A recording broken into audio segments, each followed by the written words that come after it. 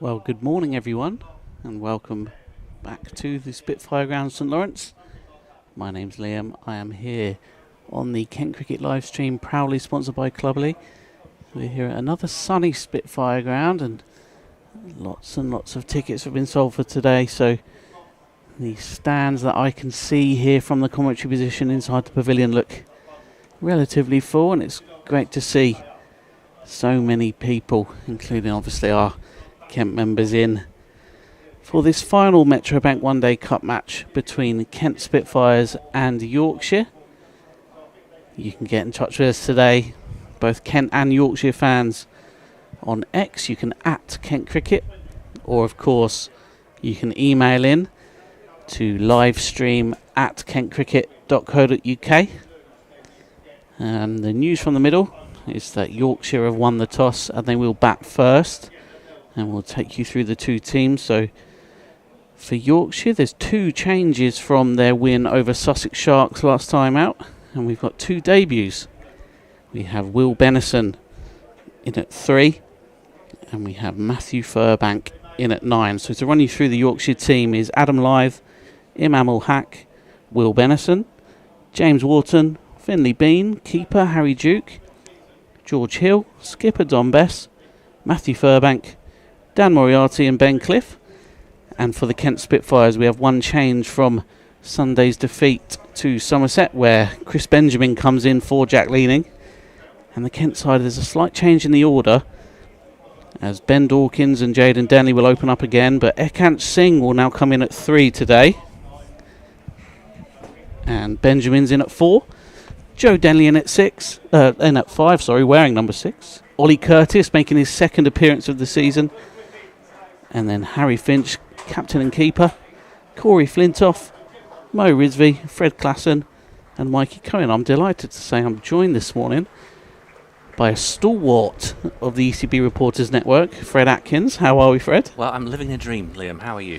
Yes, very good, thank you. We're here in the sun as Harry Finch and the Kent fielders huddle up as they walk out onto the field, and Adam Lyth and Imam Ul Haq head out to the middle to open up for Yorkshire. Umpires today, Anna Harris, and former Kent bowler and England Test bowler, of course, Martin Saggers, in their fetching purple One Day Cup. I think you're doing well to see that, Liam. Because, say we're at that point in the day where the sunlight rather glints off the windows here in our commentary box. It's making it quite difficult to see. But, well, in the words of Marv Levy, where would you rather be than right here, right now? Kent versus Yorkshire, two of the great names of county cricket playing in the Metrobank Cup this morning. It's a largely academic game as far as Kent are concerned. They can't qualify for the group stages. We sat here on Sunday, it was, trying to work out if it was still mathematically possible. I think we thought it just about was if Kent had a heavy win over Somerset and a freakish set of results happened elsewhere, but as probably everybody that's listening to this is aware, Kent didn't win, and here we are today. Basically, I think Yorkshire are right, they're guaranteed a semi-final spot. Yeah, they are, but I think they still need to get a win today to secure that home spot, and I think that will be played at Scarborough as well. So Scarborough's the prize for Yorkshire if they can top the group, and they'll go straight into the semi-finals as well, of course, if they top Group B in this competition. So opening up the bowling for Kent from the pavilion end will be Mikey Cohen as he starts steaming in. Adam Lyth on strike and Cohen's in. That's a good line and length for Mikey Cohen to open up, and there'll be a dot ball to start the innings. And yeah, nice solid start from Cohen there. We've seen him almost miss his radar a little bit as he opens the bowling in a few matches, so he'll want to continue that good start, will Mikey Cohen. So Yorkshire listeners that might not know too much about Mikey Cohen, Mikey joined Kent in the winter of 2023, and then he had a really quite complex back fracture that ruled him out of the entirety of the 2024 season. He only made his debut for Kent 639 days after signing, and he's in again 2 live. That's another good delivery, and Lyth turns down the quick single, and theatrically in the field Fred Klassen stops it, and Joe Denley's there in his floppy hat in the sunshine to do the mopping up as well. Yeah, Mikey Cohen, he actually took a wicket second ball of his Kent debut, and everyone at the club was really happy to see Mikey do so well because he lives at the ground. He's been around the office staff. He's been the one available for most media duties more than others, and he finally made his debut. He took 4 wickets at Arundel on debut against Sussex Sharks. So popular member of the squad is Mikey Cohen, left arm quick. He's in again, and that's played off the hips by Live, but it will only pick out the fielder. That's Mo Rizvi. I got the feeling with Mikey Cohen on Sunday evening that the euphoria of being back and able to play was now slightly being outweighed by the fact that he ended up on the losing side. As he did say after that game against Sussex, he obviously was frustrated. I think just the adrenaline of being back must have made him happy, but I get the feeling that the defeat rather rankled on Sunday against Somerset. Yeah, Mikey Cohen, left arm quick, who's played for Derbyshire in the past. He's in again. He bowls. That's left alone by Lyth. So this is a good start from Mikey Cohen. Yeah, Mikey can play for France for his grandfather, who boxed for France. So any French selectors potentially listening in today? Well, yeah, my friend of mine, the co-owner of Maidstone United, Oliver Ashe, he played for France cricket. He was involved with the national team there. So he might be listening. I know he's a Kent fan. You can pass it on if not, Fred, so can't you? I can pass it on, yeah. So Mikey Cohen's bowled 4 dots to open up, and he's just about to come in again. Here he is to Lyth, who leaves that alone again. Just a bit of movement as well as it went past the bat there. Yeah, it's worth mentioning that we're on the same pitch as Sunday, so we are right behind the bowler's arm. And like you said, Fred, it moved away slightly from the batter there, and it was well left, well judged by Adam Lyth. Obviously got a wealth of experience behind him. Adam Lyth played in the first game that I covered here for Kent as a member of the Reporters Network when Kent played Yorkshire back in 2021. I believe he scored a century on that occasion. That was in the county championship. So this is the 6th delivery of Cohen's opening over to Adam Lyth, and he's in. And that's much more down the leg side, and Lyth will get off the mark here. He's played that nicely off his legs. Corey Flintoff will ride along the boundary and pick it up. Oh, sorry, no, it's Ollie Curtis. We'll give you more on Ollie Curtis later on. They're quite similar, aren't they, Ollie Curtis and Corey Flintoff from afar? They are. We're talking similarities as well. Obviously, there was a bit of a dilemma, might be the wrong word. Was Matt Milnes going to be playing today? Matt Milnes, similar kind of situation to Michael Cohen. He's spent a lot of the last, since he's been at Yorkshire, his career has been dogged by injuries, and he's obviously came back emphatically successful the other day, picking up 7 wickets, and probably everybody was delighted for him. He's not playing today, which I would suggest for Kent members is possibly something of a relief, because it could be over pretty quickly if Matt Milnes is in top form, as it is one of his fellow Blast winning side members of the 2021 Blast, Fred Clarkson, is going to open the bowling from the Nackington Road end, and Imam ul Haq is going to be taking his first strike. The number 1 for Yorkshire, left-hander. Clarkson also a left-hander, coming in over the wicket.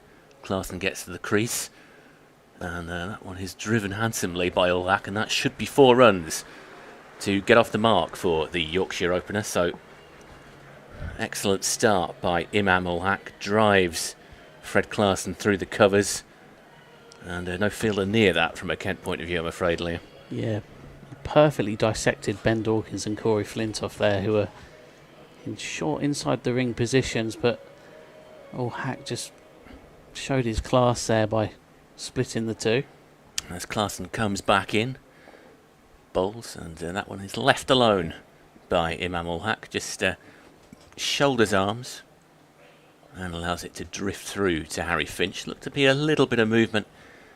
Must be after the ball had passed the stumps, but it was in that corridor of uncertainty, and he decided the best thing to do, certainly at this stage of the innings after getting off the mark with such a handsome stroke, was to leave that one alone. Here comes Clarkson again into bowl, and this one's in line. Looks like it got a bit of bat. It's going to squirt through for a single. Don't think that went exactly where Imam Hack wanted it to go. It sort of squirted to a kind of backward point area, I think you'd say. And they take a single, so Lythe is back on strike. Two left-handers opening up for Yorkshire. Cohen was the fielder there. So yeah, two left-handers and a left-handed bowler as well. Fred Klassen comes in, and Klassen will bowl. And that one is just sort of nudged towards the offside, and there'll be another single there. It's fielded on the boundary by... Is that Curtis down there? That is Curtis, yeah. Number 24, Ollie Curtis. Ollie Curtis fielding there, just a single, not really anything else on. And it's like ground steadily filling here. The Spitfire Ground. So a lot of people were walking down the old Dover Road as I arrived here about an hour ago. Klassen comes in, bowls, and that one is driven again with a handsome drive. It looks like it's going to beat the fielder, and that one might well go for 4 as well. It was a dive in the covers, and it's got just enough on it to go through for 4 runs. So turning into an expensive over, this one for Fred Klassen. Imam Hack has struck his second boundary. He moves on to 9. Adam Lythe currently on 3. Yorkshire currently 12 for no wicket. I was just walking down, so driving down the old Dover Road, saw a lot of fans that obviously decided to park at the park and ride, but walk the rest of the distance as Klassen comes back in, bowls, and this one is driven again, and this one will find a fielder, and there'll be no run. So at the end of the over, the score is 12 without loss. Those two all Hack drives are pretty similar to each other, and he really did pick the gap well. And that second one, Corey Flintoff really did try and stop that one with an expansive dive, but it goes pretty much under his wrist really, and like you say, Fred, it only just hit the rope. So a good start from All Hack, and Adam Lythe obviously the perfect foil to him. He's only got 3 so far off 7 deliveries, but All Hack's been the expansive player, 9 off 5. And it'll be Mikey Cohen again from the pavilion end. So he just takes a second, has a little chat with Joe Denley, who's at mid-off, and here he comes to Adam Lythe. And that's a little bit of movement in the air there from Mikey Cohen. He's bowling much tighter than he did against Somerset on Sunday, so he'll be pleased with this start, Mikey Cohen. Can be a bit expensive, but he's one of those strike bowlers that has that little bit of extra zip and that left arm angle as well, and he'll be happy with how he started today. Yeah, Lythe just had to jam his bat down to keep that one out. It was right on the stumps, so it was a decent delivery there from Cohen, who is back to his mark. Yeah, he's in again, and that's cut very nicely indeed by Adam Lythe. He'll get 4 for that. Cohen just going a little bit shorter there, and Lythe obliges with a lovely looking cut, and he'll get 4 more. So Yorkshire now up to 16 without loss. I think the visitors will be fairly happy with the way that this has gone so far. 2.2 overs in, 16 for no wicket. Imam Hack getting off the mark with a boundary. Lythe is 7 from 9, Hack is 9 from 5. Cohen is back to his mark. Yeah, and he comes again then. He's going in past umpire Martin Saggers here at the pavilion end. He bowls, and that's a good testing delivery again from Mikey Cohen, and Lythe has to just get behind that one and defend it, and there'll be no run. Ben Dawkins is quite a short point here and does the fielding. Saggers was Kent stalwart for a number of seasons. About 20 years ago now that he played. I believe he was part of the side that won the Sunday League in 2001. I'm sure if I'm wrong about that, somebody will write in to correct me. As Cohen comes into bowl. And he comes, and that's down the leg side this time, and that'll be the first extra of the innings. Mikey Cohen just gets his radar a little bit wrong there. Yeah, it's ruthlessly punished. obviously white ball cricket, you can't deviate by that much. There was a delivery earlier on that Lyth, well, he might have let it go. If he had let it go, it probably would have been wide. He decided to score off it instead. It's one of those dilemmas, I suppose, for batters. In certain situations, you're actually probably better off letting the ball go for a wide rather than taking a single, because you've got more deliveries left to score off. In comes Cohen again. And he's in on bowls. That's down the leg side again. That will be given as another wide. So we said that Mikey Cohen had got his radar better in that opening over, and he's just starting to lose it a little bit here. And that is the case sometimes with these quick bowlers that want to get as much pace as possible into the delivery. Maybe sometimes the accuracy is off a little bit and it didn't move as much as that first delivery. Maybe he's not getting the amount of swing that he wanted there. As he comes in again from the pavilion end, Mikey Cohen. And that's wider, but that's given Lyth room to just drive that through the covers, and he'll get 4 more. Yeah, it's a relatively shortish boundary. There wasn't a huge amount of power in that shot, but there didn't need to be. He's just steered that through the covers. And Michael Cohen goes for another 4 runs. So this is turning into an expensive over. We've had dot 4, dot wide, wide 4 so far. And still 2 deliveries remaining. Just a few apologies that the pavilion end cameras seem to be lost to us in the heat in this sweatbox of the Spitfire Ground. As Mikey Cohen comes in again and bowls. And that's another lovely drive. That's a good, better line from Mikey Cohen, but Adam Lyth shows all of his experience there, and I'll get 4 more. He sort of waited for that to come onto the bat, and it sailed past the inner ring fielders and reached the boundary. Yeah, it's 26 for no wicket now, and there's still 1 delivery left in this over, which has already gone for 14. So Cohen's just going to have to try and get his head back together again. It's always the most difficult thing for a bowler when you are getting a bit of tap, especially when your line is off. It can be difficult to get that discipline back. We are having a look at the pavilion end camera now. One of the analysts is up here seeing what's wrong with it. Mikey Cohen comes in again. That's a much better searching delivery from Mikey Cohen. That was on the line of the stumps, and Lyth just has to defend that into the onside. There'll be no run. So after 3 overs, Yorkshire going well here. Their run rate's over 8 so far, and they're 26 without loss. Yeah, Yorkshire, of course, winning the toss and choosing to bat. And so far, I think they'll be fairly comfortable. Very happy, in fact, with that decision. And our first correspondence. Thank you to @YorkshireLad on X. He says he's delighted to see Will Benison making his debut for Yorkshire today, and he says he will play for England one day. You heard it here first. So Well, I certainly heard it here first. Let's hope you're right. yeah, Will Benison signed his first pro contract. As Clarkson comes into bowl, and that one is steered. Well, it's not really steered. It's there's going to be a dot ball. It's fielded by Michael Cohen, who's produced a tumbling stop there. A kind of gully area, deep gully, I guess you'd say. But, Michael Cohen finds himself standing in.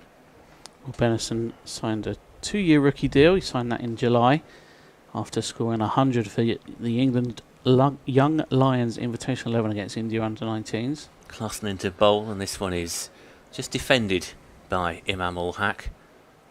Fielded around about the mid-wicket area by Jaden Denley, who has had a decent tournament. A couple of decent scores, certainly at Beckenham. He did very well.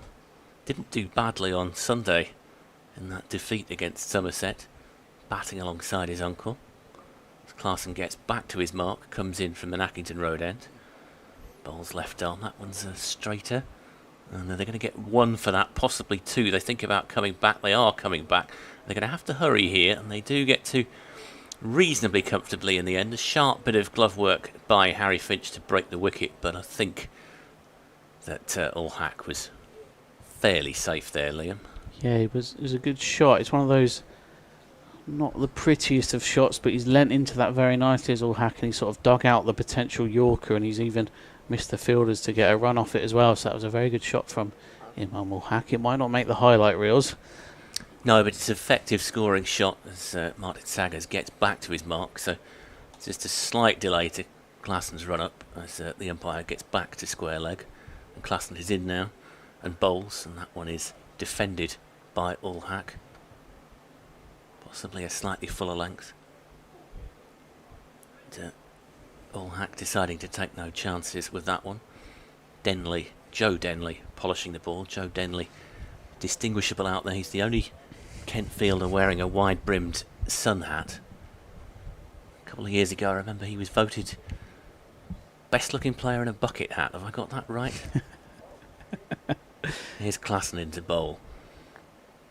And that one again is fended by Allhack, and that will just be a dot ball. That may be part of the Denley mania that we saw a few years ago with the Denley meme team on social media. Hello to you if you are listening and watching. We are all big fans of your work here at Kent Cricket. And I believe Joe himself was shown a selection of those memes in the office a couple of years back. As Klassen gets back to his mark, comes into bowl. And this one is driven by Allhack, but it's fielded comfortably at mid-off, and there's no run. So at the end of the over, 28 for no wicket. Tidier over that one from Fred Klassen. And Adam Live is on 15, and Imam Allhack is on 11. Almost halfway through the first power play then, so it's a good start for Yorkshire. They've not lost a wicket yet, but there's not been really that much danger. The run out potentially the biggest chance for Kent, but even then Allhack was very much in his crease when Harry Finch removed the bails. Yeah, a bit of evidence of movement off the seam just as the ball is carrying through to the keeper, but as Liam says, you can't say there have been any real alarms so far for Yorkshire. They've dealt with this comfortably enough. And as Cohen takes his mark, bowling from the pavilion end. Yeah, carrying on is Mikey Cohen. And he'll bowl to Adam Lyth, who's set and poised to face his first delivery of this over. And Cohen's in, and again I think he's tried to bowl potentially hoping that it swings back in, but this time it doesn't. It goes straight through, and that'll be given as a wide. Yeah, more evidence that he's just struggling a little bit with that line today. And Live not interested in going after that one at all, just lets it go through. And another run is added to the Yorkshire total. So Mikey Cohen will be wanting to get that radar adjusted slightly as he comes in again past Martin Saggers. He bowls, and almost a chop on there from Adam Live, and Cohen's gone a little bit wider, but he's also got a little bit more height in that delivery, and Lyth tries to play it into the offside, and it sort of takes that bottom edge and just goes past the stump. So that first signs of life there for Kent attack. And that is what you do get from Michael Cohen. He does have that wicket-taking potential. There are certain bowlers where you watch them and you think you could bowl, you could see that they're going to bowl all day. You're not really expecting them to get a wicket. Certainly in red ball cricket, Kent have struggled a bit in the last couple of years. But with Cohen, anything can happen. And he comes in again then. Comes in and bowls. And that's a lovely looking shot by Adam Lyth, by Imam Allhack, sorry. He's just lent on that, and this time he's timed that to perfection, and it's gone past the fielders and it's hit the boundary ropes just by the Kennedy Gates. Pedestrian entrance to the ground. That's 4 more for Yorkshire. But that was a better line again from Mikey Cohen. Yeah, it's been ruthlessly dispatched by Allhack, that one, and about the mid-wicket area. And Yorkshire will be delighted with the way this game has started. Mikey Cohen comes in again with his left arm pace, and that's come into Allhack, and he has to defend that one. That's better from Mikey Cohen. Yeah, a classic defensive stroke, if you like, that one from Imam Allhack. Very correct posture, just playing it back to the bowler. And he's got every reason to be watchful at the moment. He's 15 from 3, run rate currently 7.6. So it's a very decent platform for the visitors here. You can see why Imam Allhack's a Pakistan international, can't you? He's looked very good so far. with his high bat lift as he waits for Mikey Cohen to come in again. In comes Mikey Cohen. That's defended nicely again by Ulhack. And Mikey Cohen, I think he'll be slightly happier with the way this over is ending as opposed to how it started, and he adjusts his field slightly. Sends back Mo Rizvi. Umpires just checking with each other how many deliveries we've had so far in this over. Five deliveries, 4 of them legitimate, so 2 to come. There's a quick chat again with Joe Denley at mid-off before turns round to reach his mark. And then he comes in again. Past the umpire and he's in, and that's Fuller, but it's on that sort of 4/5 stump line, and Ulhack tries to drive that one, but he doesn't get all of it, and it goes straight to Joe Denley, and there won't be a run. Yeah, it's 3 dot balls in a row for Michael Cohen, so not a bad recovery after that boundary earlier in the over from Ulhack. The sun starts to come through the clouds here again.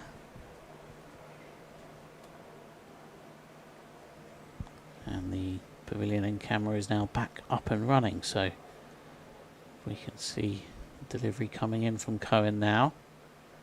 That's shorter. It's an attempted hook shot from Imam Ulhack, but it'll just pick out Fred Clarkson on the bounce, and there won't be a run. So end of the over after 5. Yorkshire 34 without loss. You're listening to the Kent Cricket live stream, proudly sponsored by Cluberly. My name's Liam. I'm here with Fran Atkins from the UCB Reporters Network at the final home Metrobank One Day Cup match of the season for the Kent Spitfires, and of course Yorkshire will be hoping for that win to cement their home semi-final, which we believe would be played at Scarborough. Yeah, heard somebody on the radio as I was coming in talking about Scarbados this morning, as it's affectionately known, one of the great outgrounds. Yorkshire still use it regularly. So Fred Clarkson comes in, bowls, and that one is going to be a dot ball live, just taking no risks with that. Plays it straight back up to Clarkson, and there's no run. The rate is going down ever so slightly, so small wins here for Kent, where they've been a bit expensive first up, but they are starting to.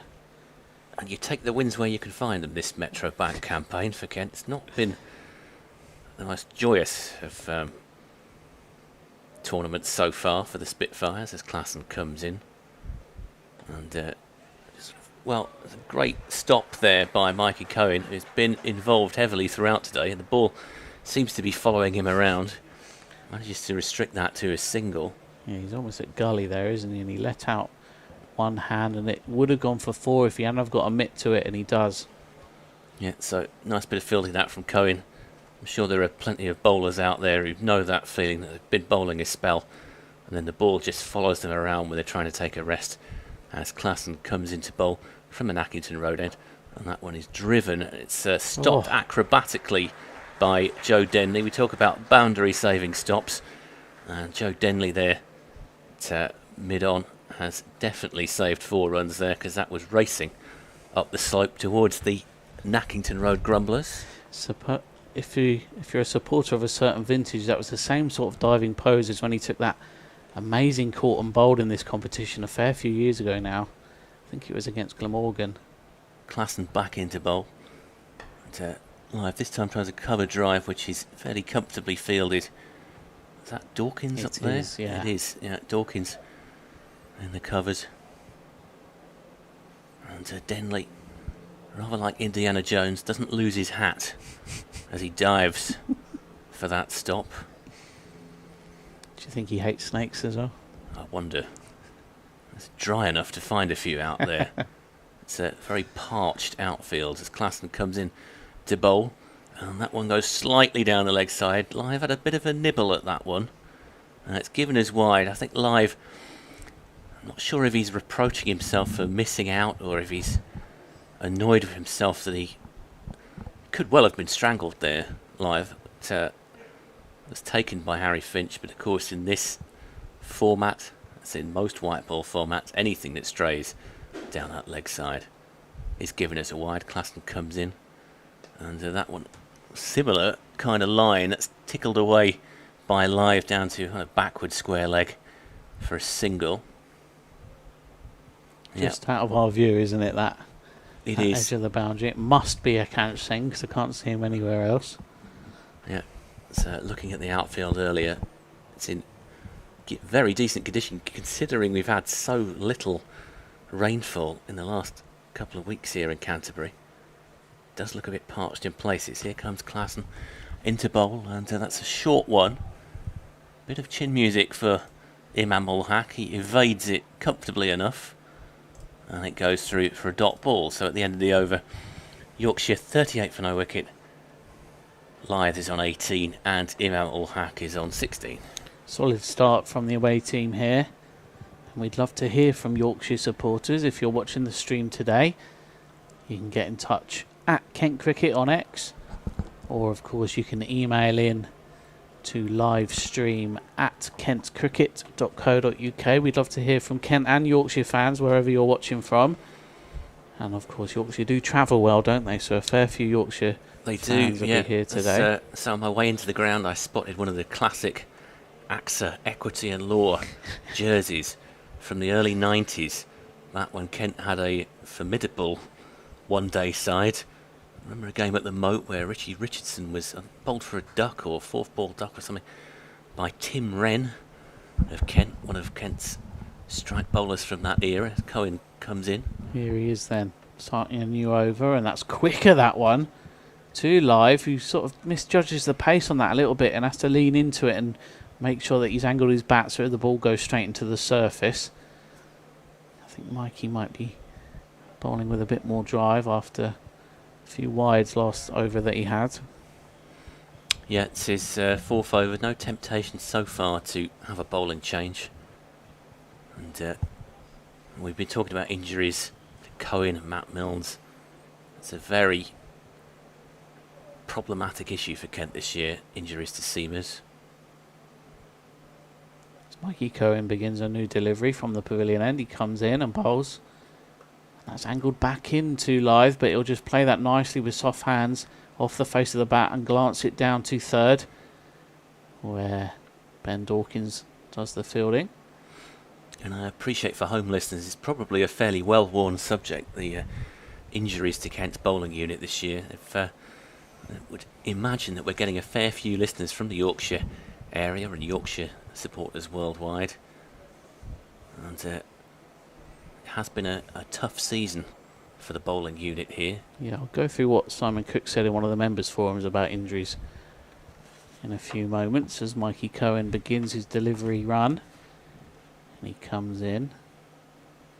He bowls, that's full again. And Imam Ul Haq, he plays a straight bat at that one and it'll be defended into the onside. Yeah, Simon Cook at one of the members' forums was basically saying there's a new strength and conditioning team here now at Canterbury, and we've seen that the injuries of the past few years that may have been fractures and long-term ligament injuries are being replaced by these shorter strains and muscle injuries. So the injuries aren't going away for Kent, but perhaps the silver lining there is that these injuries that are coming in aren't as bad as the ones that may have been there in the past few seasons. As Cohen starts again. He comes in, and that's pulled away very nicely off the back foot by Ul Haq, and that's fielded again with a bullet arm in from the boundary. It gets lots of applause, and that's Ollie Curtis again, who made his debut on Sunday. Just 18 years old, and fair few rookies in this Kent side, and obviously there's two debutants today for Yorkshire as well, so good to see some young talent on show. Yeah, that is part of the mission statement for this tournament, isn't it? It is being used to bring young players on. Certainly Kent have done well in that sense, if not necessarily in a result sense. As Mikey Cohen comes in again. Here he is, and he's bowling, and that's maybe troubled Lyth a little bit, who's had to sort of lean onto it again, play it towards Fred Klassen, who's at quite a short catching position in the onside. Yeah, I have to say I'm not as knowledgeable about not Yorkshire's squad as I am about Kent's, but obviously we know about the Matt Milnes situation. Obviously say both Kent and Yorkshire fans will be delighted with the way that he's recovered and the way that he's been playing so well of late. Yeah, we'll go into that a little bit more in a few moments. Cohen starts the 6th delivery of this over. He comes in, and that's had to be dug out again by Lyth, so it's a better over from Mikey Cohen, just 2 runs from it. And Yorkshire move on to 40 without loss. Yeah, obviously when you take 7 wickets in a match and you do really well, you will get picked for your Reporters Network coverage. So Matt Milnes was selected against Sussex, and he joked that he'd probably get a little bit of stick if he played today here from both sides. It's one of those situations, isn't it, where I guess what I said before that delivery, I'm assuming that Yorkshire fans are pleased that he's taken 7 wickets. I'm sure you would be.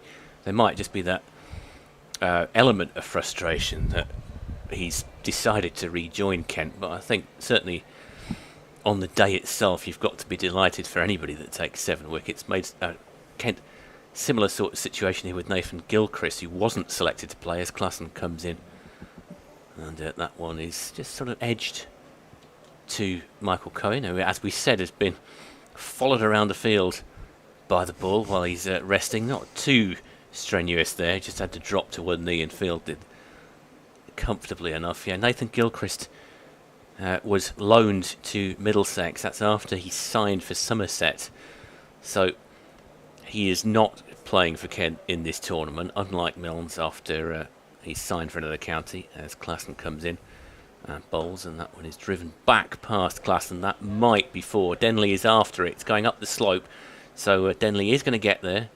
He's going to limit the damage to just 2 runs there.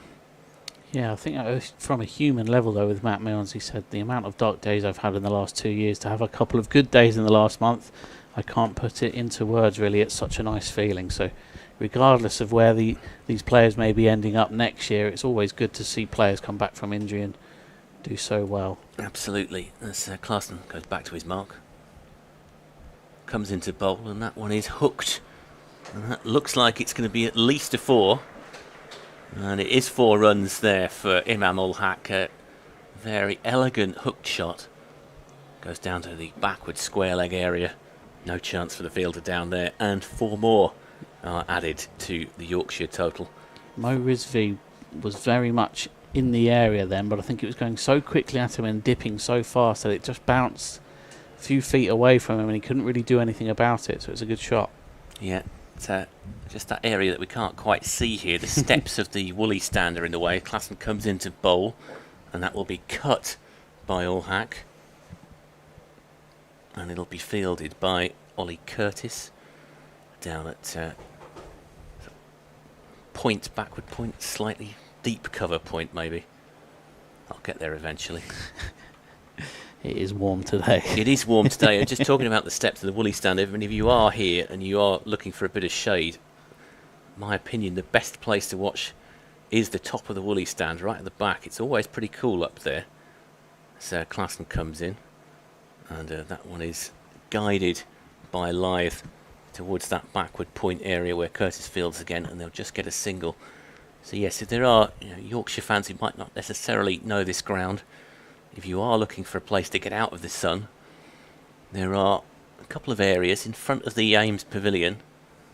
Get a decent amount of shade there, and the top of the Frank Woolley stand, that's the concrete stand here, is a very cool place in both senses to watch from as Klassen comes in, and he cuts that one, but he's not going to get a run for that.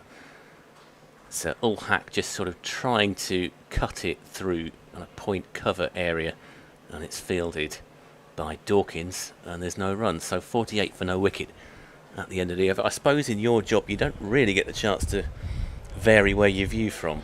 No, well, I was a member before I started working here, and the top of the Woolly was my place of choice, but it's worth mentioning there's a common misconception that the lower part of the Frank Woolley is just for members, as is the top.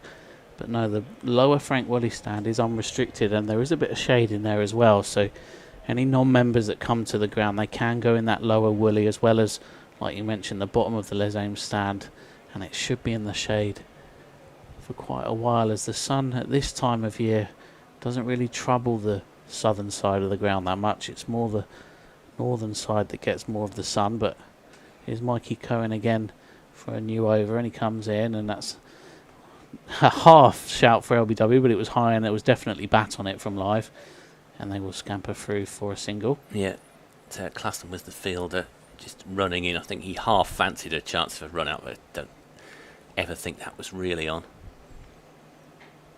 Yeah, Cohen. And there are also hydration stations around the ground, we should say, shouldn't we? Cause, yes, there are. Yeah, free refillable tap water. That's the back of the Underwood and Knot and the back of the Leslie Ames stand as well. So please stay hydrated, as we've had to do this morning as well. Absolutely. To raid the press box for some 7-Up. In comes Mikey Cohen, and that's hit handsomely by Allhack into the offside, but there is a fielder there. It's Jaden Denley, and he stops any potential run. Yeah, if anybody in the press box is wondering where your bottle of 7-Up has gone, we had to liberate it because there's no water in here. 3.5 hours of commentary without liquids, probably not sensible if we're telling everybody else to stay hydrated. Yeah, we might get a bit doolally, won't we? Hoping that a couple of members of the Kent staff might come and give us a rest at some point as Cohen gets back to his mark. Yeah, and he comes in again. Just delays his run up slightly, but he starts trundling in. Again, that's had to be defended by Imam Allhack. This is better again from Mikey Cohen. Thank you to Andy, who's been on touch on X. He's a Yorkshire fan, and he says it's great to see Matt Milne's back. The lad has been so unlucky. Totally understand that he wants to move back down south. Just happy to see him fit and firing on all cylinders, as are we, Andy.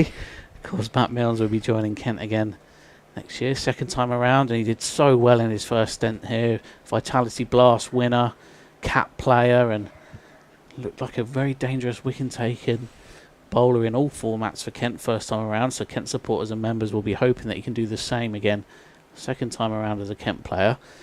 Mikey Cohen comes in again. He bowls, and that's shorter and wider, and find the rope here, William Allhack, and it evades the dive from Ekant Singh, and it brings up the Yorkshire 50, so it's a really good solid start from the away team. And just while we're on the subject of Matt Milnes, I mentioned earlier, the first game I covered for Kent when I was working for the Reporters Network was a game here against Yorkshire during that COVID season, the second of the COVID season, when there were no fans here.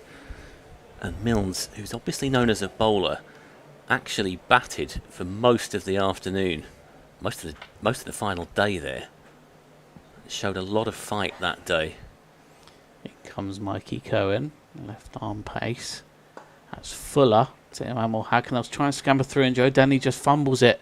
That was difficult for Joe Denley. He was on the move, and he tried to pick up and throw at the same time, and it just evades him slightly, but only one run will come from it, so not too much damage there. Yeah, I don't really think the run out was on there. Maybe Denley had a different view of it. Joe Denley, of course, playing alongside his uncle, and they batted together, playing alongside his nephew. They batted together for the first time in this format on Sunday, and did pretty well. Yeah, 50 partnership. So I'm sure the Denley household enjoyed that one. Mikey Cohen comes in again. Here he is, he bowls, and that's Fuller, and it's on the stumps, and it's played well by Lyth, but Jaden, next to his uncle, sort of usurps his uncle, and Joe Denley just sort of shrugs at that, going, I had that one, but Jaden came in front of him and took the ball, and now they're having a bit of a chat. They are, yeah. Bit of a family conflab out there. It was a decent stand. It was a decent platform for Kent against Somerset on Sunday. Players are just going to be taking on fluids here after 9 overs. Bit of an early drinks break this one, but I think it's needed today, and the forecast actually didn't look as warm as Sunday, but it does feel warmer today. Yeah, there's a definite vibe about it where we are here in the commentary box. In about half an hour's time we'll be protected from the sun, which I'm sure will be a great relief to everybody listening, because we won't be banging on about it, or I won't be banging on about it. Players are just taking a bit of fluid on board.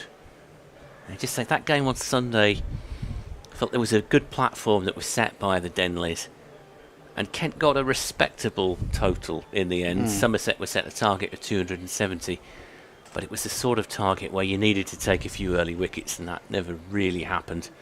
Didn't seem to be a lot of jeopardy in that run chase, and Lammonby made a pretty stylish century. Steered Somerset home with a significant amount of time to spare. Thank you to Jeff, who's been in touch. We'll get to your email during this over. Yeah, Klassen comes into bowl from the Nackington Road end for the final over of this power play. Oh, and that one is... Well, where has that gone? There was a half a shout. It was a shy at the stumps. It's not hit the stumps. I think it was Rizvi that fielded it. Set off scampering for a single, really. Got through in the end. Yeah, good arm, Rizvi. It just sort of... I clearly didn't go where Ulhack was intending it to go. Rizvi came scurrying in, took a shy at the stumps. Klassen back to his mark, into bowl again. And this one is driven straight to the fielder in the covers, and there's no run for Adam Lyth. Jeff says he's watching from a very sunny village outside Bradford. It looks like his garden and the Spitfire Ground have something in common. They're very brown. Oh. Yeah, it's parched, but I wouldn't say it was that brown, Jeff. It might be the case that the cameras make it look worse than it is. And I'd say it's brown for Kent. Yes, usually it's lusciously green, isn't it, Fred? If you are used to playing in the subcontinent, for example, it's probably pretty green. Here's Klassen in to bowl, and that one is tucked away. There might be a couple here for Yorkshire. It's going to be fielded out in the deep, and they will come back for two. Jeff says that he's watched the Yorkshire games against Middlesex at Radlett, Durham at Scarbados, Sussex at Hove, and of course this morning.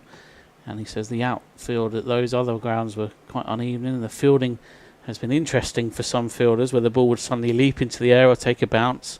Yeah, certainly watching the Kent game at Radlett, it did look very lively. And Klassen comes into bowl from the Nackington Road end. 3 balls left in the over. And this one is steered towards the kind of backward point area, and there's no run. Yeah, Jeff says, on a serious note, it was quite dangerous for the fielders, especially when the ball was hammered towards them. And I'd just like to say, Jeff, thank you for getting in touch on email. That's live stream at kentcricket.co.uk. I think there's less of a chance here at a bit of a bobble, isn't there, Fred? Unless it goes across the other decks that are laid out, or maybe the practice wickets. But notoriously here, the outfield is very nice at Canterbury. Yeah, nearly as nice as it is at Beckenham. Klassen comes in, and I think... Is that going to be wide? One for the over. It drifted down the leg side.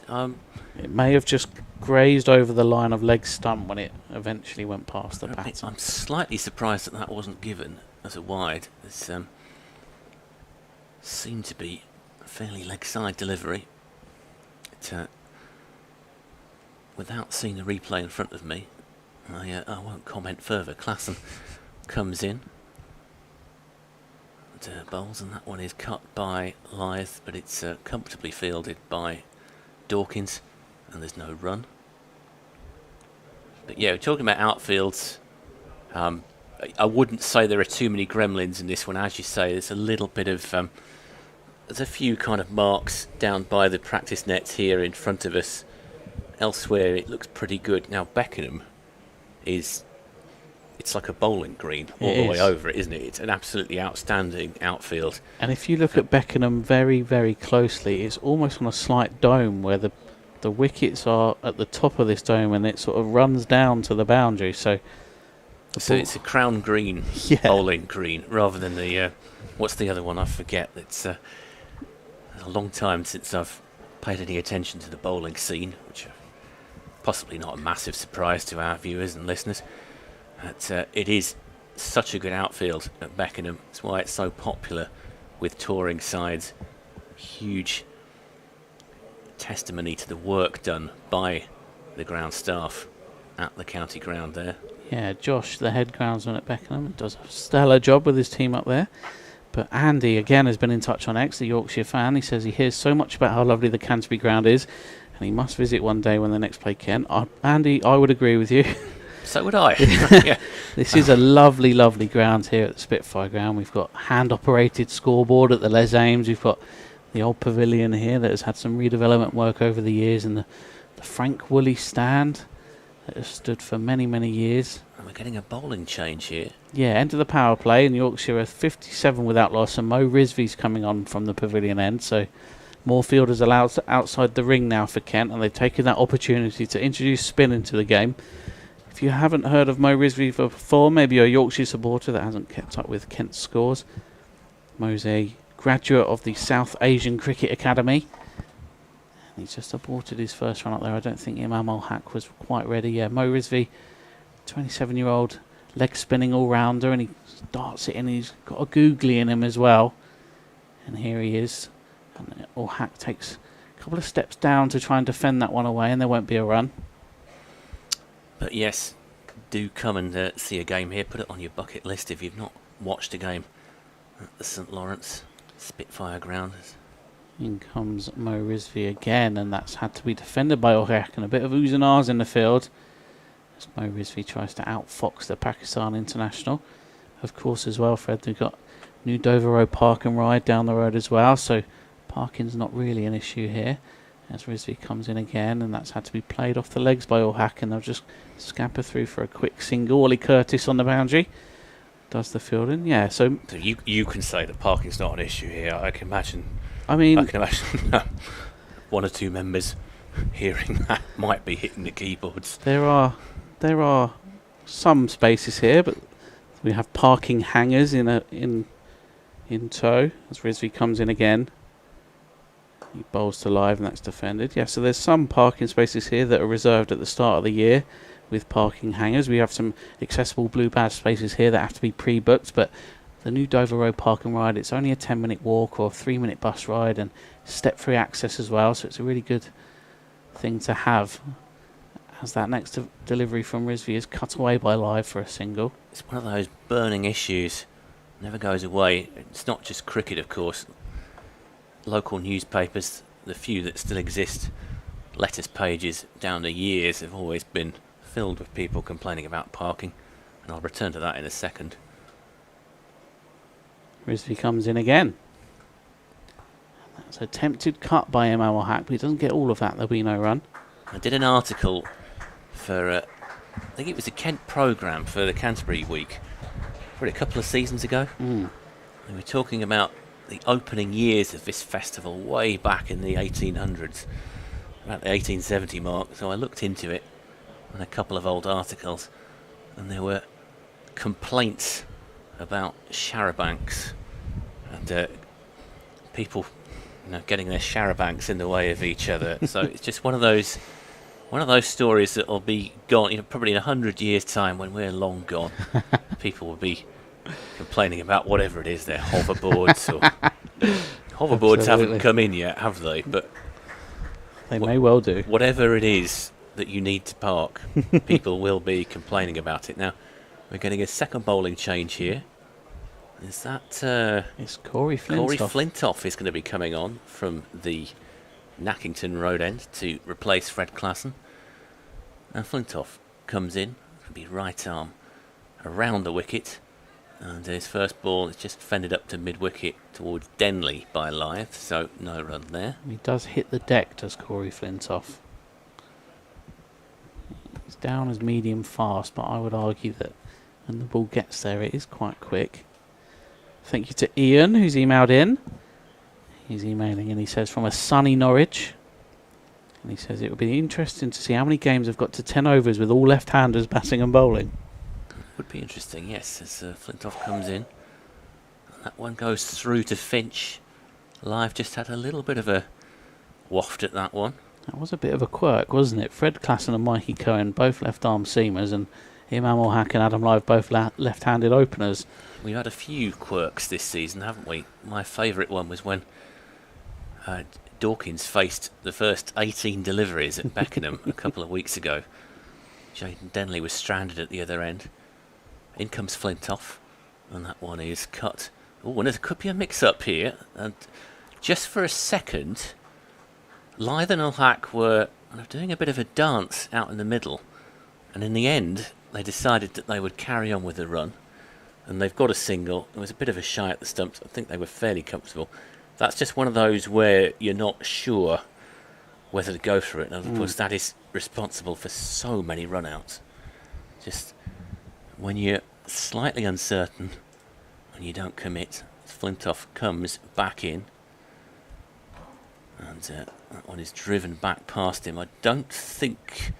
Well, they won't come back for two here. It's a comfortable single in the end, fielded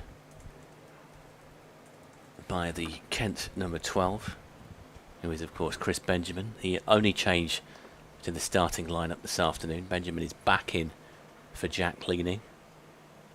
Benjamin, who is sort of signed as a wicket-keeper batter, there to cover for Harry Finch. So Flintoff comes in, and that one is just sort of pushed towards points, fielded comfortably by Jaden Denley, and it'll be a dot ball. Decent little spell this, isn't it, from Kent? They've stopped that scoring rate a little bit here. Yeah, they've reined it back a bit here. Run rate is down to 5.2 now.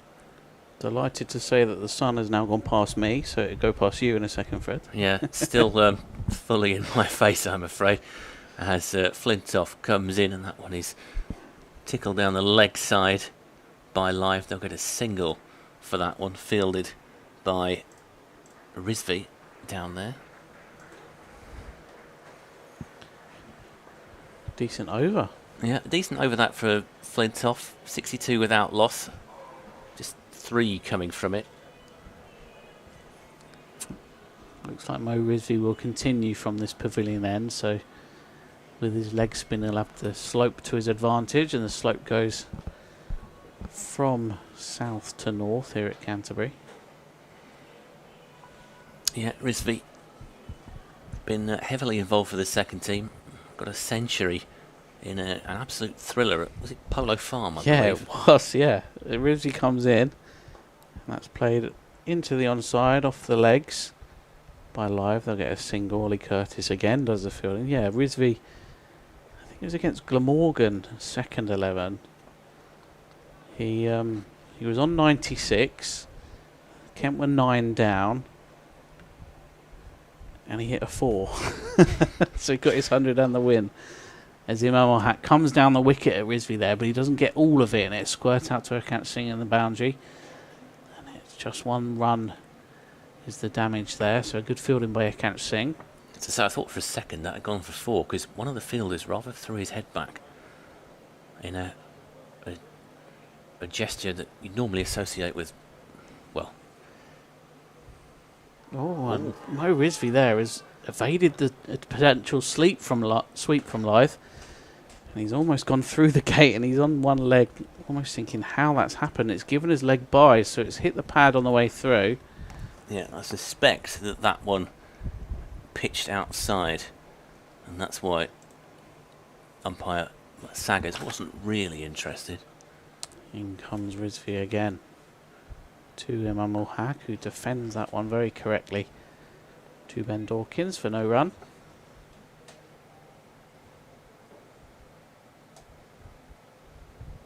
Rizvi just taking his time getting back to his mark. Here he is again.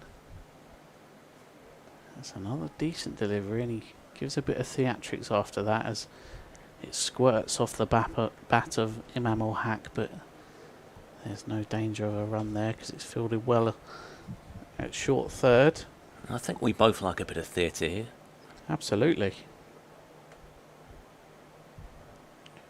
In comes Rizvi again to Ul-Haq, and he plays that this time, and we'll try that single. Chris Benjamin was there and loaded, ready to throw, but thinks better of it. I tell you, look at Imam Ul-Haq there as absolutely...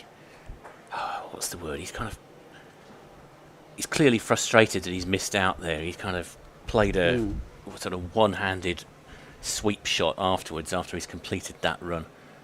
And he's just having a word with the umpire about something. It might be our window. It could well be our window. I'm kind of hoping it isn't, because it's hot enough here as it is. If you take over a second, I'll just shut them. Okay, Liam's just going to shut the windows just in case it is us. We don't want to be causing a distraction here. Liam just pulls the windows in. Fred Klassen, sorry, it's not Fred Klassen, of course, it's Flintoff back at his mark. Comes into bowl. And that is tucked off the hip by Ulhack. And that will be a single off the first ball of that over from Yorkshire, who moved to 67 for no wicket here. We're officially in a sweat box now, Fred. We are. Luckily, we've got a fan here. It's at least keeping us relatively cool. As Flintoff goes back to his mark. And runs into bowl right arm over to Adam Lythe. And Lythe just plays it one back to Flintoff. The forward defensive, no run taken.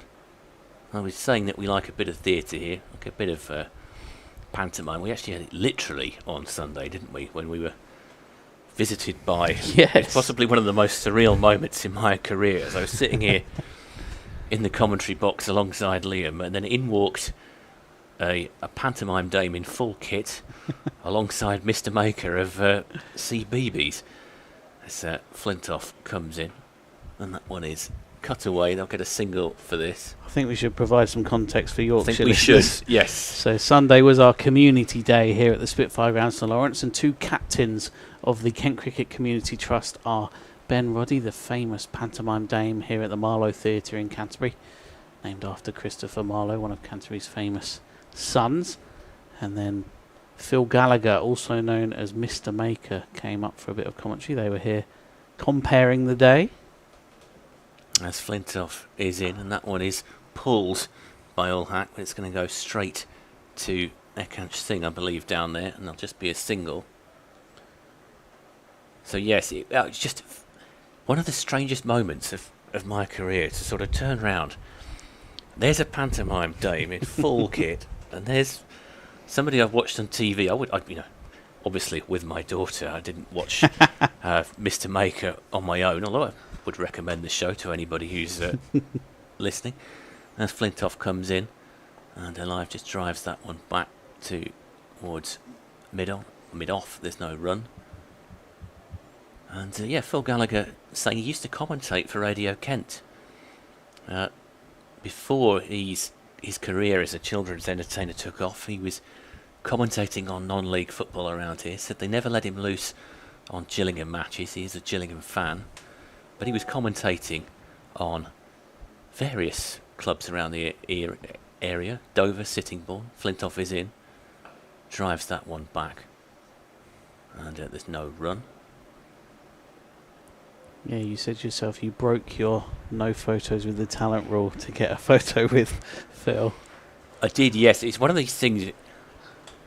It's considered a bit naff taking a picture of yourself with players. If you're a journalist, you're not. It's frowned on, if you like, if you pose for a picture with somebody.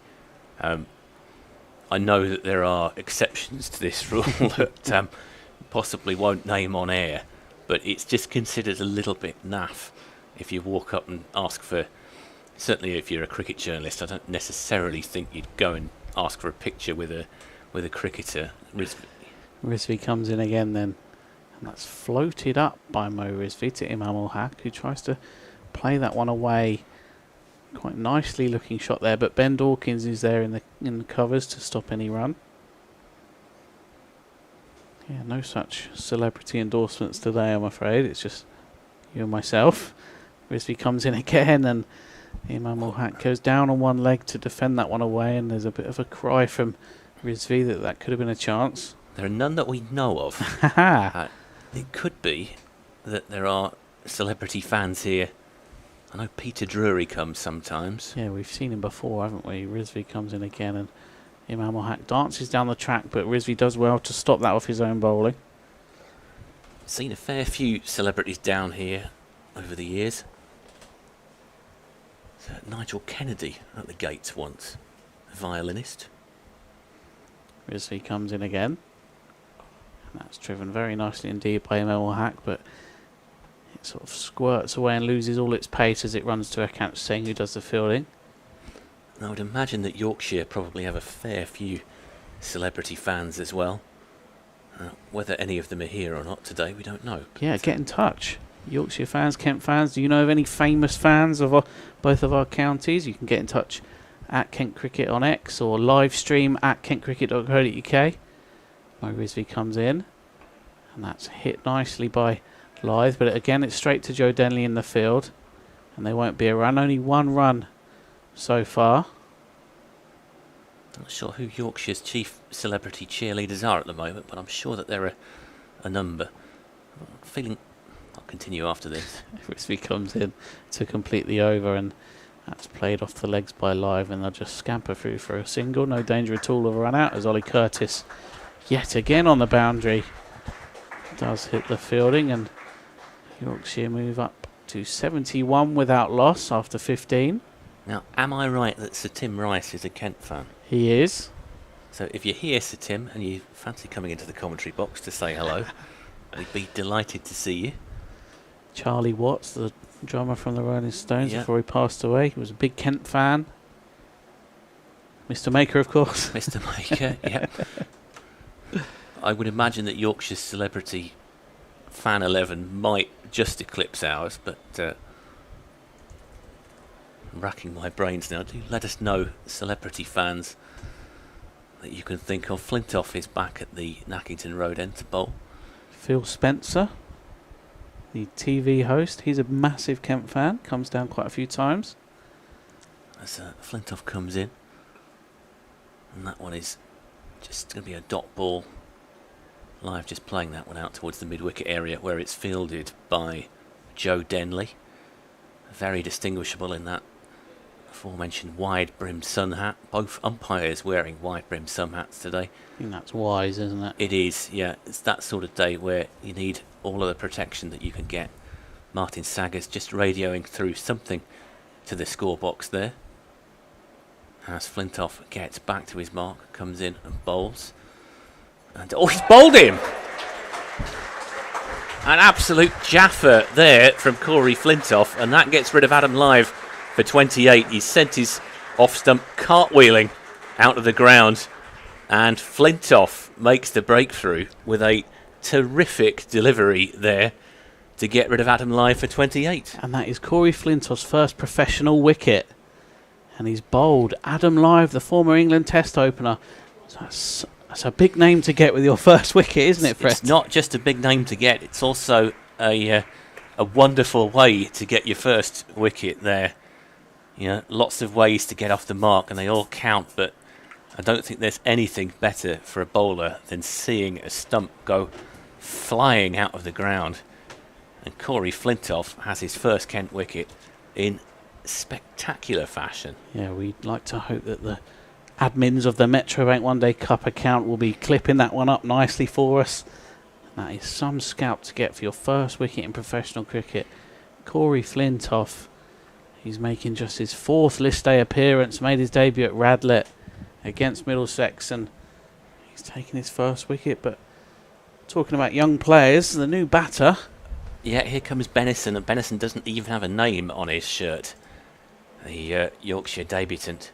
So yeah, Will Benison, product of Oosburn CC, sorry if I've got that one wrong, and Sheriff Hutton CC in North Yorkshire. He says on the Yorkshire website that he's been with the club since the under 10 level, and he's impressed with substantial runs across both academy and second 11 cricket over several years. I'll try and say that properly in a minute. I think we do need a drink of 7-Up in a minute, Fred.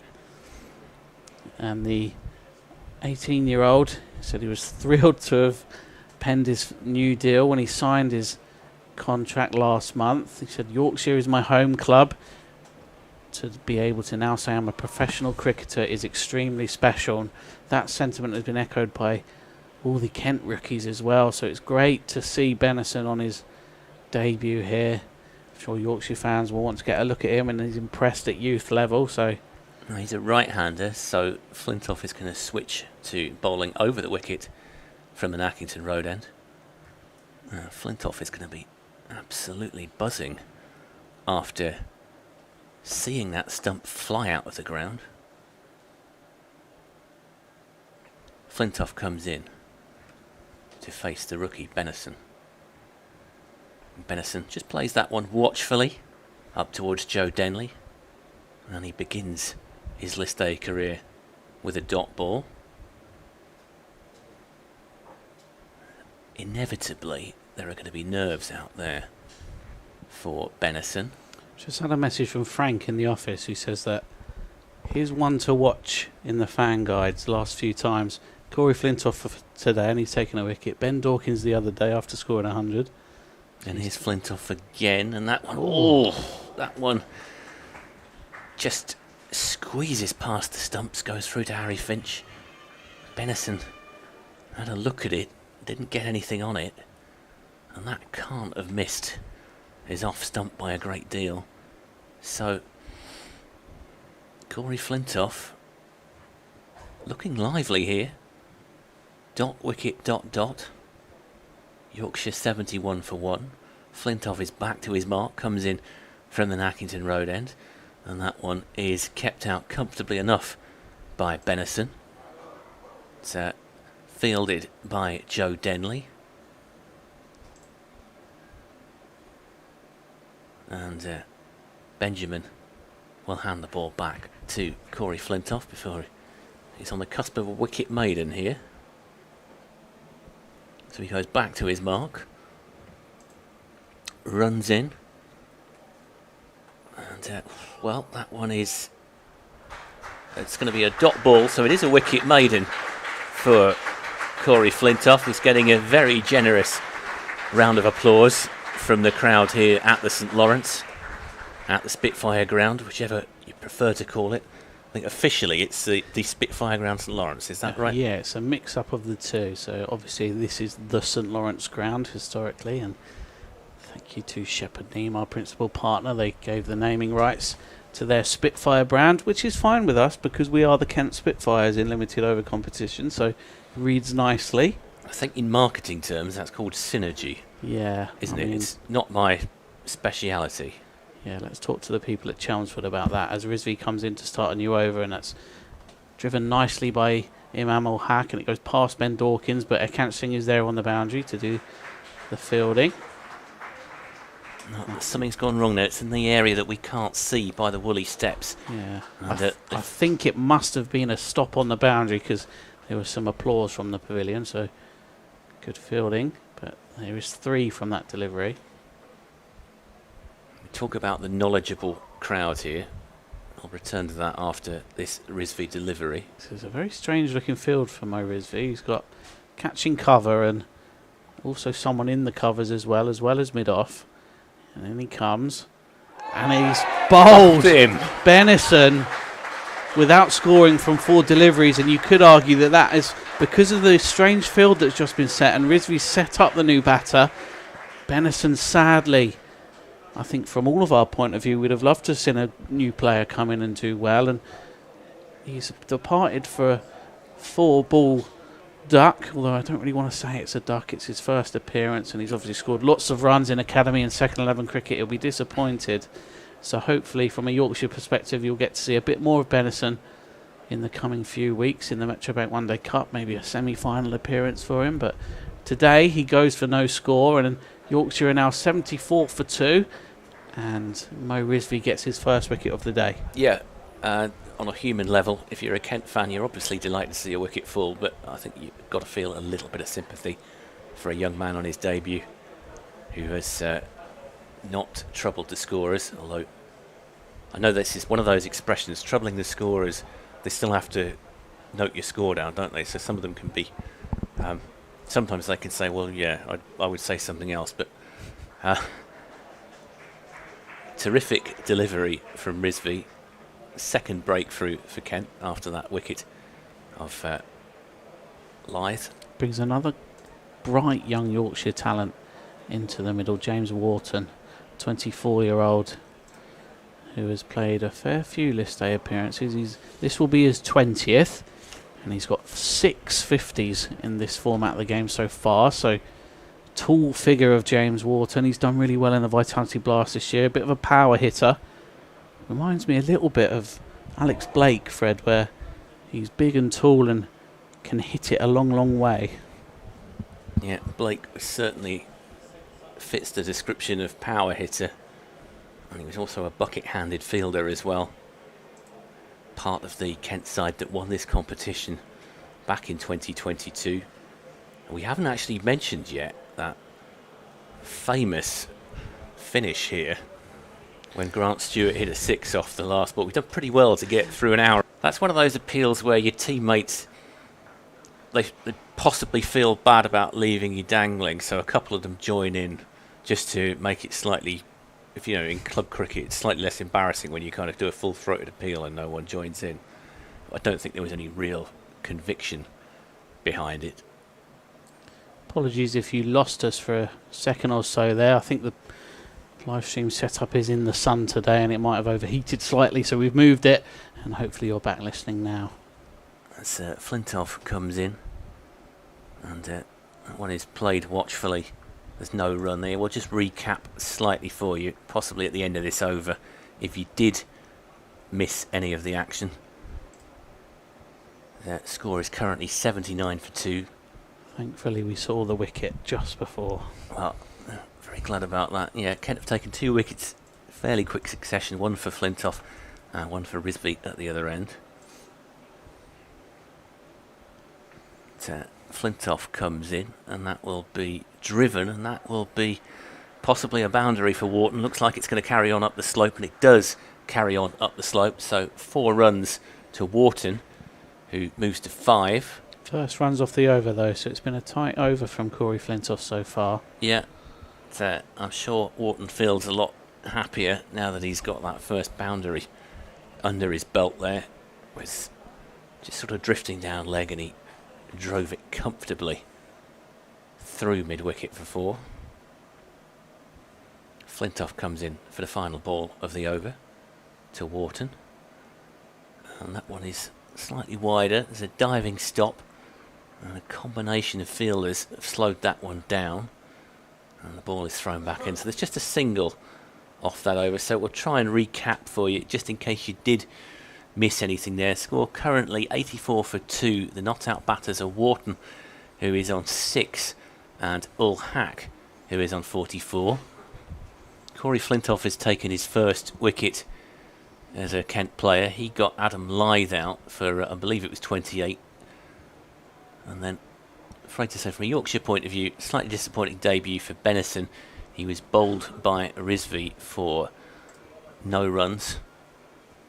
So after 18 overs, the score is 84.2. Worth mentioning that Benison is a leggy as well, so we might see him bowl in the second innings. And here's another leggy. Mo Risby starting a new over from the pavilion end, and there'll be no run from that one as Wharton defends it into the onside to Ben Dawkins. He looks a handy leg spinner, does Will Benison. Took 3 for in his last second 11 appearance for Yorkshire. Risby comes in again. That's driven nicely into the offside, but Fred Klassen is there in the deep to stop it going for anything other than a single. And it's, you never know what kind of standards you're going to get in a second 11 game. You never know who's going to be playing, whether it's going to be a first teamer who's getting some practice in. Yeah, we'll just have a look at his victims in that game.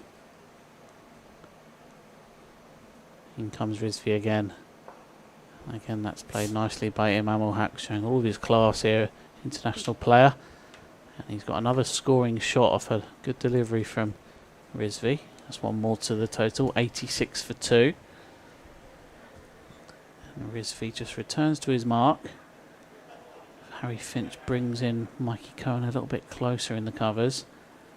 And again, there was a potential catch there. It would have been very difficult for Jaden Denley to get down at catching cover to get that one. But there's a bit of theatrics, maybe a few mind games as Wharton gets another run. He's up to 8 from 12.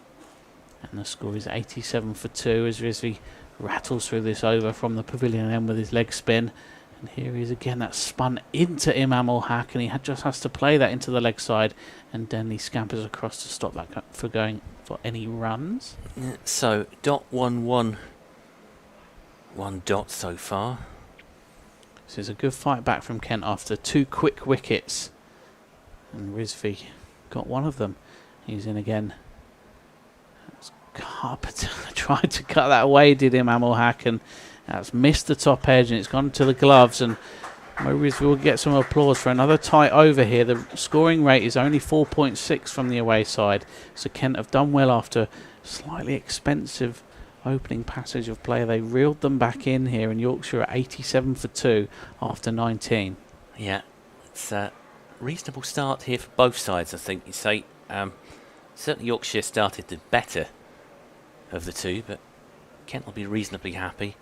As games go, it's not one of those where you can say it's too crucial either way, so that's why I suppose we've been talking quite a lot about the importance of young players coming through in this tournament, and certainly from a Kent point of view, the results have been mitigated by some very encouraging performances by the younger players, one of whom is running in now. Flintoff is into bowl, and Wharton will just play that up to Dawkins, I believe. Yeah. And there's no run. Dawkins standing around about mid-on, I should say. I'm just going to give a little bit of a shout out to Paul E. Dangerously on X, who, regardless of any position that the match is in, if any Kent players score a 50 or 100 or take a wicket, he's always the first one to say well done or congratulations, and that's what we love to see. Thank you, Paul, for your support. It is, yeah. In a world of keyboard warriors, be more like Paul. That one is driven back for 4 handsomely. Terrific shot, that one, by Wharton. He's just pounded that one past the bowler's arm. But yeah, I think, can't stress that importantly enough, actually. A lot of people like to pile on when things are going badly. It's just a fact of life on the internet.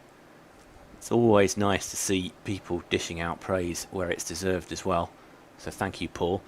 As Flintoff comes in, and that one is driven through the covers. That might be another 4. There's a chase on here. The fielder looks like he's going to cut it off. It's just going up the slope. It's Ekansh Singh who is the fielder out there. It's a deep extra cover. I think very much the case that Ekansh Singh is the south boundary rider and Ollie Curtis is the north boundary rider here. Yeah, those of you unfamiliar, the south side of this ground is where the bulk of the spectators are today because it's closer to the wicket. Flintoff comes in, and that one is cut, well, sort of prodded more, and there's just a shy at the stumps from the fielder, Chris Benjamin. They come through for a single comfortably enough. So you get a better view, you get a very good view. Usually the best place to be close to the action, I would say, is with the Nackington Road Grumblers in that area just next to the aim stand.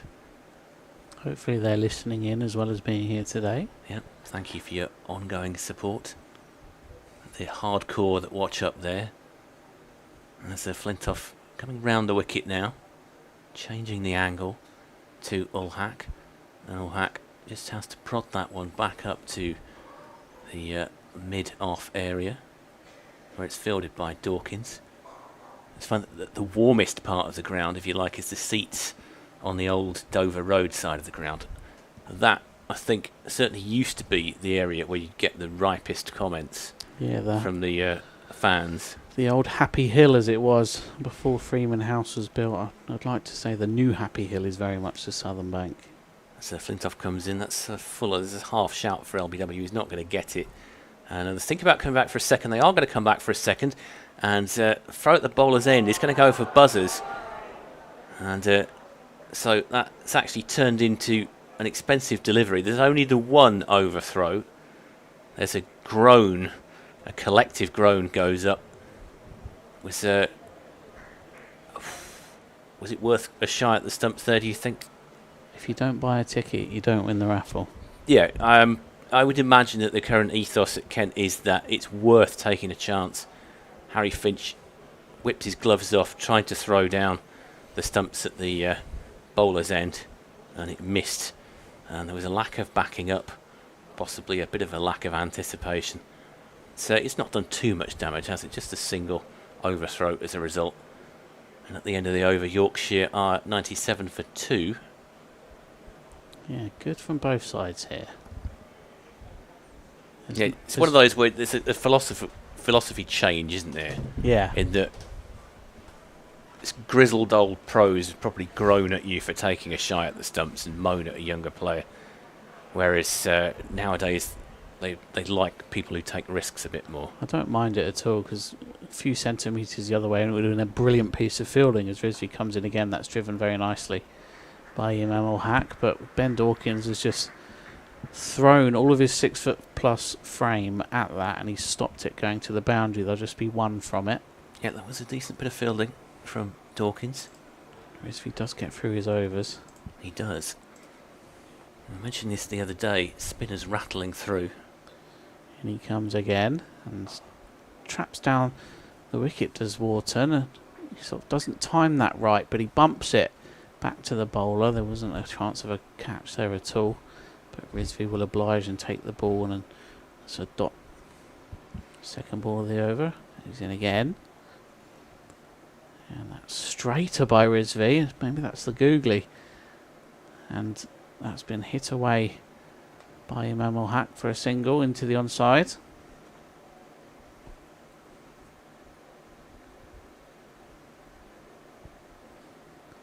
Yeah, coming up for the 100 mark here, Yorkshire. Yeah, like I say, both sides will be pleased with parts of this match so far as Rizvi comes in again. That's defended by Imam Hack, and there'll be no run. Imam just a single away from his half century off 54 balls so far. But he's not having it entirely his own way here. In comes Rizvi again. That's a very lovely looking shot indeed by Imam Hack, and that'll go to the boundary, and it'll bring up Imam Hack's half century. That was a very, very nice looking late cut where he got down to it and he played it very nicely past third man just to get to the boundary rope, and he moves on to 53 from 55, and that's the class that you get when you get an overseas player like Imam Hack with all of his experience at international level. So I'm sure Yorkshire fans will be very pleased with how he's gone since arriving. And Rizvi comes in again to him, and he's hit that to Rizvi, but it was a bump ball, so very knowledgeable crowd here. There was no crowd catch, and that'll end the over with Yorkshire on 103 for 2. Imam Hack moves on to 53 from 56. Yeah, the almost a cliche to say knowledgeable crowd, but it's true, which is itself a cliche. Sat up in the Woolly stand earlier this year when Ben Compton was homing in on 1,000 runs, and everybody started applauding when he got to the landmark. It hadn't been telegraphed at that point, but everybody knew exactly how many he needed, and a spontaneous round of applause broke out even before the announcer Steve had managed to read out his numbers and say that he got to 1,000 runs. Yeah, thank you to Mark, who's been in touch on email. We'll get to you during this over. Yeah, Flintoff is continuing from an Accrington Road end, and he's into bowl to Wharton, and Wharton will just play that up towards the mid-on area and won't get a run for that one. Wharton, decent start for him, 16 off 19. So since that double wicket blow from Kent, this has been a decent recovery from Yorkshire. Yeah, he's a classy little player, is Wharton. I say little player, he's a very tall man. Yeah, physically there's nothing especially little about him as Flintoff comes into bowl from the Nackington Road end.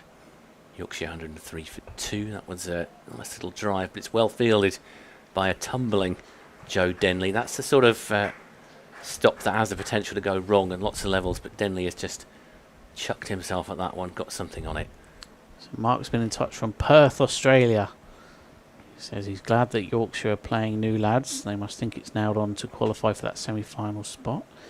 They've got some good ones out there, and he says his best mate in Leeds goes to Headingley quite a lot, and many years ago. As he comes in, and that one is just tickled backward. Tickle's the wrong word. It's a dot ball. It's a sort of attempted pull shot that hasn't quite worked.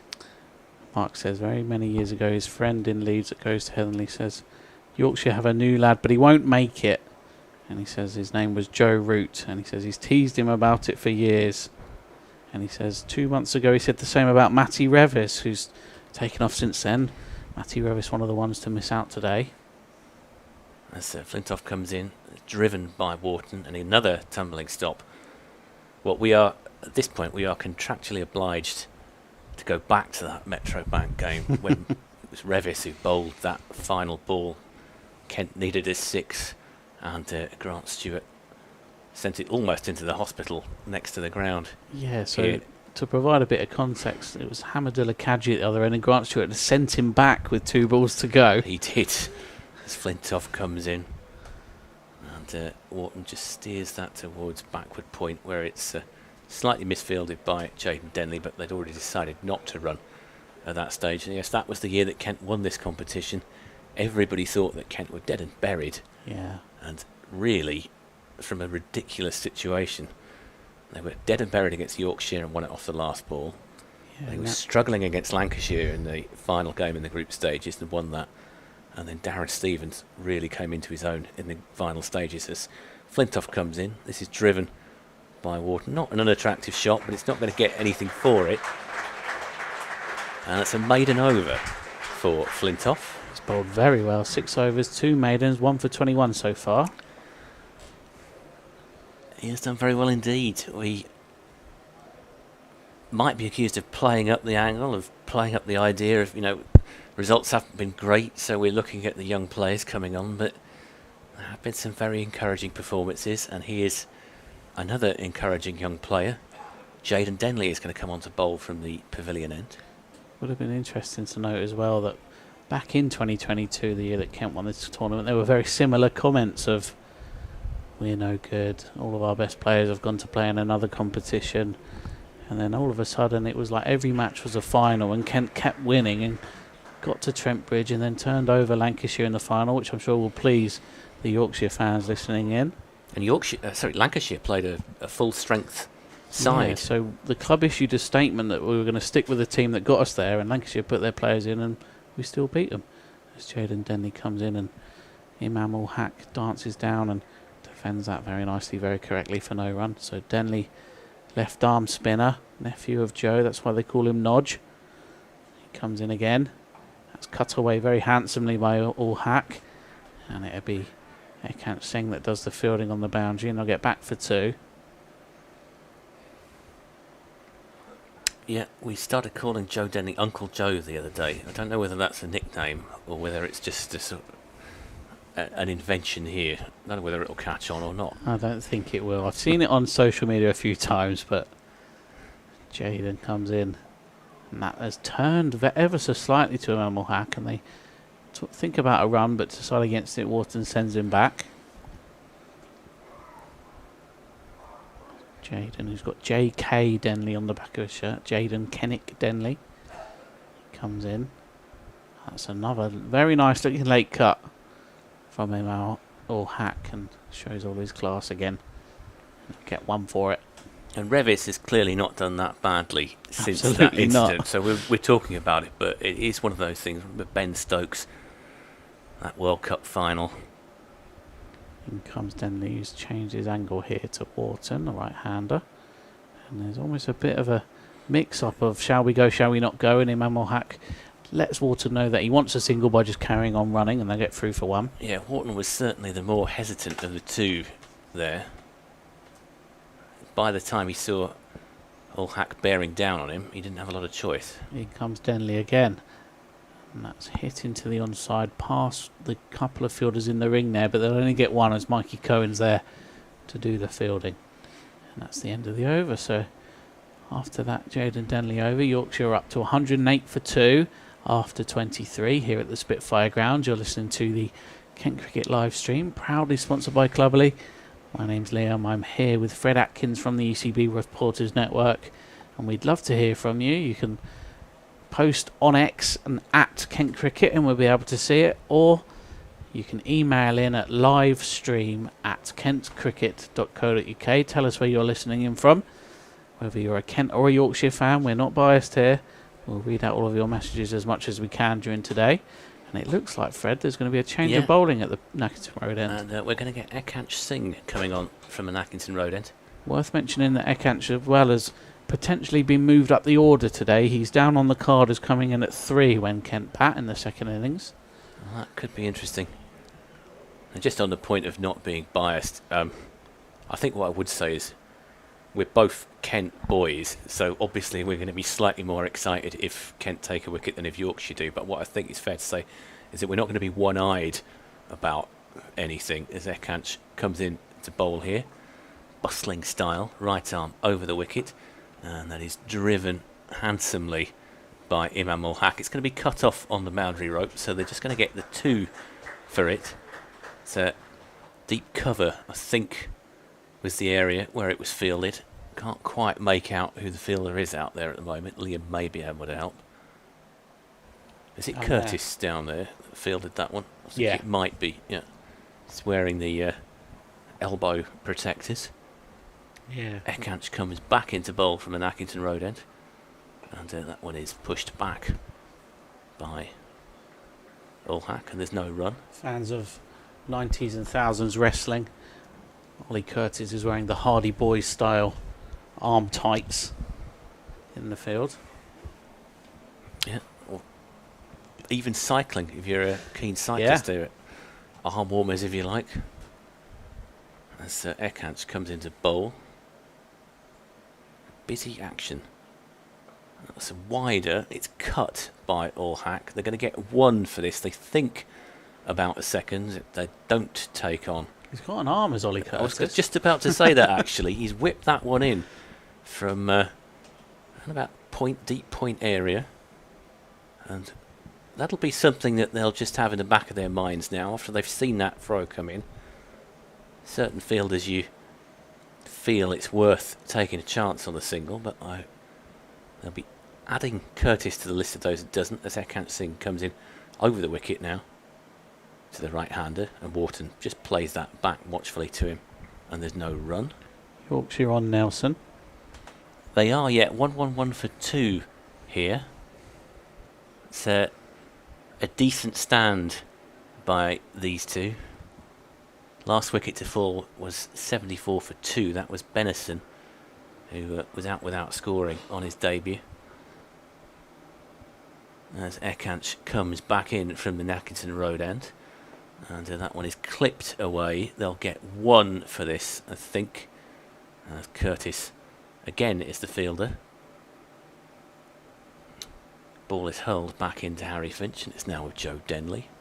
So the score moves on to 1-1-2 for 2.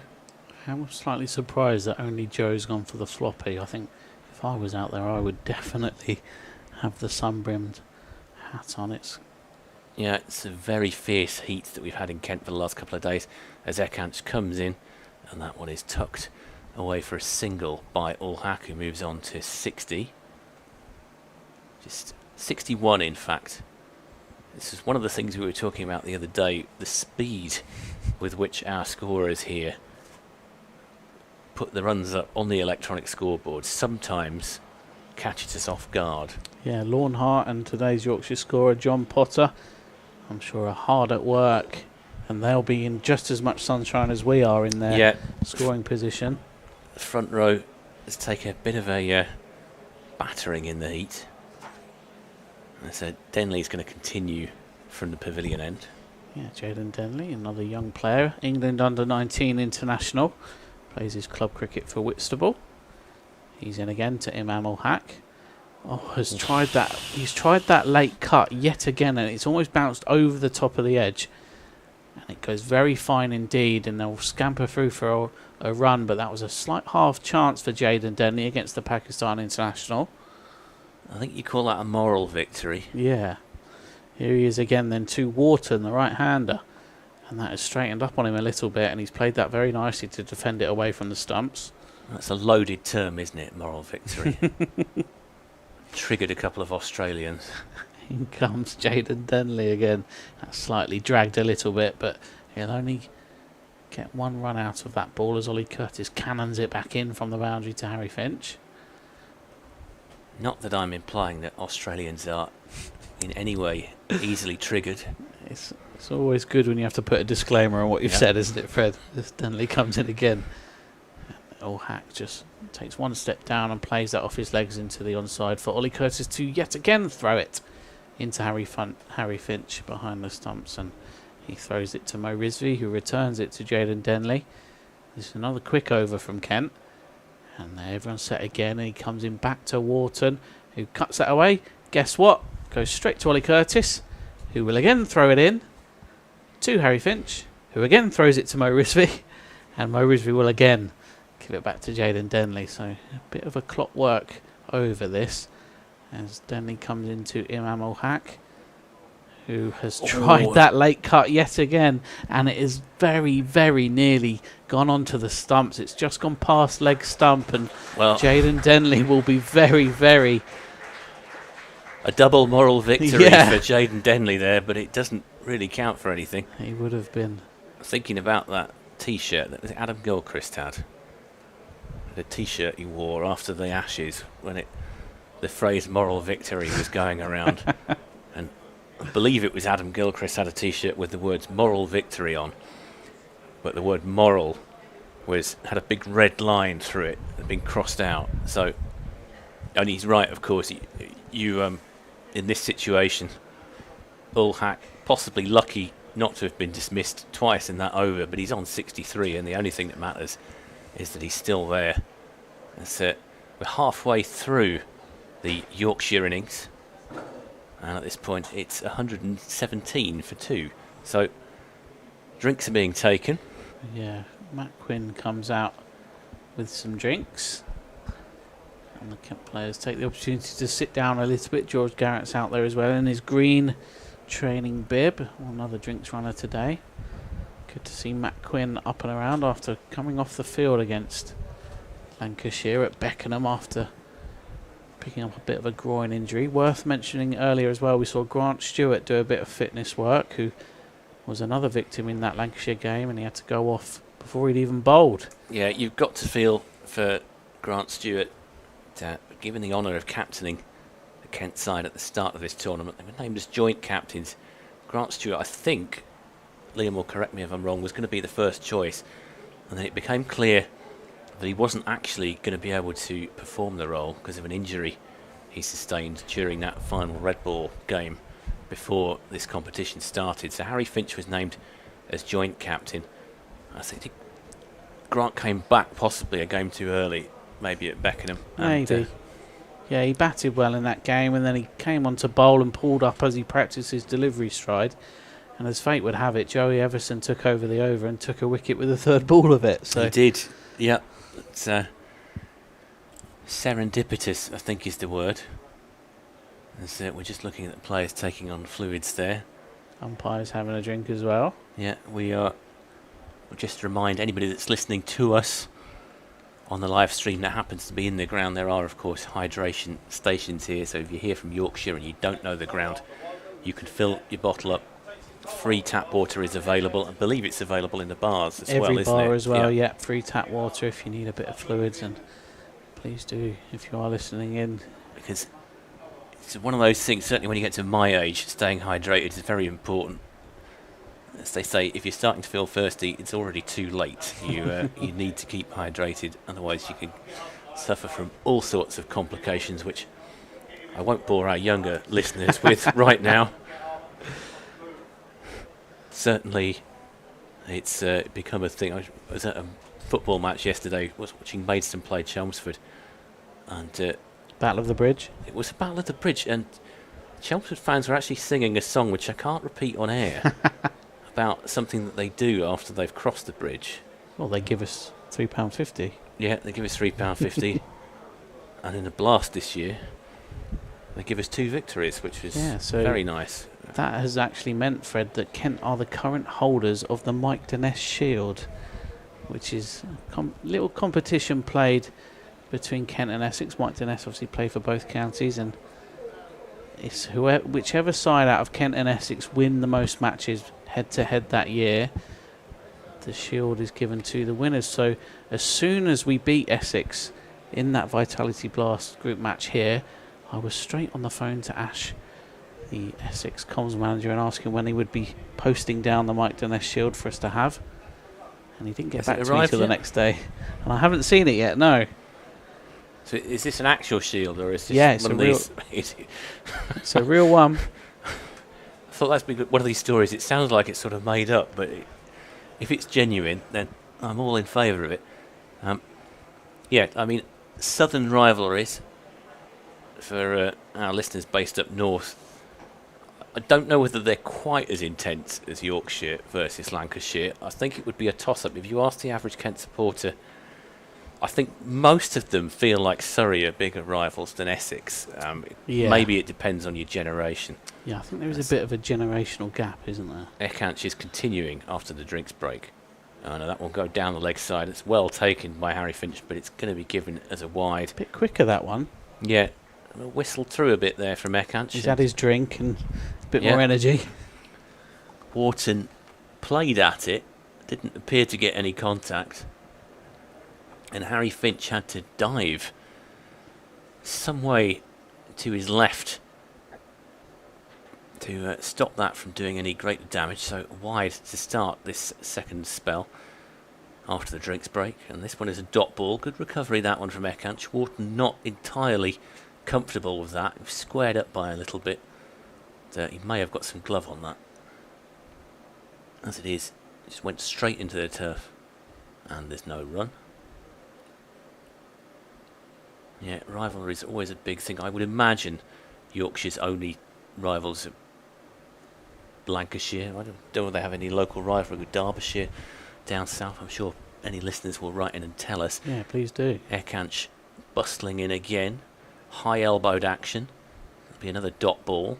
This one is fielded by Jaden Denley at point. Thank you to Adam, who's been in touch on emails. He's watching the live stream from Sunderland and he's enjoying the unbiased coverage. Smiley face. Thank you, Adam. Oh, thank you, Adam. Yeah, we're happy to oblige. Ekanch will take the ball at his mark. Watch his sort of high-elbowed style as he comes in. It's quite interesting bowling style. He whips that one through, and Wharton decides to pull out of that one. Slightly short, reared up on him a little bit, and it was probably about maybe a stump outside the line of off stump. And I think he thought about having a hook there, and he decided at the last second to pull out of it. Obviously wasn't entirely comfortable. I wonder, Fred, if we're now safe to open our windows again. As the sun's gone round the woolly stand. As Ekanch comes in, and that one's on the stumps. That one is going to get a single, and there's a little bit of a misfield there. Eventually it stopped. Dawkins was the player who didn't quite get there, and then Fred Klassen has managed to get it at the second attempt. And that'll put Imam Ul Haq back on the strike. 63 not out from 68 balls. Yorkshire 119 for 2. And we're not far off a 50 partnership for these two. Ekanch comes in, going around the wicket this time. That one is hooked. And it's going to go to, well, it's just going to be a single. It's Flintoff fielding on the square leg boundary. It's a nice looking shot from Imam Ul Haq, but he rather picked out the fielder there. And so just a single added to the total. Wide ... 1-1 so far in this over from Ekanch. So it's been fairly economical as Ekanch comes back in for the final ball of the over, and this one is pulled.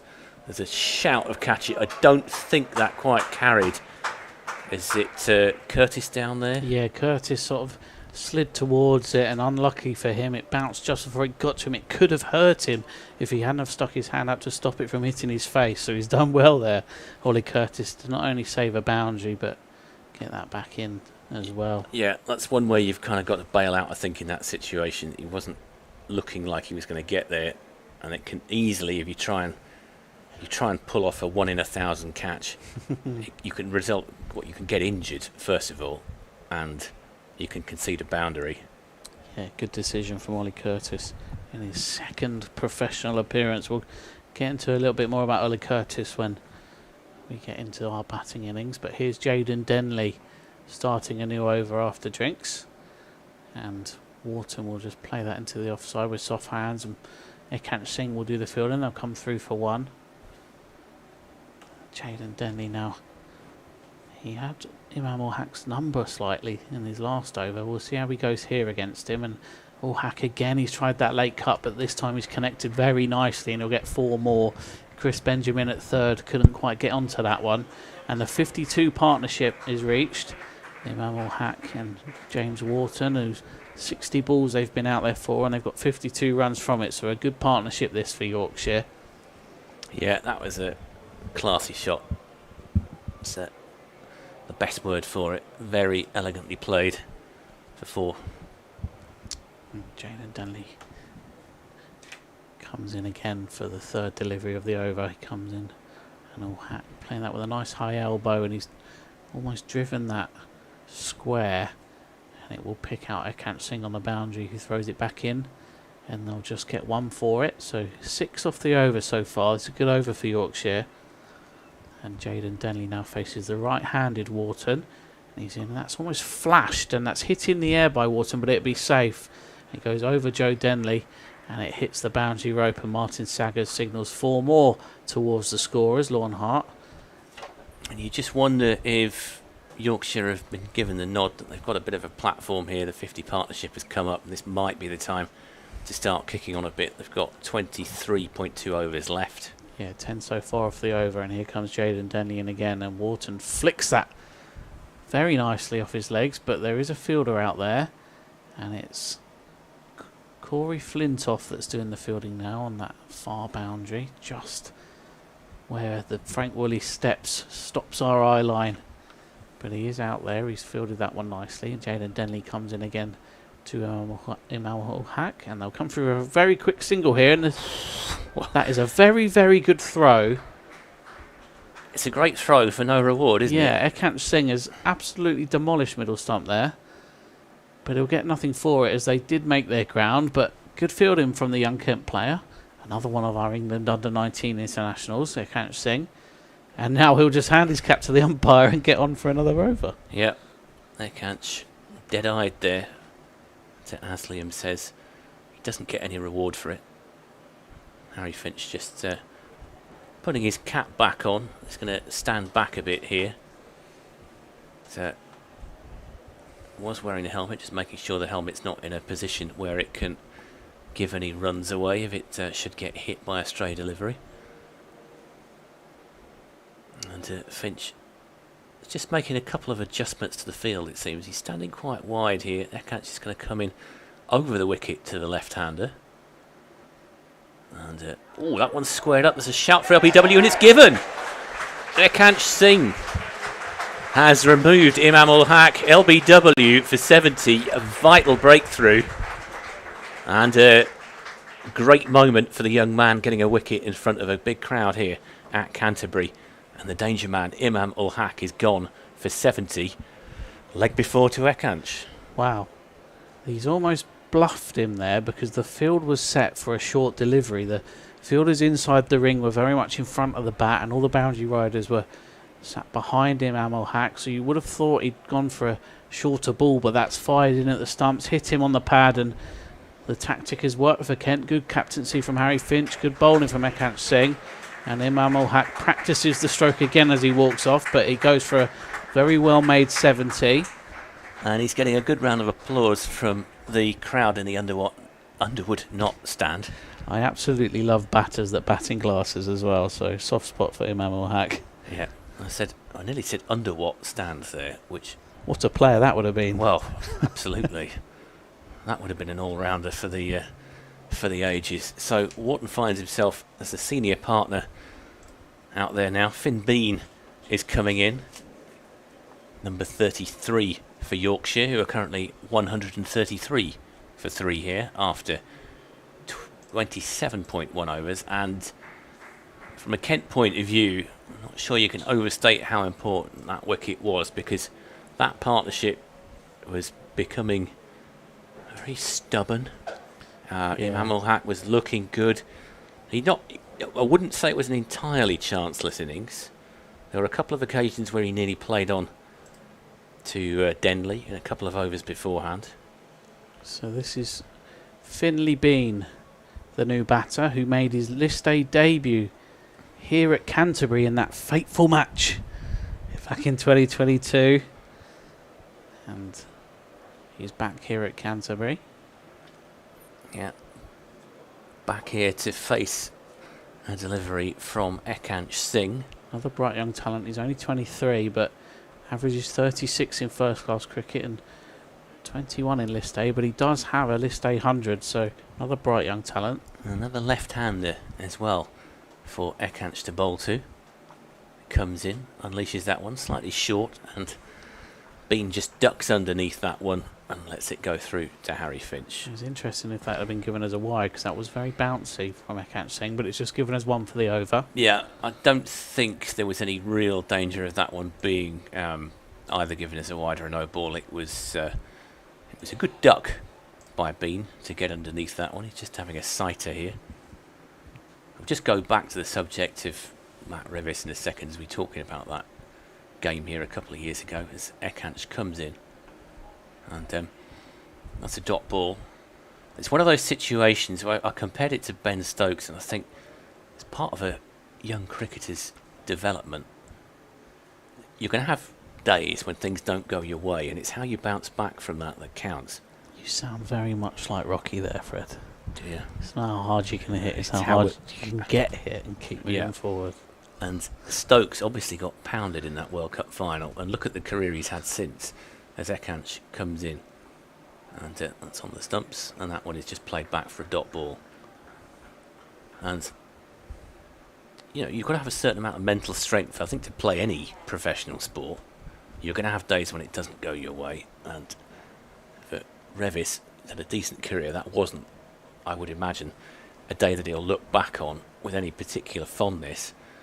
But you look at the way he's come back since, and you just have to take your hat off. Now here's Ekanch Singh in again, and that one is cut, and there's a brilliant stop there by Ollie Curtis. They're going to get a single for it, but he's tried to shy at the stumps there with no wicketkeeper backing up, so he's keen. Yeah, well, Denley had got there. I think Joe Denley saw what was in Ollie Curtis's head there, and he got back and backed up for him, so that stopped it going for overthrows. So just a single so far. Wicket ... one in this over from Ekanch Singh, who comes in again. High elbowed action, and this one is just tucked to a backward square area. There'll be a single to Michael Cohen, who we haven't mentioned so much of late. After he had that, he was followed around for the first part of the innings. And so the score moves on to 135 for 3 after 28 overs. And it could go either way from here, couldn't it? I mean, you could see if Kent take a few wickets, they could potentially get Yorkshire out for under 200. If these two hang around for a bit, they've got a bit of a platform. I'm sure they're going to be looking to get 300. It's very difficult to call it from this situation. Just looking at that Ekanch Singh wicket as well, that is, in my opinion, and you can accuse me of being slightly biased, has only just pitched in line. Well, there we go. But it's in the book. It's in the book, and Ekanch Singh reeled away in celebration as he got a Pakistan international out here at the Spitfire Ground. And here's a new over from Jaden Denley, who's conceded one off it so far. I spoke to a player earlier this season who I won't name for reasons that will become clear fairly shortly. We'll talk about decisions. He reckoned dodgy decisions cost him about several hundred runs last season. He said, don't say it under any circumstances. Here comes Denley again. This is a very close field to Bean. And I'll just defend that. It's one of those, isn't it, though, where you don't want to get a reputation for being the guy that says he's left 100 runs out there. As Denley comes in again. Oh, and that has turned onto the bat of Bean, and it's hit the inside edge, and it's gone past the stumps. And Ekanch Singh will have to give chase down to the boundary. That's good running. I think they're going to get 3 for it. And Finch again throws it, but this time Jaden Denley is there to do the fielding, so there's no overthrows. Not sure that was worth a shy, really, because I think Wharton was actually standing next to the wicket when that came in. Denley starts a new delivery. The field goes out slightly to the more set batter Wharton, who drives that nicely to Mikey Cohen, who lets it go through to Ollie Curtis, who does the fielding again. It's also one of those things where, as well, like, who would want to be an umpire where these deliveries are coming in fast, and there's that famous video with David Lloyd Denley comes in again, and that's hit in the air but very safely by Bean. It pick up Ollie Curtis for one where he was going, no, that's absolutely not out, with a simulated delivery, and then they showed on the Hawkeye that it would have been. And I personally would not want to be an umpire. I don't think I'd be very good indeed. As Denley comes in again, and that's cut away by Wharton. And again, Ollie Curtis has probably got a bit of a sore shoulder after throwing it in He so has much. been doing a lot of work in that field. What I would say on that is I'd rather be a cricket umpire any day of the week than a football referee. Absolutely. The game that I saw yesterday, which is Maidstone and Chelmsford, there was so much grappling, shirt pulling, diving going on. Absolutely impossible to call. It's not the most, how can I say it, neutral of crowds. Certainly the main stand at Maidstone gets pretty lively, and there were all sorts going on, and I was glad that I wasn't making any of the calls. Here's Akanch bowling from the Nackington Road end, and I know it's one of the many cliches that this is a gentleman's game, but you don't see anything like the levels of abuse of officials that you get here. So they're very, very tight on it. And Kent, of course, have been penalised in the Championship for dissent. And I'll return to the theme after this delivery from Akanch, because obviously it's cost Kent this year. Akanch comes in to bowl from the Nackington Road end, and there'll be at least a single here. They might come back for two, and they will come back for two. And Ollie Curtis's arm gets another workout. So 2 runs added to Wharton's tally. Yeah, Kent have obviously lost points in the Championship because of dissent, and the thing that tipped it over the edge was the dismissal of Daniel Bell-Drummond at Glamorgan, where he was basically given out off his helmet. I think you're not human if you don't react to that. Akanch comes in to bowl, and I know what the rules are. I know that it's a game of emotions. When you get given out off the helmet, I defy you not to be disappointed in some way. And as somebody pointed out to me, there's a kind of imbalance here, because you're getting fined for a human reaction. But if you know somebody is not out and you still appeal, then you're basically cheating. As Akanch comes into bowl, and that one is pulled away, and that's going to be 4 runs for Wharton. It's a very effective shot, goes straight through the mid-wicket area, and 4 runs are added to the total. Yeah, lovely shot. Ben Dawkins was in the ballpark, but there was nothing he could do about it because it was hit with such venom by Wharton. Goes past him, and there's no boundary rider out there. They're all there for the short ball again. So that nice pull shot. Nice tall man is Wharton, so maybe Akanch Singh hasn't pitched it quite rightly to the tall right-hander. As Akanch comes in. And this one is, there's a attempted drive by Wharton, but it's fielded fairly comfortably by Chris Benjamin. It's almost skidded on that one. Yeah, it's a good comeback from Akanch Singh. So yeah, I'm just at the point with all of this where I think punishing players for dissent is all very well, and I understand it. I understand it's the ethos of the game, but also there's a certain level of appealing as Akanch comes in to bowl.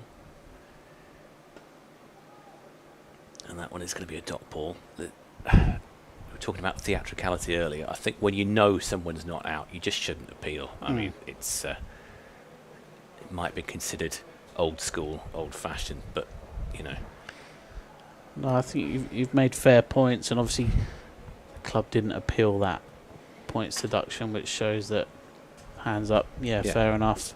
We've made a mistake, and I'm not saying that Kent are blameless either in this. I'm not saying that, you know, I'd be amazed if any Kent player, you know, has not appealed in a situation like that. I think again, it's human, isn't it? Yeah, there's a school of thought where things obviously haven't gone right this year, and you are sort of punishing teams that aren't doing well when they get frustrated at certain decisions when they're trying to save a game or they're on the back foot. Denley starts a new over, and that's played nicely by Bean off his hips, but there is a fielder there at 45, so I can't sing. No, I get what you mean, Fred, but there are laws, and laws need to be followed. There are. Then he comes in, and that's defended by Bean, no run. Yeah, I feel the sanctions are disproportionate for the offences. This is my opinion. That's your opinion and not those of mine or the club. No. As Denley comes in. That's played off his legs by Bean, now scamper through for a single. Just thought I'd put that out there. Yes, let's make that very clear. I'm not an employee of Kent County Cricket Club. I do not wish to get them fined any more points than they've already been fined this year.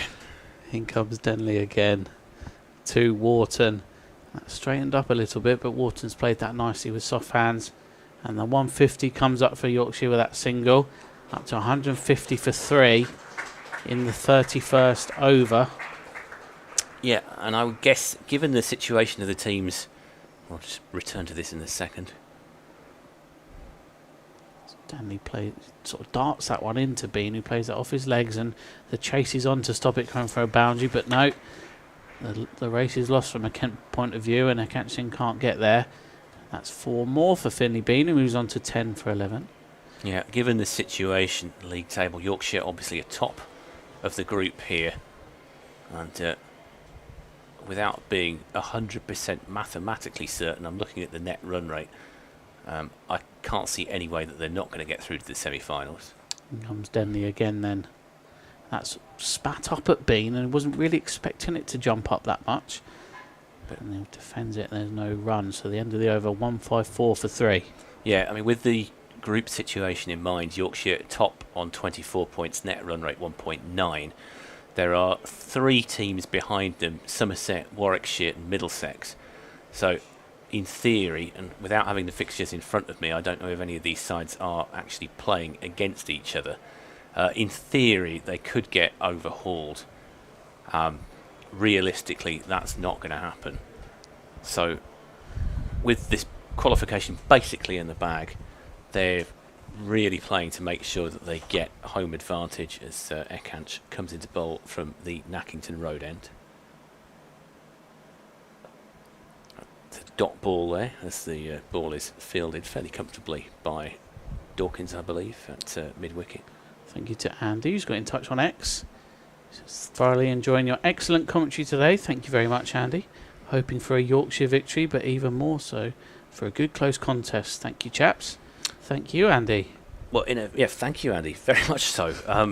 In a very convoluted way, what I was trying to say is I think Yorkshire will be the happier of the sides with the match situation as it is, because they're obviously set fair at the top of the table. Kent aren't going to qualify. You'd think they'd have the experience to make it count here as Ekanch comes in. And that one is off his hips. He's going to get 1 for that one. I think it's going to be signalled as leg byes, actually. And on emails, thank you to Miriam, who's been in touch. She says she's listening in Brighton, and she says we've read out an email from Adam in Sunderland, who's her brother. So opposite ends of the country. She says, keep up the good work. Thank you, Miriam. You don't get many longer journeys in England than Sunderland to Brighton, do you? I'm sure there are a few, but certainly I imagine that one taking north of 7 or 8 hours. As Ekanch is back to his mark, coming into bowl to Bean, who's moved to 10, and Bean will cut that one quite nicely onto the offside. He'll just get 1 for it, fielded by Curtis again. Jaden Denley signalling to the pavilion for something here. I think it might be a lid or a change. I think he wants to go off for a sec. So maybe Jaden won't be bowling the next over. Ekanch back to his mark, comes in. High elbowed style that we've referred to, and that's a short delivery, and he's Wharton has ducked underneath that one. I think he sort of ducked and just about avoided it, actually. That was, I salute his coolness while he was really very close to getting hit on the head there. Because it was head height, it's not going to be signalled as a wide or a no ball. And Ekanch goes back to his mark. And bowls again, and this one is Fuller. And that's just steered away for a single. They'll come back for 2. And Yorkshire will move on to 158 for 3. He picks it up on the practice wicket. So I was speaking to Nigel, one of the ground staff here, who prepared the practice wickets for the first time this past week, and he asked me if they looked any good, and I said yes. Nigel, they look very, very nice. They do look very, very well presented. So well done, Nigel, if you're listening. Yeah, very nice, lush-looking set of strips out in front of us. Nice variety. Ekanch comes in to bowl. That one is straighter, and that'll be tucked away down the leg side. And they'll take a single for it. Ollie Curtis will field again. And they have fielding software. I imagine that they do, now that everything's monitored. Yeah. I would imagine that Ollie Curtis has been one of the busier Kent fielders today, as there is a temporary change out in the middle. Jack Leaning is going to come on to replace Jayden Denley for a few minutes here. I wonder if Leaning will have some words to say to his former team. But it looks like Mo Rizvi's going to come back on from the pavilion end. He's bowled 6 overs so far, and he's got figures of 1 for 24, so good economy rate of 4 so far for Mo Rizvi, the South Asian Cricket Academy graduate who's impressed for Kent in the second 11, earned his opportunity to play in the Metrobank One Day Cup, and he's a very popular member of the Kent team. They've called him the Rizzler, that's his nickname. And he's coming back on from the pavilion end here, facing Finley Bean. There's another tall player. Oh no, sorry, it is Wharton, but Finley Bean at non-strikers is another tall player. And they've both got the number 3 at the start of their numbers as Yeah. well. 33 and 30. So Rizvi just practices a couple of deliveries with Fred Klassen, but here he is now to Wharton, who very nice high elbow. Plays that too. Fred Klassen in the covers for no run. And Mo Rizvi gets set for the second ball of this over. Comes in, and that's, again, it's darted in, and Wharton has to play that on the front foot and then almost walks away afterwards, and Rizvi sort of signalled there that that was, in his opinion, a slight chance. So he's building a bit of pressure here, Rizvi. What's going to give as he bowls into Wharton again, and that's slightly more down the leg side, so Wharton's able to just play that off his legs for a single, and Corey Flintoff does the fielding at backward point. Yeah, that was one of those where you wondered if he'd let it go, he probably would have got a wide for that one. Potentially, yeah. Yeah, Mo Rizvi's just changed the line there with that last ball, but here he is in again. And he is, but it's to the left-hander, so that wouldn't be a wide, and there's a throw in, and it's hit Mo Rizvi on the head. It's popped up on the footmarks of the pitch across, and Martin Saggers has signalled, because that's been hit on the head, the concussion protocols do say now that the physio has to come on and assess Mo Rizvi, so we're going to have a short stoppage here as Dan George, the Kent physio, will come out and just take a look at Mo Rizvi, who seems fine. It was a nasty blow, though, the way that it reared up, and he seemed to be clutching his teeth. So hopefully there's nothing too drastic there. Yeah, physio comes on, and it's worth saying it isn't off the outfield, that's come off the bowl throughs on the strip next to the wicket that's been played on today.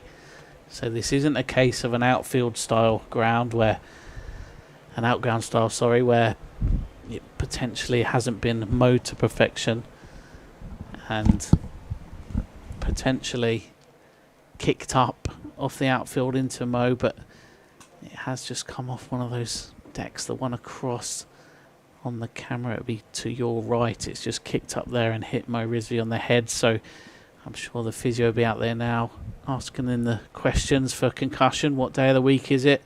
What did you have for breakfast? That sort of thing. And hopefully Mo will be okay to continue, and it looks like he is. Yep, thumbs up from Martin Saggers. And good news from a Kent perspective is that Mo Rizvi will continue. My name's Liam. You're listening to the Kent Cricket live stream, proudly sponsored by Cluberly. Fred Atkins has just popped out for a quick break, so you're here with me. Do get in touch at Kent Cricket on X, or email in livestream at kentcricket.co.uk. We'd love to hear from you. If you're a Kent or a Yorkshire fan, please do get in touch. But it looks like Mo Rizvi is okay to continue. That's good to see. Wearing 62 on his back is Mo Rizvi, and he's in to continue this over to Wharton. He tries to pull that away, doesn't quite get all of it, and Ben Dawkins is there to do the fielding. There'll be no run. And Mo Rizvi will be glad that he's able to continue this over as the sun just dips behind the clouds slightly here at the Spitfire Ground. Rizvi comes in again, and that's cut away by Wharton, and he'll get one for it. And guess who's out there? It's Ollie Curtis again.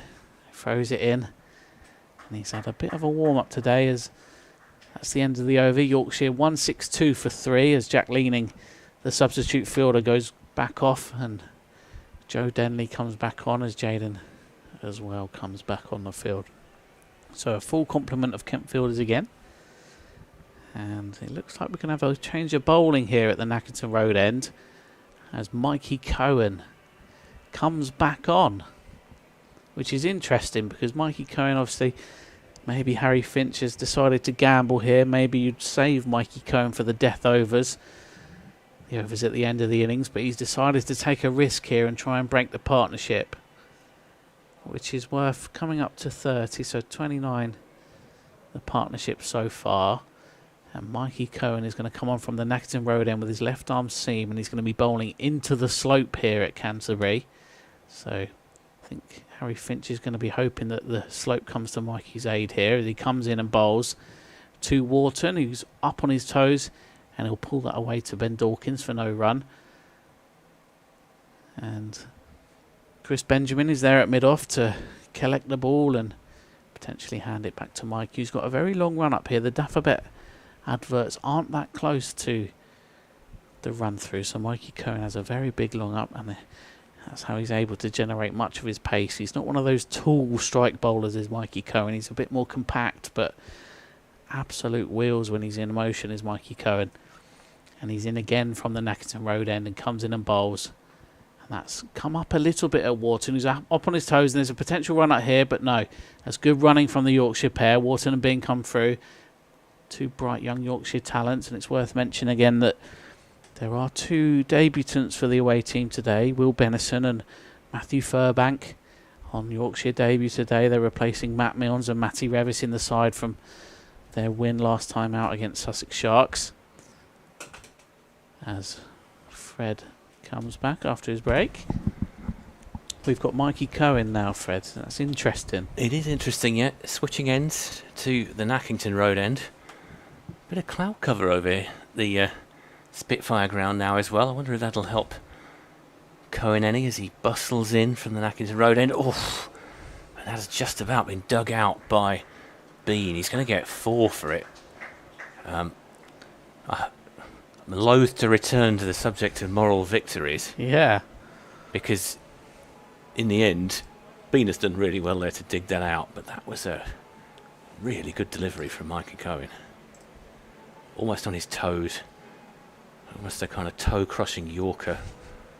And unfortunately, from his point of view, it's gone for 4 runs. And well played Finn Bean for digging it out as Cohen gets back to his mark.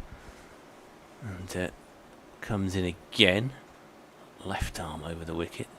And that one is going to be a tight single. They're going to get there comfortably enough. There's a shy at the stumps from Jaden Denley, who was throwing to the bowler's end.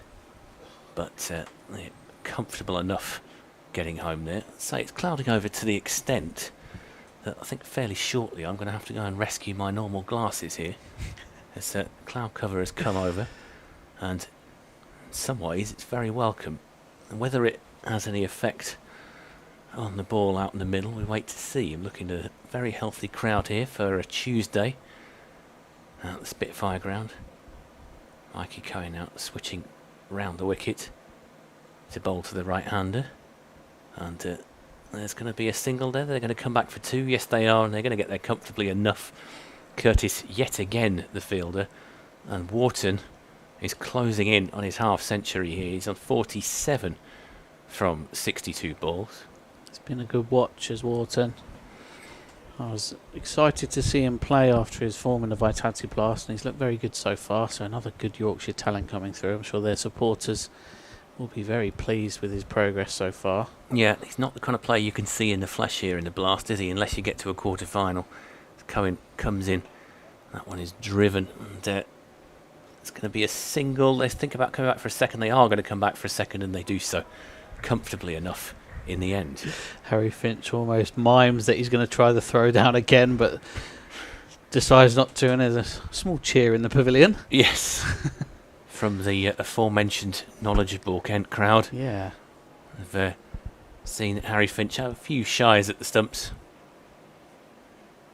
You mentioned there, Fred, that these are the sort of players we won't be able to see in the Blast, but of course the format has changed. Yeah, it is, but it's become more regionalised rather than less regionalised, isn't it? So there's basically a southeastern group as of next year. So Kent won't play Yorkshire at T20 cricket anytime soon. Unless they may do, though. Well, so there's a slight quirk in there now. Yes, you're right. Yeah. So there's 3 regionalised divisions, and a side will play a team outside of their group twice next year as Rizvi starts a new over to Bean, who pulls that away nicely, and Ollie Curtis will do very well there to stop it going for the boundary rope. It kicks up off his feet and he doesn't quite know where it's gone, but thankfully for Ollie Curtis it stayed in front of him and he stopped the boundary. So yeah, potentially Kent could play Yorkshire in the Blast. So it's almost like an NFL style interconference thing where there's a rogue fixture chucked in there. And I'm all here for it because it mixes up. You might get teams that you might not play that often come down to Canterbury as Rizvi comes in again, and that's beaten the edge. And it's hit. Don't know what it's hit. It might have hit back and then onto pad. I thought it must have missed the stumps by not a lot there. Finch stepping in. There's not much theatrics though, so I don't know how close that was. But from our position, it did look close as Rizvi's in again. And that's up in the air by Bean. And I don't think Jaden will get there. No, it just dropped in front of him. It drops safe in front of Jaden Denley. And Bean survives. They come through for 2. Well, I suspect they've been told to get a move on here because that was not a great shot. That's the first time that an errant shot in the air has really happened from Yorkshire, so they've been quite compact until now, and they've looked good of Yorkshire for their 176 for 3. But here's Mo Rizvi again, and that's a nice cut from Bean, and it beats Ben Dawkins, but it won't beat Corey Flintoff on the boundary. They'll just get 1. So Kent's Blast quarter-final with Lancashire is looming. Yes, we can't wait for you all Yorkshire fans to be honorary Kent supporters that day, 6th of September. Kent-Yorkshire Alliance as Mo Rizvi comes in again and just aborts the delivery there. Wasn't quite happy with his run up, so Martin Saggers game a couple of years ago when the 2 Yorkshire-born Kent players battled their way to a draw at Old Trafford. Mo Rizvi again comes in, and that's pulled nicely by Wharton, but Joe Denley's there at long on to do the fielding. But it brings up Wharton's half century from 64 deliveries with 4 fours. He's been out there for just over an hour, and he's got 50 runs to his name. So well batted, James Wharton. Yeah, well played, James Wharton. He's dropped down the order from their win against Sussex. He was in at 3 at that match, and he's in at 4 today because of the list day debut of Will Benison. So he's come in at 4, and he's done another job for his team as Wharton. Big tall player. And Rizvi comes in again to Bean this time, who pulls that away. Very nice looking shot again, but Jaden Denley is there to do the fielding. There'll just be 1 from it. And that's the end of the over. So Yorkshire move on to 179 for 3. Wharton's just reached his half century from 64 deliveries.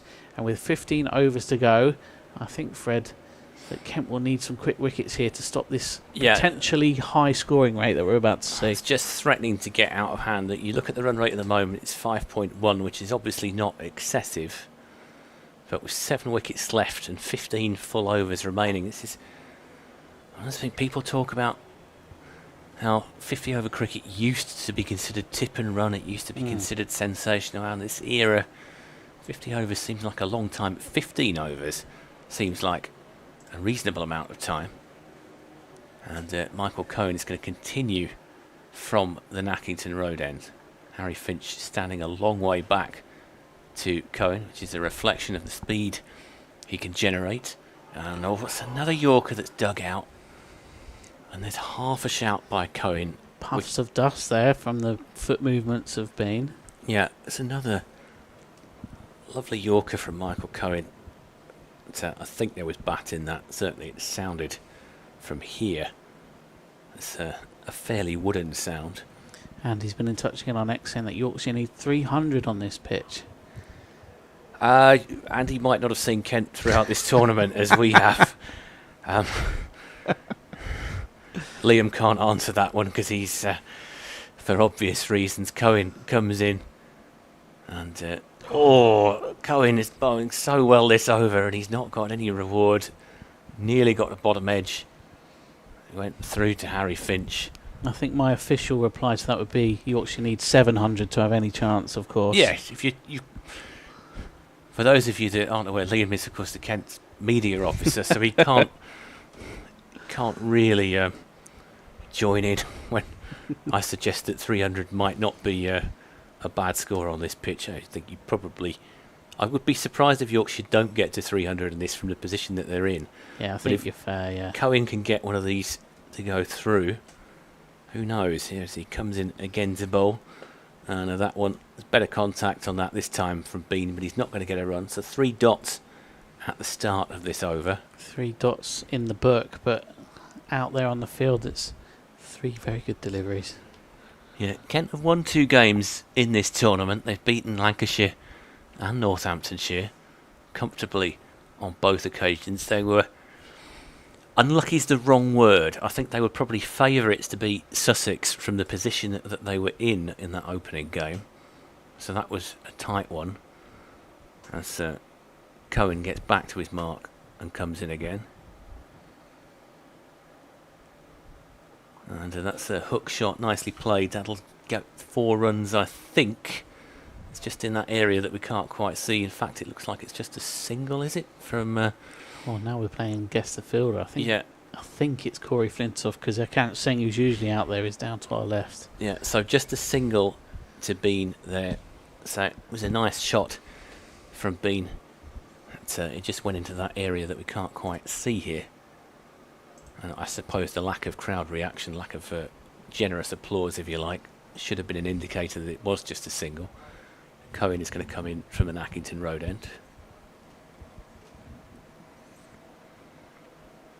Cohen in again. That one is straighter, and that one is looks like it's going to avoid the fielder.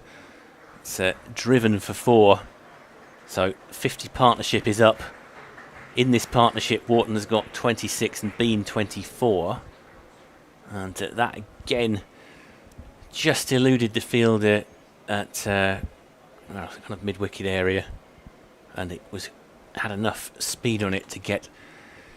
I suppose it's not uphill there where that left the boundary.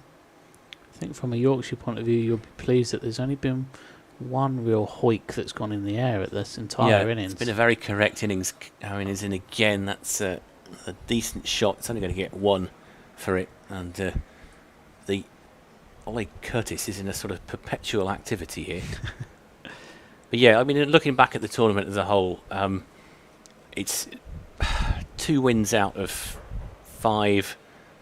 The game against Sussex, Kent probably should have won that one. Sussex won thanks to I think it was a 9th wicket partnership when Kent really looked on top. They were in the game at Radlett. If a catch had been taken fairly late on, that might have been different. But you know, it's one of those situations. I've said this before. You know, there have been some decent performances this year. So the red ball season actually started really well. Particularly that game where Tawanda Mayeye and Ben Compton played so well here against Middlesex. Rizvi starts a new over then. He's into his 9th over from the pavilion end, and that's lapped very nicely over the shoulder of Wharton. But he won't get 4. It'll be Chris Benjamin that comes in from the deep to do the fielding. So they'll only get 2 for it, even though it was a lovely looking shot. Yeah, that would have been for this end of the ground because of the slope. To geography working to Kent's advantage there. Yeah, the practice wickets down here as well would have meant it raced on a bit. Here's Rizvi again to Wharton, and that's dragged down slightly, and Wharton has pulled that in the air, and it looks like there has been a slight misfield. Sounds like again it's in that blind spot for us, but judging by the groan, clearly that should have been stopped on the boundary. Yeah, Martin Saggers signals 4 more to the total, so Wharton moves on to 61 from 68, and it's important to note that this partnership is coming at over a run a ball now, so this is good partnership for Yorkshire, and these are two homegrown Yorkshire players, and I think that's one of the quirks of this tournament, isn't it, Fred? Where homegrown players get the opportunity. We've had a fair few here at Kent, and obviously Yorkshire as well. 2 debutants today, 2 youth internationals, and then on a Kent perspective, you've got 3 England under-19 players, and Ollie Curtis, who's just 18 years old and has gone to school just down the Nackerton Road here at the local grammar school, and it's one of the perks of the One Day Cup, isn't it? Now, there's a bit of a delay here, as we're talking about that blind spot. Now, the ball has disappeared somewhere, so it's being retrieved. I'm not quite sure where it's gone. It might have gone under the covers there. But, no, it hadn't gone there. I mean, we're kind of fumbling in the dark a bit here, but the ball has finally been retrieved, and Rizvi will get the ball back to continue this over, which has been expensive so far. So Martin Saggers is just putting his arm in front of him to tell him to wait for a second. Yeah, this is the acceleration that we said would come from Yorkshire. Wharton will play that off his legs, but he won't get a run this time as Chris Benjamin's there to stop any potential boundary. Yeah, so I wonder what Kent will feel comfortable chasing on this. As Rizvi comes in again. And that's cut away by Wharton, and they'll only get one as Ollie Curtis yet again does the fielding. Certainly the way that the younger players have performed, 300 is not out of the question here. Far from it. Dawkins could do it on his own if he's in the mood. He's been that destructive. He's one of those players who you've always got a chance while he's out there. Confirmation that the ball went under the covers, that's what the delay was. So Mo Rizvi, he's gone for 7 so far in this over, so he'll want to bring this back a little bit from a Kent perspective. Comes into Bean, and that's darted in again, but Jaden Denley will do the fielding here, and they almost go for a second, but Wharton's turned back, and he will face strike with the next delivery from Mo Rizvi, the leg spinner, the bowling all-rounder. He's been playing for Kent in this tournament. In he comes. That's cut again by Wharton, but guess who? Ollie Curtis does the fielding, and there'll be just the one.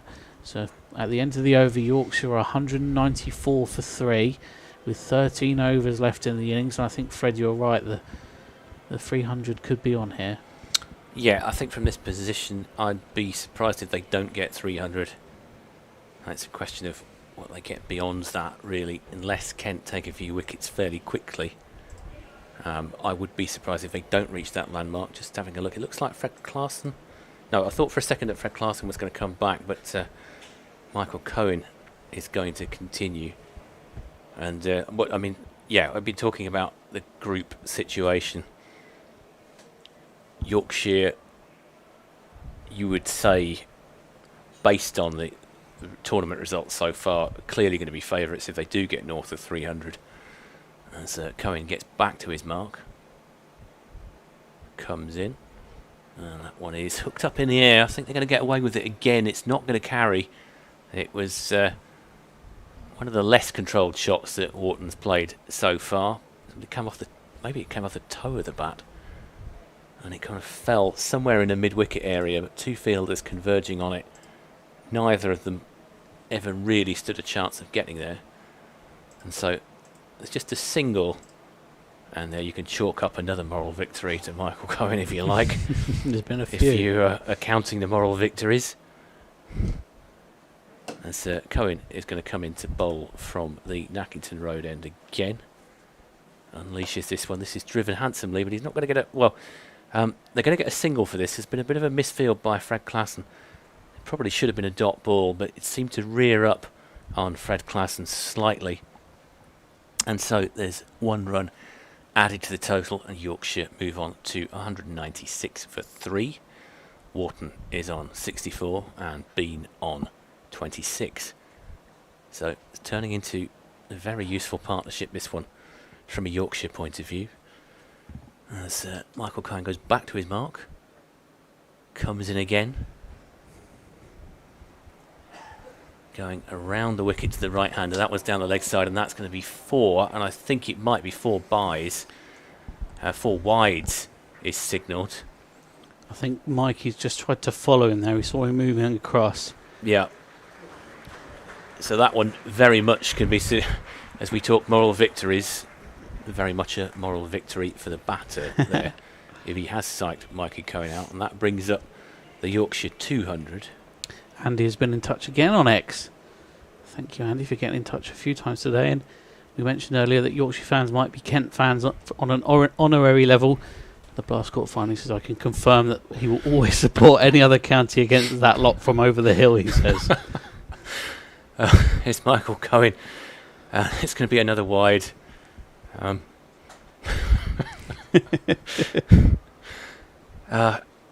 This is what I love about sport, actually. It's the rivalries as much as anything else.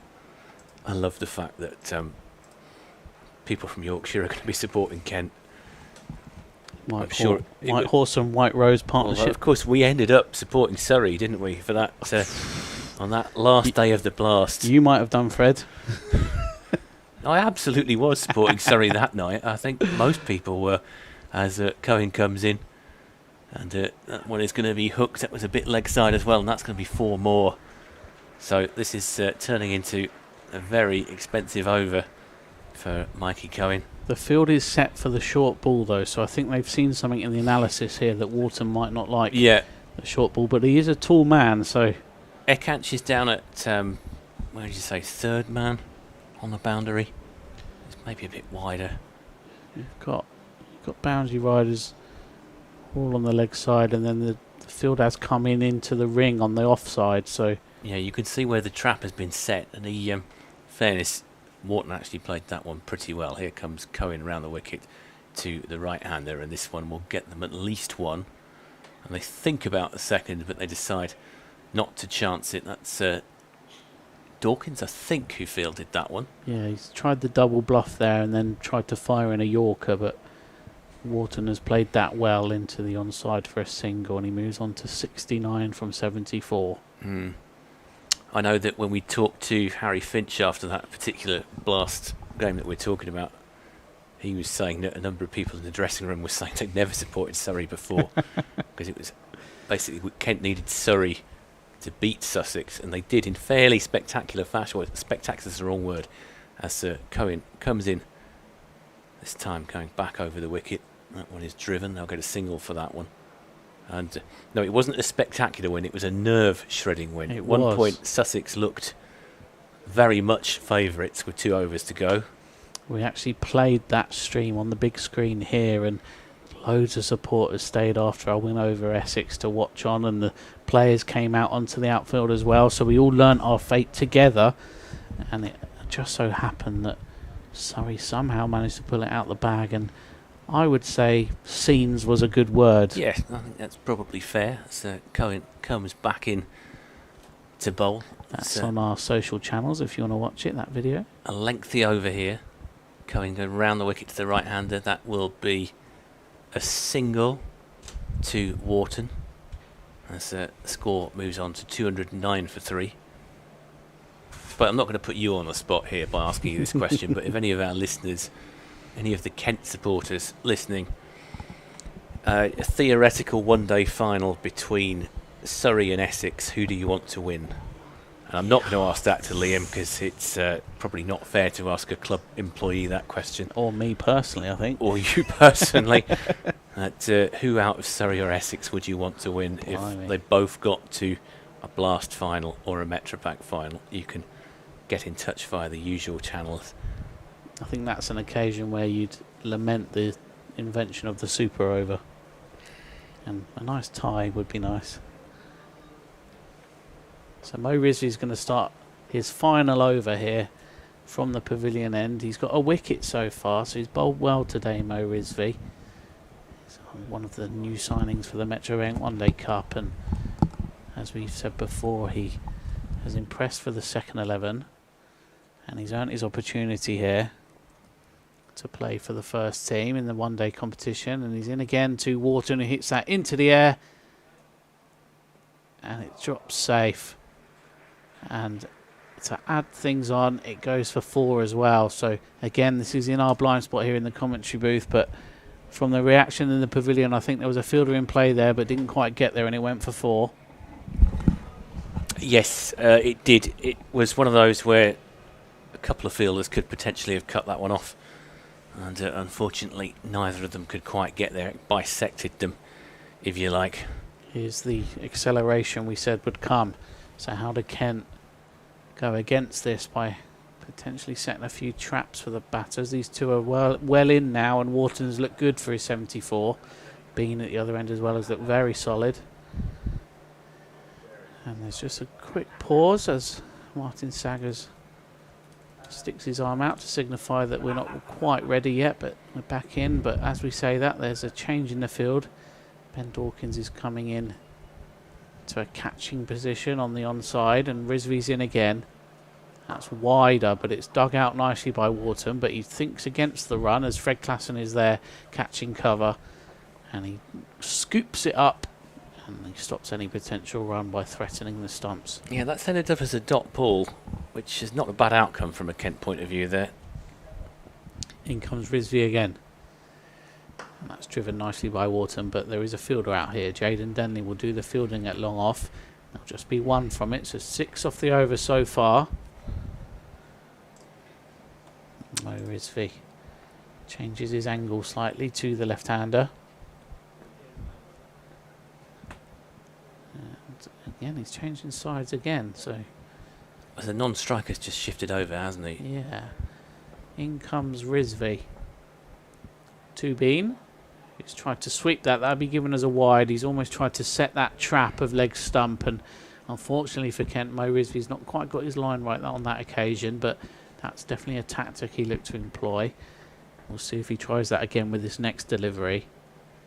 Comes in and bowls, and that's much more on the line, and that's hit nicely by Bean, but it's stopped very well indeed by Ollie Curtis, who it seems like has been out there all day on that boundary.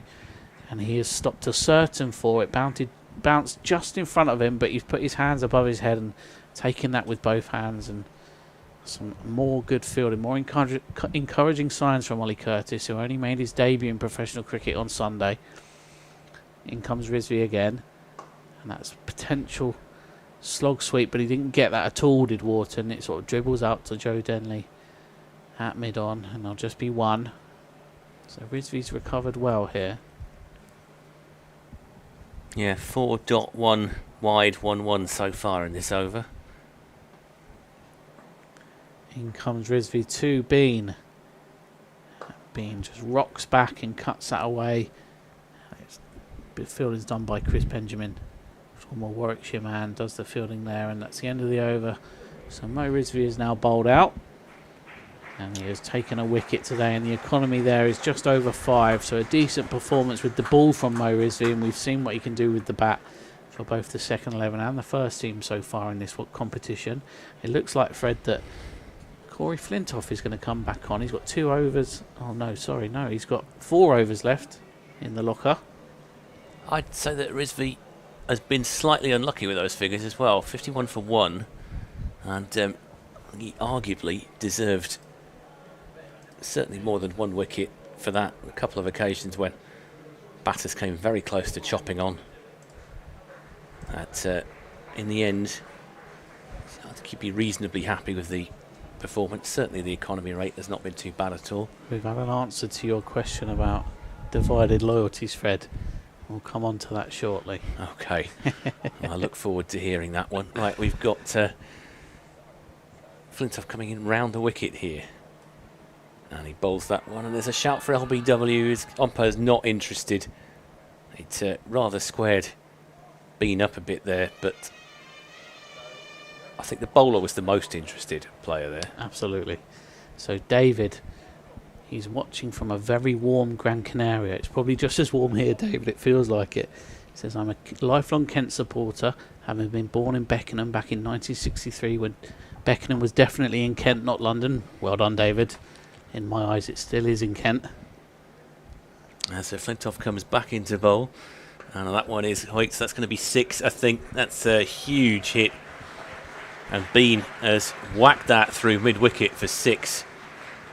I think, as a famous Yorkshireman once said, his eyes lit up when he saw that, and he has heaved that through for 6 runs and rather damaged Corey Flintoff's figures in the process. That's a very, very good shot from Finley Bean. He's now over 100 strike rate. I'll finish David's message in a few moments. Yeah, as Flintoff will come back in from the Nackington Road end. And that one will be just driven up for a single. Yeah, they're going to get that single comfortably. There's a little bit of a misfield. And so Wharton is on to 76. So David from Gran Canaria, born in Beckenham, says that Beckenham's in Kent. Yes, correct, David. Says, however, my father was a Yorkshireman who grew up in the 20s and 30s, watching the likes of Herbert Sutcliffe in the last years of Wilfred Rhodes. So if Kent can't win anything, then Yorkshire is my second pick. By the same token, it's a question of anyone but Surrey or Lancashire. Thank you, David. Flintoff is back into bowl. Famous son of a Lancastrian. And a single is taken. And I suppose in Beckenham as well, you're right near where the old county borders were. It's very close to where the old Kent border was with Surrey. It's probably only half a mile or a mile away from where Kent play at the new county ground now. So Flintoff comes into bowl to Bean.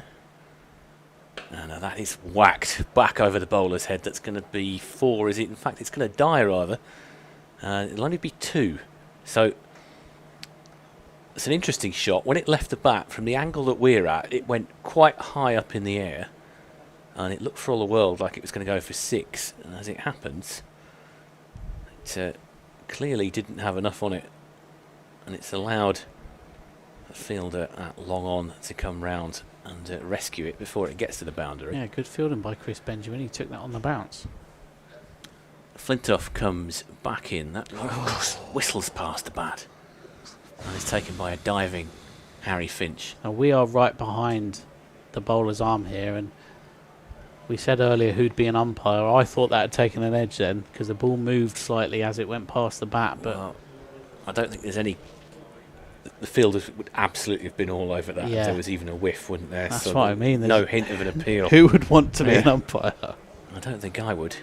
It looks like Fred Clarkson is going to switch to the pavilion end here. Yeah, he bowled first up from the Nackington Road end, but with 10 overs to go now, Yorkshire 228 for 3. I think Harry Finch has decided that the death bowlers are coming in now. Fred Klassen has 5 left. Jaden Denley has 5. Ekant Singh has 5. Mikey Cohen has 2 more. Corey Flintoff has 3 more. That's interesting that he's decided to switch ends with Fred Klassen. Left arm bowler, Dutch international with a very eclectic background. Born in Haywards Heath, he could have played for about 4 different countries, couldn't he? Yeah, grew up in Australia and New Zealand, and then came back here as an associate cricketer. Won a few leagues in the Netherlands in club cricket, and he's now a Dutch international, like you say, Fred. Here he is from the pavilion end, left armour, Fred Klassen, and that's... I don't know how to describe that one. It's hoiked almost into the onside. It was a Wharton. strange shot, like a... I'm honestly struggling to describe that. The upshot is it's a dot ball, which I guess is the only thing that really matters. Yeah, I'm still trying to think in my head of how you describe that shot. In comes Fred Klassen again then to Wharton, who's on 77. Bustles in, and Wharton has reversed that over the head of Mikey Cohen, and he'll get 4 for... That's a lovely shot from Wharton.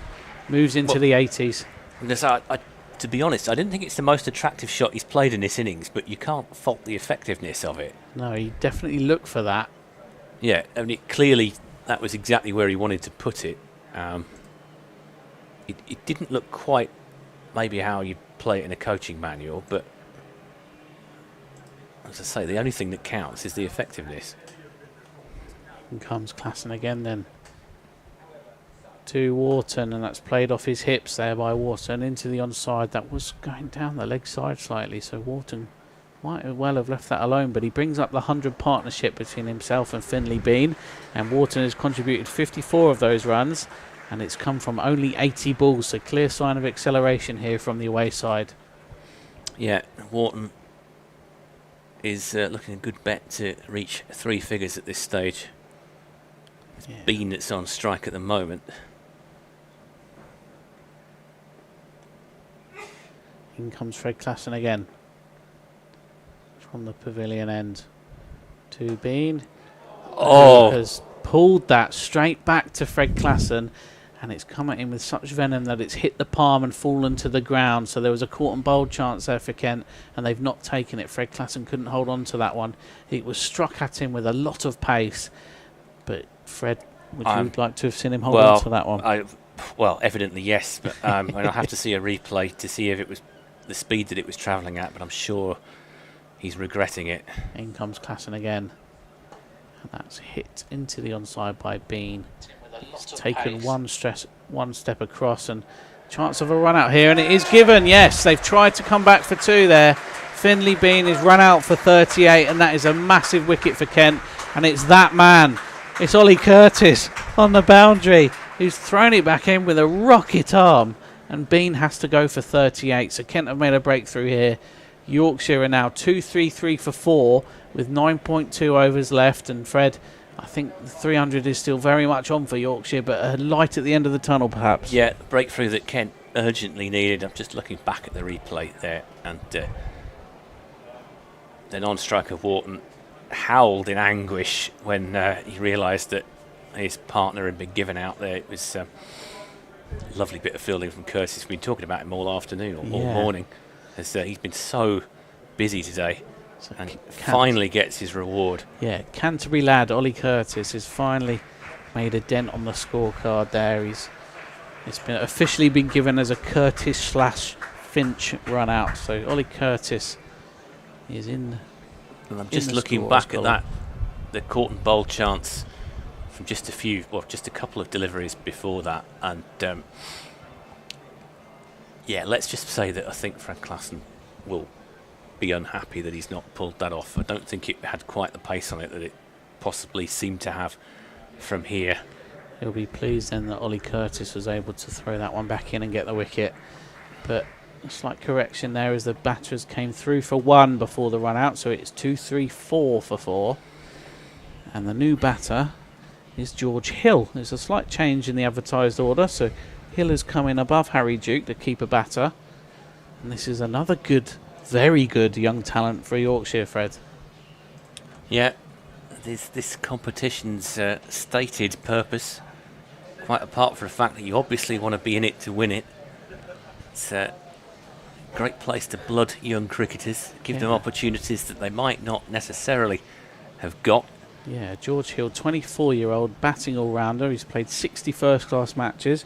This is his 38th list day appearance, and he's got hundreds in both of them. So, very, very good all-rounder is George Hill. As Fred Klassen comes in to bowl to him for his first delivery, and he hooks that one away, and it'll go to Ben Dawkins in the deep, and he'll get off the mark first ball. So he's got 1 from 1. Puts James Wharton on strike. Actually, no, it doesn't. It's the end of the over, so Hill will face the next ball.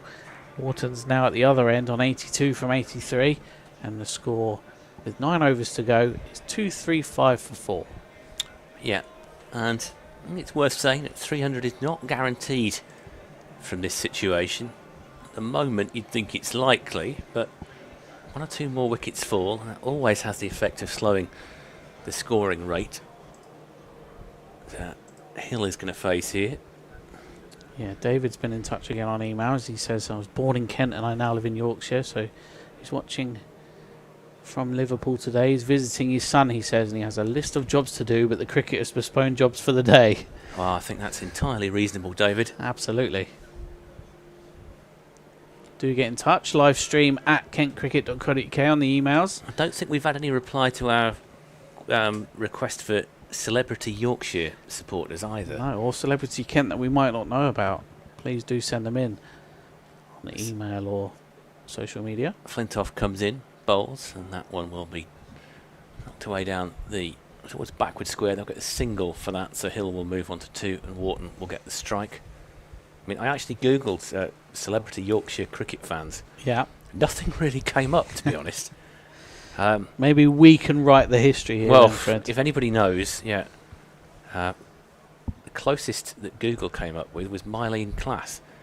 It turned out that she'd actually watched a game in Yorkshire, and therefore that was slightly tenuous. So there's just a bit of a discussion here between Benjamin and Flintoff before this delivery. So Flintoff runs in, and that one's on the stumps. That'll be tucked away towards square leg for a single. Look, won't come back for a second. I suppose we ought to mention Michael Parkinson was a Yorkshire fan. Yeah. Many of you may not be aware. He liked to keep it quiet. Didn't talk about it too often, but I think he got away with it. yeah, I think he got away with it. Flintoff back to his mark. Runs into Hill. And that one will be a dot ball. That's fielded by Dawkins. Good control from Flintoff. He's obviously at the death here, so gone for 2 or 3 so far. Obviously, he might get a bit of tap at some point, but it's how he's going to come back from that. And like you said earlier, Fred, that resilience is what's built in. Yeah, you can learn a hell of a lot about a player in adversity. We were talking about Revis earlier, how well he bounced back from that game here. Ben Stokes. So in Flintoff comes. That one's on the stumps, and that'll be a dot ball fielded by Dawkins. Nice full delivery there, and he didn't give Hill much to work with at all. The field is in. He's almost set again for the short ball, but it's awkward for Hill, isn't it? Because Yeah. he's in that situation. He's come in. He's on 2 for 4. I'm sure he'll have been told to get a move on. Just gonna quick look at see what's coming. Yet to bat. Harry Duke should be the next man in. As Flintoff comes in, there's a bit of a heave, and it'll just fall short. And there might be another run out here. There's a shy at the stumps. It's not going to hit. And Hill moves on to 3. It was Benjamin that was the fielder around about the mid-off area. Harry Finch liked that one. He gave a bit of applause at the intent from Chris Benjamin, the Kent skipper. Yeah, Harry Finch, captain in Kent. I've been a few captains this season. Finch filling in for Grant Stewart, or joint captains they were announced as at the start of the tournament. As Flintoff comes in. And there's a attempted ramp there from Wharton. Is that a drop? I don't know. The body language would suggest yes. I didn't hear anything. There's no wide given, so it's either gone just over the stumps or Harry Yeah. Finch hasn't held on to that one. I mean, what you can say about Wharton here, to be fair to him, is you can't accuse him of playing for his century, can you? Because he's dropped down to one knee. He's played a very risky attempted ramp shot. Doesn't seem to have made contact with it. But that is a very good over from Corey Flintoff, only 3 off it. Right at the death, so encouraging signs for Kent, and it's worth mentioning that Corey has signed a 2-year rookie contract, so we're going to see a bit more of Corey Flintoff over the next couple of years. It's Fred Klassen to continue from this pavilion end. Yeah, Fred Klassen. He's got one sweatband on his right wrist. And, of course, we were always talking about injuries. We never talk about anything else, it seems, sometimes. But Fred Klassen, good to see him back this year after 2 very difficult seasons. He's back at his mark on this pavilion end. We've had our first Would You Rather Essex or Surrey one. We'll come to that in a second. As Fred Klassen starts the 43rd over from the pavilion end. He's in, and that's played into the offside by Hill, but there'll be no run. I think that's Mikey Cohen out there doing the fielding. So someone on Twitter, FPL Spartans, thanks for getting in touch. I understand the likely dilemma of a Kent supporter having to watch an Essex versus Surrey final and deciding which side they prefer to win. And he says, I'm pretty sure the majority of the supporters from the other 15 counties would want Surrey to lose. As Klassen comes in, and that's full, and it's gone underneath him. That's driven nicely by Hill. He'll reach the boundary, goes over the practice wickets, and Corey Flintoff has to go after it. It's a good shot from Hill. He'll get 4. Yorkshire move on to 2-4-2 for 4. Yeah, that was a lovely shot from Hill. Very well driven. And he will definitely be feeling a lot better after that one. I suppose it's a question as well as... I'll return to this in a second because Klassen's just about to deliver. In fact, he's just he's heard you. Shuffling the field slightly. He's telling, I think it's Mikey Cohen to come in off the third man boundary. I think the sunglasses can come off for me now, Fred. The sun's just gone past the Frank Willie stand. Yes, I transitioned a couple of overs ago. In comes Fred Klassen then from the pavilion end. That's up in the air. Jaden Denley's in play here and he takes the catch. George Hill goes for 7. Fred Klassen makes the breakthrough again for Kent. Yorkshire 2-4-2 for 5. And that's a lovely little breakthrough for Kent right at the death. Yeah, I was just saying, I don't believe in the commentator's curse. But having said how much better he'll be feeling after playing that previous drive, that's not a shot that Hill's going to look back on at any point in his career with any kind of fondness. It's a bit of a swipe, and it was very comfortably taken by Jaden Denley. And so, 240 for 5. Sam, again, you know, at this stage, 7.3 left.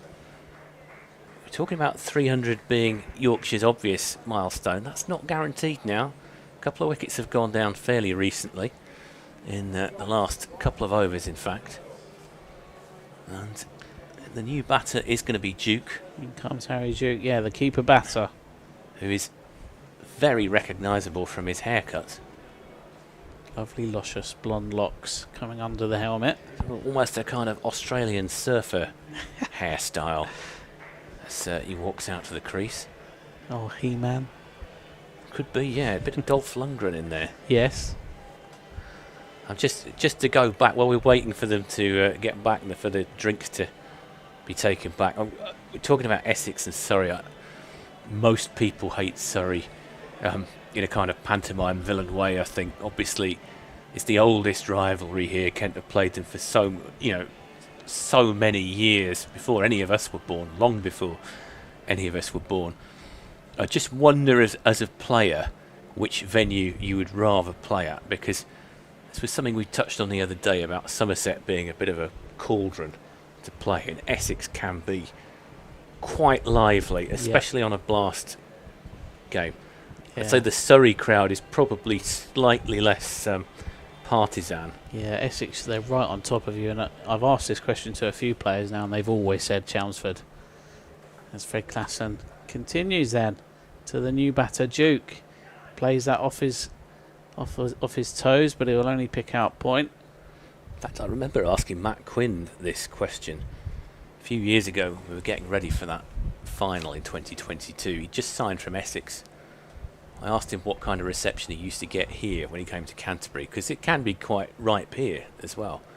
And he said it was nothing compared to what he got from his own fans at Essex. In comes Klassen again. Past the umpire and bowls. That's slightly leg-sidey, and that's played off the hip by Duke. And they'll only get 1. Yeah, in a strange sort of way, that's another one of our elusive moral victories to the bowler there, because if Duke had let that go, it would have been given as a wide. And so it's one delivery less that Yorkshire have got to play with here. Fred Klassen comes back to start his next delivery. We're inside very much the 43rd over here, 1 to come. And he comes into Wharton, who's on 83. And Wharton tries to flat back that to him. Goes past the bowler. They're going to do well to get back for 2 here. Corey Flintoff has a shy and he misses the stumps. This time, though, thankfully, from a Kent point of view, it's backed up very well. So, end of the over. Yorkshire 245 for 5. And thank you to Thomas, who's been in touch on emails. He says, watching with my 2 best pals, Charlie and Duncan, on Duncan's birthday weekend. Huge Yorkshire fans, but loving the coverage. Thank you, Thomas, and happy birthday, Duncan, this weekend. Yeah. Thank you very much for your kind words as we watch how this back end of the innings is going to play out here for Yorkshire. They're currently 245 for 5. Looks like Corey Flintoff is going to continue from the Nackington Road end. He did well his last over, so this is a good opportunity. If anything, it's a learning experience for him. He's a young player still. And he will be buoyed by that prize wicket that he got early on when he ripped out Adam Lythe's stump, sent the off stump flying out of the ground. To say, if you're a bowler, there's no better sight than seeing that stump go flying. Every wicket counts, of course, but you'd always rather that than a kind of streaky catch on the boundary as Flintoff comes in. And it's driven by Duke for one. There's a shy at the stumps again from Benjamin. I think it would have been close, judging by player reaction. I mean, yeah, there are wickets and there are wickets, aren't there? But certainly when you're playing in the closing stages of a blast game and people are just chucking the bat and the catches are coming round the boundary, they all count the same, of course, but it's not the same as seeing somebody stump flying out of the ground, and certainly not when it's a former England opener of Adam Lythe's class. As Flintoff comes in again, there's a bit of a step down the wicket, and that's going to be 4 runs to Wharton, who moves on to 89, and that brings up the Yorkshire 250. So that is, even if they collapsed now, Yorkshire have still got something to defend here. Yeah, absolutely, and Wharton has batted very well indeed. Yeah, he's taken 87 runs to get to 89. To be fair to him, he said the previous over, you know, he's not playing for his century here. He's taking chances. He's doing his job for the team. Flintoff comes into Wharton, and Wharton will wax that one down the field. And I'm wincing here. Don't rub it. Oh, and now no appeal. Well, there's no appeal because Duke's in his ground out. We'll just try and unpick what happened there. Wharton drove that one violently back down the ground. It bounced. Flintoff took the sting out of it, but it was going at such a lick that you could see him sort of pulling his hand away in pain. There's a shy at the stumps at the batter's end, and it hit the wicket, but unfortunately from a Kent point of view, Duke was already well in by that stage, and now Flintoff has aborted his run up there. I'm not entirely sure why. Looks like, I think it was just a problem with his steps actually, and he wasn't entirely comfortable. As he comes back in, and Duke will try and pull that one. He's found the fielder, Ekant Singh, and Singh fielded comfortably. So it was a nice looking shot from Duke, but he's only going to get 1 run for it, and Wharton will return to the strike. So Wharton currently on 90 from 88 balls. Yorkshire currently 252 for 5. And Flintoff is back to his mark. Runs in, bowling over the wicket to the right-hander. And that's a fuller delivery, almost a kind of slow Yorker, if you like. They're going to get 2 for it. It was dug out by Wharton, who scrambles back and comfortably makes it grounds his bat as he dives in, but always looked favourite there, and he moves on to 92. Ben Dawkins has fizzed that one in. Reminding me of it, Zach Crawley there with his height. Ben Dawkins in the field. In comes Flintoff. Well, it's a sort of paddled shot, if you like. It's going to get a single for Wharton. He kind of throws his head back slightly there, as if he might have been slightly deceived by the pace of that one. Yeah, that's come out the back of the hand, I think, from Flintoff. The last 2 have been potential cutters that Corey's tried to bowl, and he himself looks up to the heavens that he didn't quite get all he wanted out of those 2 deliveries, but he's bowling quite well in these death overs, is Corey Flintoff. Yeah, I think he'd be reasonably happy with the way that one went. 255 for 5, 6 overs remaining. Approaching the innings break here. So 6 overs to go to get to. They're going to need to go some to get to 300 here. They need to go at 9+. My rudimentary maths. going to be my maths is pretty bad actually, so I'm going to leave it to Liam to do the calculations. Oh, don't give it to me, Fred. They need to get 45 from 6. So that is about 9, isn't it? I think. The wonders of the internet should tell me. I think my maths teacher's probably turning in his grave if he's if he's dead. I don't know, to be honest. I can tell you that last 5 overs have gone for just over 7.4, and the current run rate's 5.79 overall. So they have started to accelerate, as they were always going to do. Really, it's inevitable at this stage of the innings. You've got wickets in hand.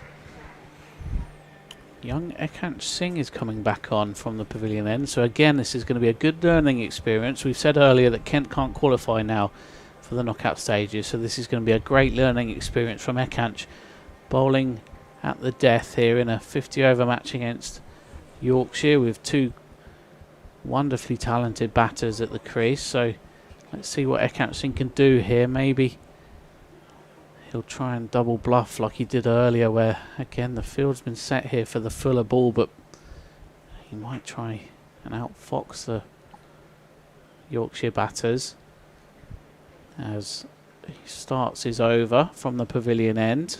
Ekant Singh, England under-19 international, goes into Wharton, and Wharton pulls that away, but I don't think he quite knew where the ball was fully. And it's been fielded in the deep by Joe Denley, and they'll just get through for 1. So Duke's on strike on 3. Wharton moves on to 94. I've been trying to work out what it is that Ekant's style reminds me of as he runs in, because his elbows are going quite high up. And it's like he's doing a very fast Cockney walk almost. Well, he is from Metropolitan Kent, so... Oh, maybe that's why.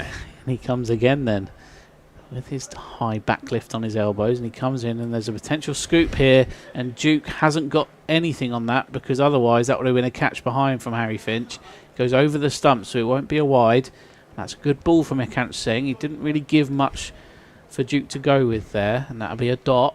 They look horrible when they go wrong, those shots. A well executed ramp shot obviously looks terrific. I think Harry Duke himself will admit that was some way from being well executed. The field has been set, packed in the offside, so we're potentially going leg side-ish here, and it is short and leg sidey here. He's got him. And he's caught the edge of Harry Duke. The trap was set.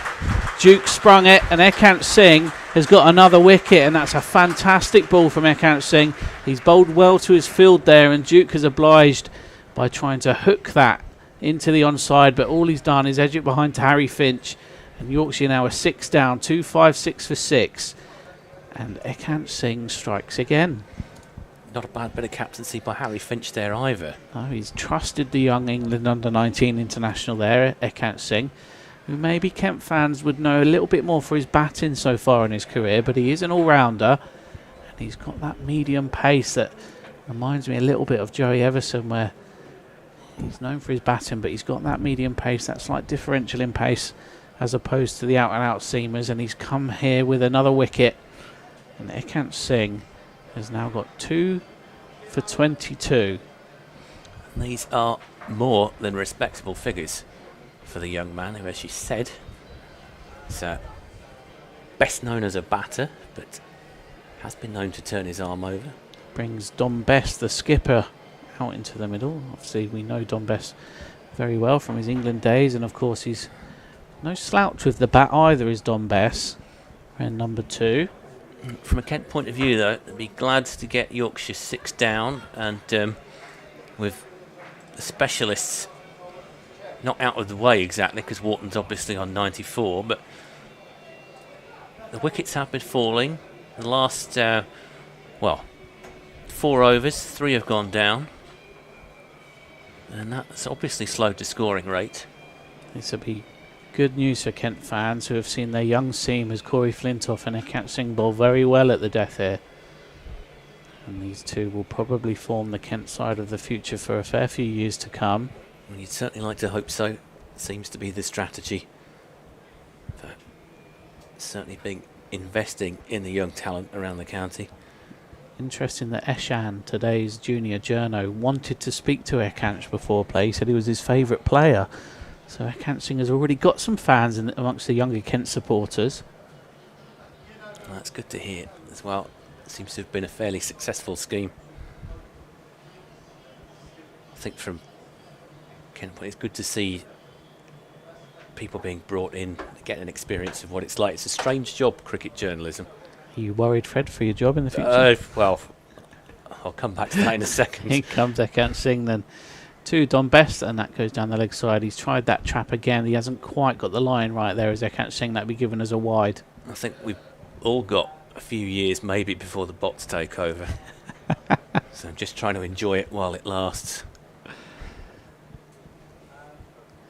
And Ekansing collects the ball from his England under-19 teammate Jaden Denley. That was a similar kind of delivery to the one that got the wicket in the previous ball. Absolutely, and Ekansing has made no time to turn around and bowl this one. But Best plays it into the offside with soft hands, and he'll get one. And Ollie Curtis yet again with that cannon of a right arm. Throws it back into Harry Finch. Yeah, it was a strange, almost like he decided, what the hell, I'm just going to bowl this one. There was no kind of delay. You get conditioned to expecting fielders to throw the ball around and waste a bit of time almost, but Ekansing wasn't having any of that. He's done it again. He turns round and he's charged in as Ekansing. He's bowled that one. It's cut away. Guess who? Ollie Curtis in the field. Throws it back into Harry Finch. If I was Ollie Curtis, I know he's 18, but I would have a very sore shoulder right now. Yes. So that shot that Wharton just played reminded me a bit of Robin Smith, the way that he cut that one, sort of bending the knees slightly. Moves on to 95 from 92, James Wharton. As Ekansing charges in yet again from the pavilion end and bowls, and that's shorter, and it's hooked away, but it does drop short of, I think it's Chris Benjamin out there in the deep, and they'll only come through for one. So a very good over who gets a lot of applause as Ekansing from the pavilion. The members stand for another tidy over from a young Kent bowler. So these are encouraging signs, shoots of recovery in the long term for Kent in terms of bowlers. No, it's been a fairly regular bone of contention. People saying Kent have not produced a huge number of bowlers in the last few years. Certainly looking at Matt Coles possibly in the seam department. Jazz Singh, of course, he looked really bright at Northampton. Talking of recent prospects, obviously Jazz Singh, I know that Adam Hollyoake thinks very highly of him. Thinks he looks like a bowler. Has seen something in him that he can work on. Before Jazz Singh, I think you're going back. Are you going back to Matt Coles for Kent-born seamers? I think so, yeah. And then for spinners, I was having a discussion with a Kent supporter the other day. He said Treadwell was the name that was mentioned. Yeah, we had Kent-born talent. Adam Riley, of course, for a few years.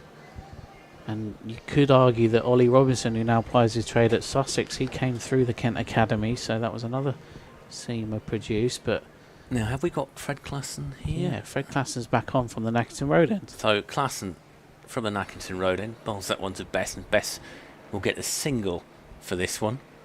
And Dawkins hurls that one in around about the deep mid-wicket area. Wind has started to pick up here at the Spitfire Ground. The clouds are moving quite quickly now across us. It's hot if you're in the sun here. If you're in the shade, it's actually fairly pleasant. We're now in the shade, Fred. And we are in the shade in the box. I'm sure our listeners will be relieved to hear. Will no one think of the commentators? Here comes Fred Klassen from the Nackington Road end in bright sunshine. Bowling to Wharton. Wharton whacks that one. He's going to get 4 for this. It takes him to 99. Not the most controlled shot of his innings so far, but again, you can't fault the effectiveness of it. He's kind of pulled that through backwards square leg. And even Ollie Curtis, who has had a career day in the field, if you like, was not going to get anywhere near that one, I'm afraid. Yeah, I think it's almost, if he'd cleared Ekansing just behind him, then he was fine, and he did, so some control. So here he is, Wharton, 1 away from a century. Klassen comes in, bowls, and Wharton will whack that one out towards square leg, and that is going to be his 100. And is it going to go over the boundary? Not quite. He's going to come back for 2 there. So very well played. James Wharton makes 101 from 94 balls and 11 fours. Salutes the crowd, points his bat back to the dressing room and receives the congratulations from Dom Bess. And really very well played there. How would you sum that innings up so far? I think it was almost like we saw him in the blast, controlled, but he had the big shots when he needed to, and I think Yorkshire will be very pleased with his progression over the last few months. Yeah, Klassen comes in to bowl to Wharton. Now, we saw Lammonby make a century here on Sunday and then get out almost immediately. Yeah. When, was it Michael Cohen that got him? Yeah. Splayed his middle and leg stumps. Yeah, so I think off stump went out the ground, leg stump angled at a 45-degree angle over middle stump. That's how much of a demolition it was. And Mikey, the cool, calm man that he is, I spoke to him after the game and he said, well, he only missed a half volley there, it's nothing to do with me. And that sums Mikey Cohen up, I think. Yes, he's probably being too self-effacing there as Klassen comes back to bowl from the Nackington Road end to Bess, who is on 3. And Bess will drive that one through the covers. It'll be fielded on the boundary by Joe Denley, who will hurl that one back in to Harry Finch. And it was a decent shot by Bess. It's only going to get him a single. 1-4-2-1-1 so far in this over from Fred Klassen, who knows a thing or two about bowling in the death overs. And 4.1 overs remaining after this one. Klassen comes in from the Nackington Road end, bowling to Wharton, who's on 102, and Wharton will steer that one to Finch. Well, think about coming back for 2. There's a single there. Finch didn't gather it. He whipped his glove off because he was going to have a shy at the stumps. But once he'd thrown his glove down, he couldn't quite pick that ball up. And so they just take a single. So end of this over, 270 for 6. And there are 4 overs remaining. You're listening to the Kent Cricket live stream, proudly sponsored by Cluberly. My name's Liam. I'm here with Fred Atkins from the ECB Reporters Network here at the Spitfire Ground, St Lawrence, to take in Kent Spitfires against Yorkshire, who have moved on to 270 for 6, as Fred has just mentioned. You can get in touch with us on X at Kent Cricket, or if you want to email in, it's livestream@kentcricket.co.uk. Kent and Yorkshire fans, do get in touch. And here's Ekant Singh to start a new over from the pavilion end with 4 to go. Ekant Singh is in, and that's driven away nicely by Wharton. It'll be up to Ollie Curtis to get there and stop it for going for 4, and he does.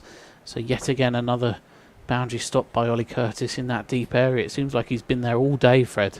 Yeah, busiest man in cricket, Ollie Curtis. Only his second game for Kent. Probably wondering if it's always going to be like this.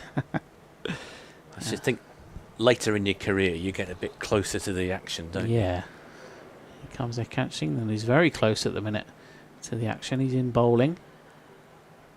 That's potential pull shot there by Wharton. He doesn't get all of it, but they'll get one, and he's sent back.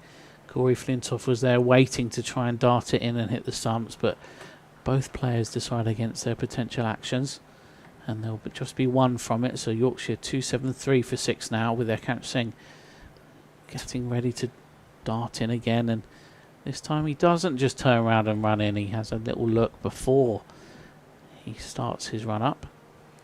And he's in past Martin Saggers and bowling, and that's on the stumps, that's up in the air, and what a catch that is. Ekant Singh, 2 hands above his head, and Kent get yet another breakthrough here. They've come back well of Kent in the death overs, and these young bowlers are doing very, very well. Ekant Singh has got his 3rd wicket, as Yorkshire are now 273 for 7, and Dom Bess goes for 4. And Ekant Singh there has managed to get a false shot out of Bess.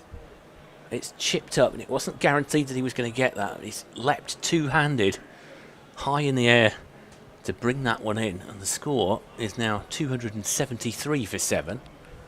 Absolutely fantastic bowling here from Ekant Singh. He's a young player, and he's not one of those speedsters that you'd expect from a young player. He's much more methodical in the way he goes about his bowling, and he hits the deck. And I'm going to chuck a name out here, and the kind of role that he could potentially carve out for himself here. Go for it. I'm going to chuck the name of Mark Elam out. Wow. If he has anything like that kind of career, for Kent, he will be doing very well indeed. He was the sort of player he'd come in low down the order, and he rescued Kent on so many occasions, and then he was impossible to score off. You know, his economy rate now would be considered insane, and he also had a habit of getting wickets in. So you've heard it here first. That's your target. If you can become the new Mark Elam, you'll be doing very well indeed. Yeah, Fred Atkins here on the live stream saying that Ekant Singh is the next Mark Elam. I'm not saying he is the next Mark Elam. I'm saying that would not be a bad person to try and emulate. Yeah, he's done well here, Ekant Singh. 3 wickets to his name now, and Dan Moriarty has come out into the middle. He's gone above the advertised scorecard. Matthew Furbank was listed, but Dan Moriarty maybe a bit more experience to come in with 3.3 overs to go. Yeah, because you've got 3 overs left, so I know people think, you know, you're in that situation where you might have a throw at it. You don't want to chuck your wicket away yet. You've got to take a few risks, but on the other hand, if you go all action at this stage, there are still 21 deliveries to go, and still a reasonable bet that Yorkshire can get up to 300 here. Now, I think this turn in Ekanch's run-up is part of his run-up because he waited until the batter was ready before he turned round. He's in again, and that's a bouncer. It's going to be given as a wide, and the pavilion isn't happy, and I don't think you're happy either, Phil. I think that's harsh. I think that went right past his face. My understanding is it's got to be over his head. That, to me, just looked like a decent short-pitched delivery. But, so Ekant Singh, look, he's got his back to the batters, and this is part of his run through. So interesting from Ekant Singh here. He comes in and he bowls, and that's on the line of the stumps, maybe just going over the top of the stumps, and Moriarty's just got to defend that back to him for a dot ball. So off this over so far, we've got 2-1 wicket wide dot. And that was the feature of Mark Elam's bowling. He was so difficult to score off. He gave you so much control. Here he comes again then, Ekant Singh from the pavilion end, going towards the Nackinson Road. Comes in and bowls, and that's a good line and length there from Ekant, and he's found maybe a thickish edge from Moriarty, and they'll come through for 1. Yeah, score moves on to 275 for 7 here. 2-1 wicket wide dot 1 so far in this over. And the field changes ever so slightly for Wharton. Obviously the set batter, it goes out very slightly. They probably don't want to give him a single here though, as Ekant Singh comes in. Bowls, that's very wide. That's cut away straight to Ollie Curtis though, but they will get through for that 1, and it'll put Wharton on strike. And Ekant Singh rightly gets applause from the pavilion here. He's taken another wicket in this over, and he's taken 3 so far today. For Kent fans, they're going to be pleased that he's got 3 left in the hutch, and with 3 overs left, I think we'll see him again, won't we, Fred? I'd be surprised if he doesn't bowl out from here, given the way that he's performed. He's got comfortably the best figures so far, and he's got comfortably the best economy rate as well. He's 4.54 at the moment. Flintoff has done pretty well as well. He's 4.89. He's got a wicket. And who are we going to see? It looks like Fred Klassen is going to continue from the Nackington Road end. Potentially this is quarter-final warm-up, maybe? Could well be. Klassen into bowl to Wharton. Wharton drives that one. It's going to be fielded fairly comfortably in the covers. Klassen makes a change to his field. So just a single taken from that delivery. As you say, there's just a bit of an adjustment going here. Jaden Denley swapping sides. And so Moriarty will take the strike. He's currently on 1 of 2 deliveries. Obviously, Kent will prefer to face the non-set batter. Klassen comes in to the left-hander. And Moriarty has a bit of a mow at that one. And it just goes through to Harry Finch, and there's no run. Dot ball at this stage, always welcome from a bowling side's point of view. Interesting how Yorkshire go from here. Is Moriarty going to try and hit out, or maybe just give the strike to Wharton? Talking of mows, I think I can hear a mower in the background, actually. Very loud, coming from somewhere. Fred Klassen comes into bowl from an Accrington Road end to Moriarty. Moriarty skied that up in the air. I think this is going to be out, and it is out. Harry Finch takes an almost vertical catch there. So Klassen has struck. Yorkshire are 277 for 8, and Moriarty has gone for 1. Another breakthrough for Kent then at the death. Yorkshire, do we think they'll still get over 300? I think they will, but this is a great effort from Kent to just hamper that. They've really reined it in.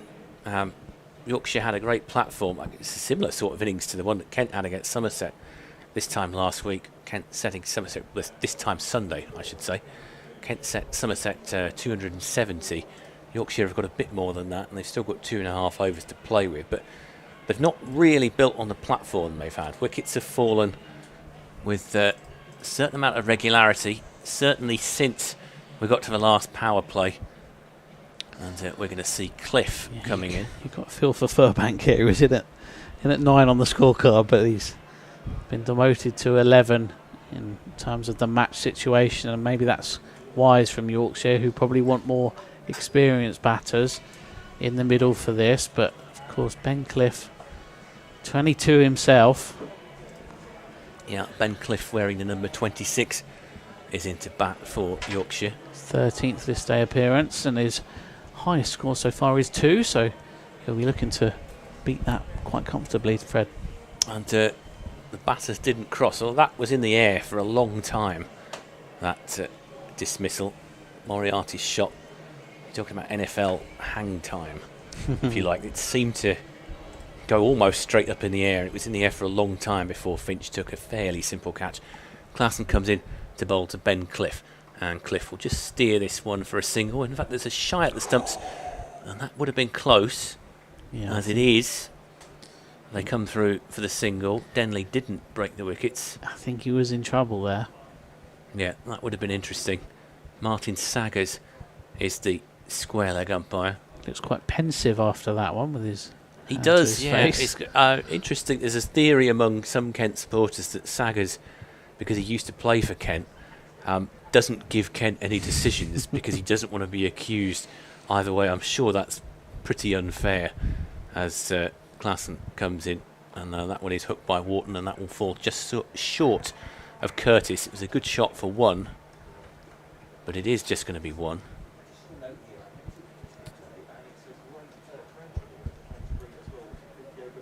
And so the score is 279 for 8.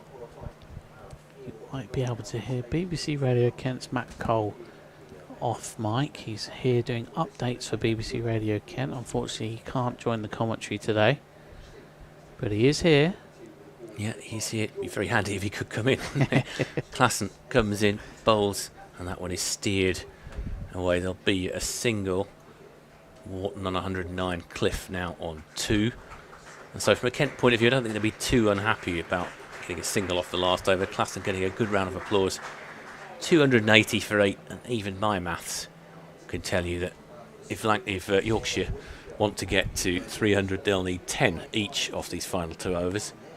And as Liam correctly predicted, Ekant Singh will be continuing from the pavilion end. Yeah, good over from Fred Klassen. Only 4 off it and a wicket, so I think Kent supporters and Kent members will be slightly pleased with how Kent have bowled at the back end of this innings. Maybe slightly expensive at the start, but did they do the wrong thing taking a single there? Guess we'll find out over the course of this over. Yeah, maybe it's a tap and run situation for Cliff just to keep that scoreboard ticking, but Ekant Singh will want to remove the new batter, who's faced 2 balls so far, and he's in, and that's on the line of the stumps. It's just gone down the leg side, and Harry Finch has had to scramble after that, and it's going to be given as leg by, so it's hit the pad on the way through. It won't be given as a wide. Yeah, to say, I did wonder if that was going to be given as a wide.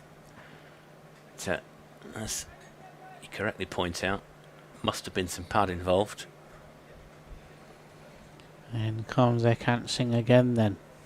from the pavilion, and he comes into Wharton, and Wharton plays that back to him, and this time there is a bouncer. Not another caught and bowled from Ekanch, but he gets a lot of applause from the pavilion for this tidy bowling at the final few overs of this innings. Yeah, it's one leg by and a dot so far, 10 balls to go.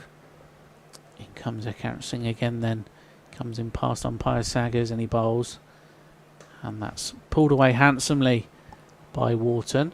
Oh, and it's a misfield on the boundary. It's Joe Denley, one of the most experienced fielders in the Kent side. It was going at quite a pace, but I'm sure Joe Denley himself will know that he should have cut that off.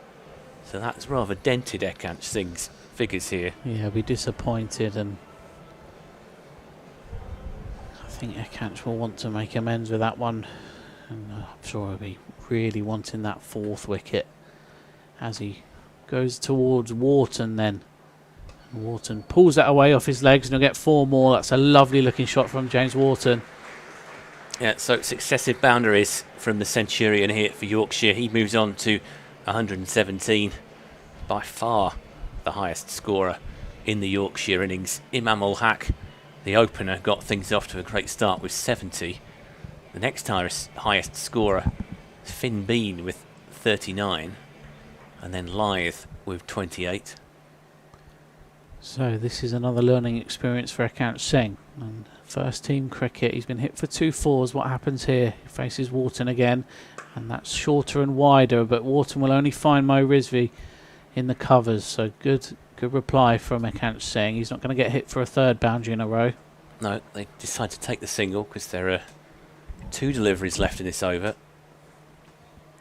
And Wharton is 118 off 105 now. I think, in my opinion, the field is now set for a wide Yorker. Well, let's see. A deep 3rd and point, and there's almost 2 mid-offs here as Rizvi and Denley are so close to each other, and that's a short ball from Ekanch Singh, but it's pulled away by Cliff very nicely. And he's only going to get a single for it. Denley fields that one. Ironic cheers as he takes that one in. Yeah. We talked about Matt Quinn saying that his own fans at Essex were bad to play in front of, and we've had some ironic cheers there from hopefully Yorkshire supporters in the Kent crowd. Well, I'd say it probably, how can I put it? I don't think there's any malice involved in that, although I don't know.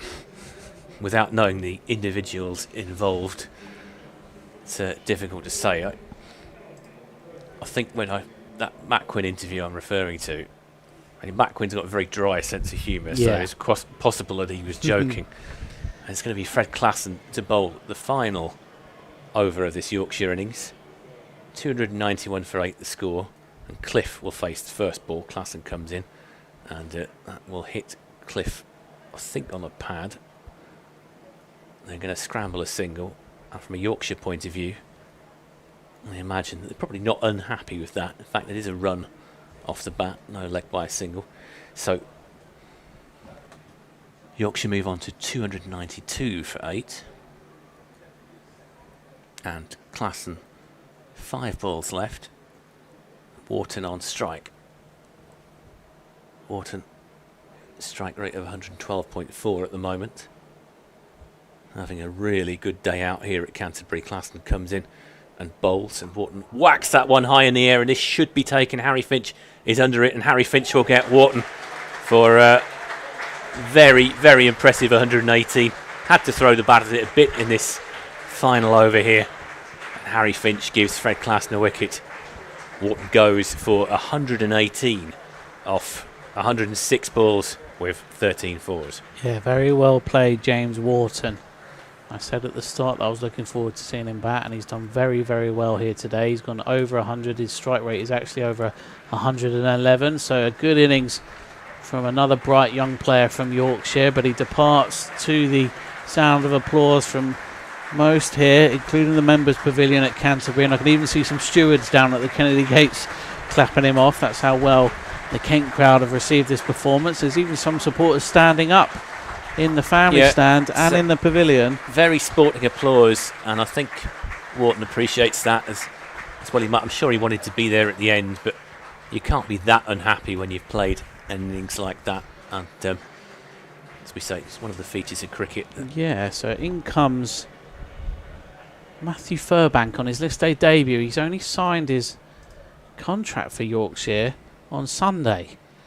And that would explain why he doesn't have the name on his shirt. Yeah, it's as a well. two-year deal with the White Rose until 2027. He's 18 years old and described by the club as one of the standout products of Yorkshire's academy, and he's impressed across all formats in the second 11 this year, and he's also played alongside Ekant Singh and Ben Dawkins and Jaden Denley for the England under-19s.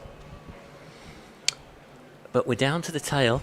We are. The very back end of the innings here. 4 balls remaining. Fred Klassen will bowl to Fairbank. And driven by Fairbank for a fairly solid single, which will put Cliff on strike. Yeah, Furbank gets his first run in professional cricket. Furbank, sorry, I've been calling him Fairbank. I do apologise. Giving him a bit of a Hollywood pronunciation.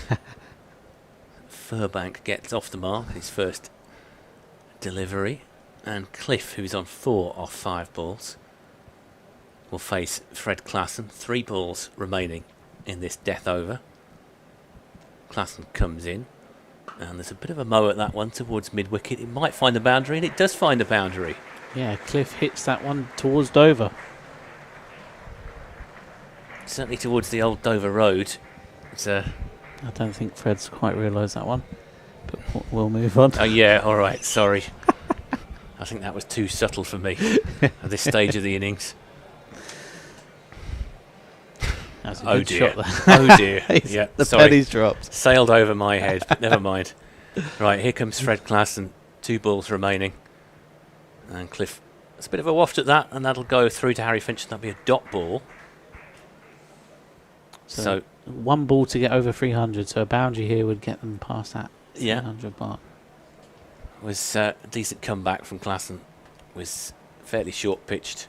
Cliff had a waft at that. What I can say now is that Furbank is going to end up on 1 from 1 on his Yorkshire debut. And what's Cliff going to do off this final ball of the innings?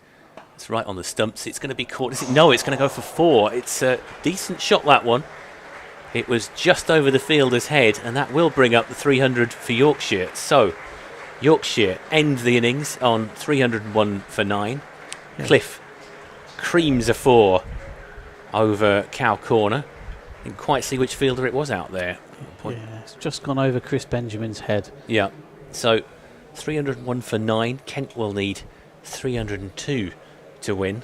So round about what we expected. And well, I think we'll take a break, shall we, Liam? Yeah, it's a very good innings from Yorkshire. Congratulations to James Wharton, who scored another list 800 here at Canterbury. My name's Liam. You're listening to the Kent Cricket live stream, proudly sponsored by Cluberly. I'm here with ECB Reporters Network's Fred Atkins. I hope you've enjoyed the coverage so far. I can see a few more people have got in touch, and we promise we will read them out in the second innings. If you want to get in touch, Kent or Yorkshire fan, let us know where you're listening in from. You can email us, livestream at kentcricket.co.uk, or tweet us or X us at kentcricket on X. But for now, thanks for listening in, and we'll be back just before the start of the second innings. So have a nice break. I'm sure we will as well, and the players will as well. And Kent will get their chase of 302 underway in about half an hour's time.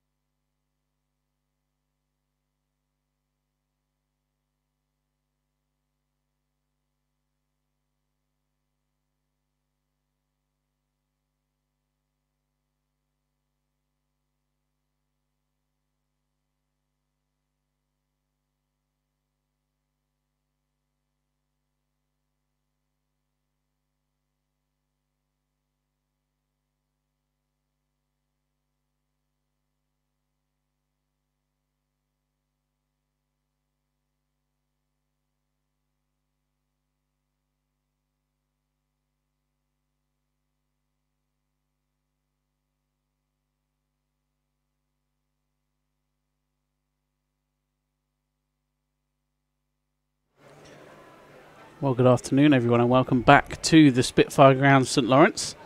You're listening to the Kent Cricket live stream, proudly sponsored by Cluberly.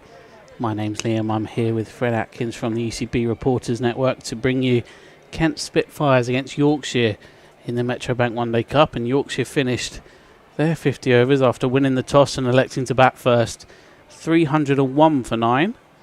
So it'd be up to Kent to get 302 for victory. It's worth mentioning that during this innings break, it was good to see Daniel Bell-Drummond go for a bit of a jog. So he's looking a bit fitter than he was just before the start of this tournament, where he had a knee brace on after his MCL sprain sustained against Glamorgan in the Championship. But he's back running now, so that's good signs for Kent as we look towards our Vitadsi Blast quarter-final at Old Trafford on the 6th of September. And also Jazz Singh has been running through the speed gates with the physios during the interval break, and we didn't expect him to be back this soon running. So potentially we don't see Jazz bowl again this year, but it's good to see him back running and putting some load on that ankle that he broke in the nets much earlier on in the season. He looked bright against Northamptonshire in the Championship early on, and it's good to see him back running again. So as I said earlier, Kent need 302 to win, and it's going to be Ben Dawkins and Jayden Denley, the England under-19 pair, open up the batting for Kent. If you've only just tuned in, Kent made one change to the side that lost to Somerset on Sunday, with Chris Benjamin coming back in for Jack Leaning, and Yorkshire have two debutants today, and Will Benison and Matthew Furbank. And Benison and Furbank will look to give a good account of themselves on debut today. They've replaced Matty Revis and Matt Milnes, who will be joining Kent at the end of this year, and he took 7 for 38 last time out against Sussex Sharks. Not selected today though, and it means that Matthew Furbank, the seamer, the England Youth International, gets a chance today. But as I said, the umpires Anna Harris and Martin Saggers are walking out back into the middle. Ben Dawkins and Jayden Denley just following them slightly, and Yorkshire, after a quick team huddle, will be joining them out there. You can get in touch with us live stream at kentcricket.co.uk in the emails, or at Kent Cricket on X. There's a few of you that have been in touch, and we'll get through those in this second innings. And the sun has just gone behind the stands here at the Spitfire Ground, so it's still a bright warm day and a massive crowd in for a one-day cup match yet again. It was absolute bumper crowd on Sunday for Community Day, and I'm sure a few of you that are listening in today were there on Sunday to take in everything that the club had to offer on Community Day, with lots of activities for juniors, and there's more activities for juniors here today. But for now, the main event is the action on the field, and Yorkshire will get going in their defence of 302 as Ben Dawkins looks like he will take strike for the first delivery as the fielders just get set for the start of the second innings. And it's going to be George Hill opening the bowling from the pavilion end, the all-rounder that looked bright at times with the bat, and then was just caught after skying one off Fred Klassen and into the hands of Jayden Denley. But we all know George Hill's class in the Championship so far this year, and for the PCC Select 11 as well, so I'm sure Yorkshire fans will be looking at his development with an eagle eye. And he takes a couple of steps just before starting his first over from the pavilion end. So Ben Dawkins to face, and Hill's into him, and it could have hit the pad there. It's a slight appeal from the fielding side, and Martin Saggers does oblige with the leg by call, and Kent are off the mark here as a team. They're one without loss following the leg by. George Hill, as I say, beginning the bowling in this second innings. And this brings on Jayden Denley on strike, the left-hander, the nephew of Joe Denley. And he's going to face his first delivery from Hill here, who's in and bowling. And Denley's on the back foot, driving that away, but it will only go to James Wharton, who scored a dazzling century here in the first innings. He made 118 from 106. He looked very good for his runs as well. He dropped down the order from the last game. Against Sussex, he was in at 3, and today he came in at 4 and scored a ton. So again, bright sparks for Yorkshire, looking ahead to the future slightly. But it's Hill again, another young player, coming into Jayden Denley. He's in and bowls, and that's come off the bottom edge slightly from Jaden Denley, and it's only picked up by the skipper Don Bess. And I'd like to say that Fred has joined me for the second innings. How are you, Fred? Living that same dream, Liam, and I hope you are too. So it's a tight start from Yorkshire. It is. It's going to take some getting this. It's 302 the target. Kent already need over 6 and over, so they'll be wanting to get some runs here as Hill's back into Denley, and Denley tries to cut that away, and it just goes past the top edge and goes through to the wicket keeper Harry Duke, and there won't be a run. And there's an attacking field here from Yorkshire. I know first power play means they're not allowed too many batters outside the circle, but we've got 2 slips in play here, and the boundary riders are behind the bat as well, so they're trying to put the pressure on these 2 young openers early on as Hill's back into Denley, who drives that one straight to the point, and that's one of our unnumbered players, so it's Furbank or Benison. I'm sure we'll get to know them a bit more as the innings progresses. But for now, Kent are 1 without loss, with 1 to come in this over from George Hill, the right arm all-rounder. He batted earlier in the innings, as I say, and got 7 off the bat. He collects the ball from Don Bess, who gives him a bit of encouragement as he comes in again to potentially complete this over. He comes in and bowls, and then he's pulling that away, and he'll get at least 1 for it. There is a chase on the boundary by one of our unnamed fielders, and they will come back for 2. So at the end of the over, Kent are 3 without loss, and as we've said, Fred, the required run rate is already over 6, so Kent can't afford too many more of these overs. They can't. On the other hand, 6.1's not a desperately high target. It's one of these things where you don't want to go too mad too early. Still 49 overs to go, plenty of time. We were speculating just during the lunch interval. The covers actually came on briefly because it looked like there were going to be some rain. Matt Cole was just saying to us that on his drive up from Tunbridge Wells, he actually came through some fairly hefty showers. We don't seem to have been affected by any of that here. No, it was spitting slightly just before the players came out. But the covers came off before they were able to be put on fully, and thankfully we've not lost any play, and it looks like Ben Cliff's going to open up from the Nackington Road end. Yeah, so let's see what Cliff can do. A little cameo towards the back end of the Yorkshire innings, and now he's going to be bowling from the Nackington Road end, right arm over the wicket to Dawkins. And Dawkins just plays that one fairly watchfully onto the offside, and there's no run. Thank you to Chris, who's emailed in, and he's given us a famous Yorkshire supporter, Fred, and I think we should have got this one. Dickie Bird. Yeah. I always think of him as an umpire. I'm sure there are people of a certain generation that think of him as a player, but I mean, to me, he's an umpire. So yeah, yes, I'm sure he was a supporter. Probably is a supporter. As Cliff comes in again, and this one is driven by Dawkins. He should get 1 for this. There's a bit of hesitation in the field, but they do come through for the 1 in the end. Just nice little cover drive. I think he thought that it was going to be picked up, and that was the explanation behind the hesitation. Yeah, we mentioned there was a few spots of rain earlier on, but the sun has now come back out, so I don't think we're in danger of losing any play. We can see those darker clouds now move off towards the coast behind Freeman House here at the Spitfire Ground. Cliff comes back in again from the Nackington Road end, and Denley's rather squared up by that. There's a shout for LBW. I suspect that probably pitched outside. It'd be difficult for a right-handed bowler to get a left-handed batter coming in at that particular angle. Yeah, Kent 4 without loss then in the second over. And as we've said before, these 2 young Kent openers have made quite an impact on the Metrobank One Day Cup this year. Ben Dawkins at the other end currently. He scored 100 against Northamptonshire Steelbacks at Northampton. Denley scored 91 at Beckenham against Lancashire. Yeah, and Dawkins didn't have a bad innings at Beckenham either in that game. Yeah, they actually set a new List A partnership against Lancashire for the first wicket, so both of them gave good account of themselves. Yeah, Dawkins was certainly the more aggressive of the 2, going for, well, He blazed away at the start of that innings, didn't he? He made about 60 odd, and eventually got out, whereas Denley was playing more of an anchor role.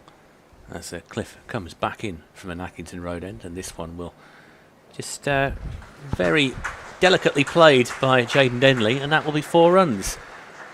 Yeah, lovely looking shot there by Jaden.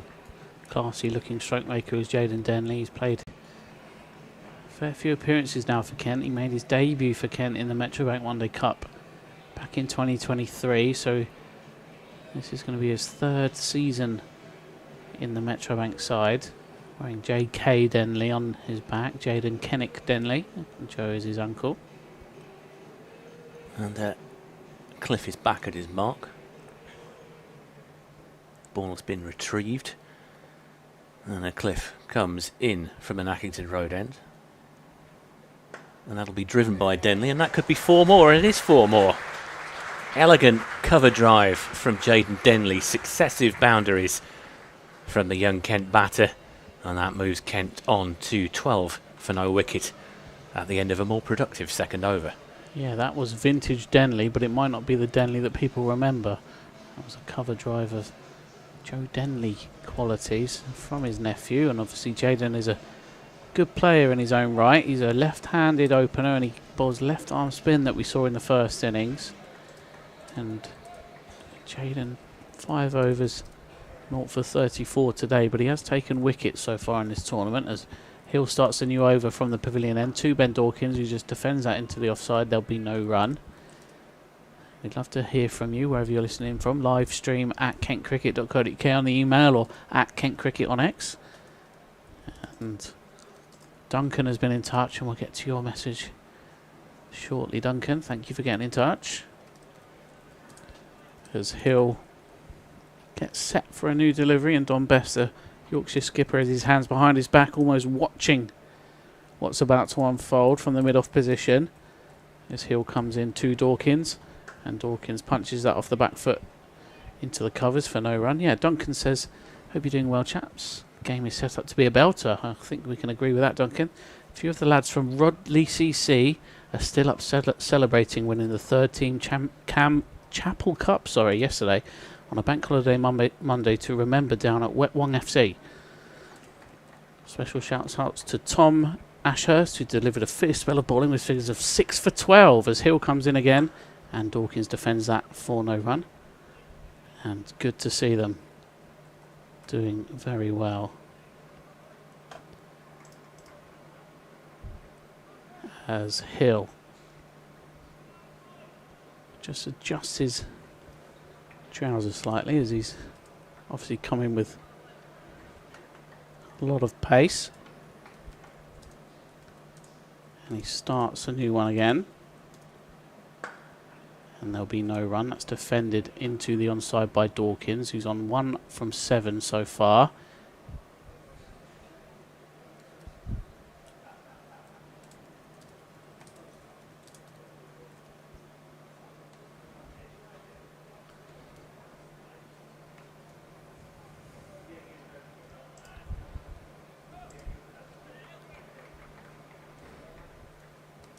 In comes Hill again to Dawkins, and he'll just defend that one again, and it's quite a watchful start from Ben Dawkins. We've seen this before from him, where he motors into his innings and goes up the gears when he's faced a few more deliveries, and a fair few Kent members and supporters have been happy with how Ben Dawkins has developed so far in this competition. He signed his rookie contract, which is a 2-year deal, during the county championship, and actually got off the mark with a lovely cover drive in the championship against Leicestershire.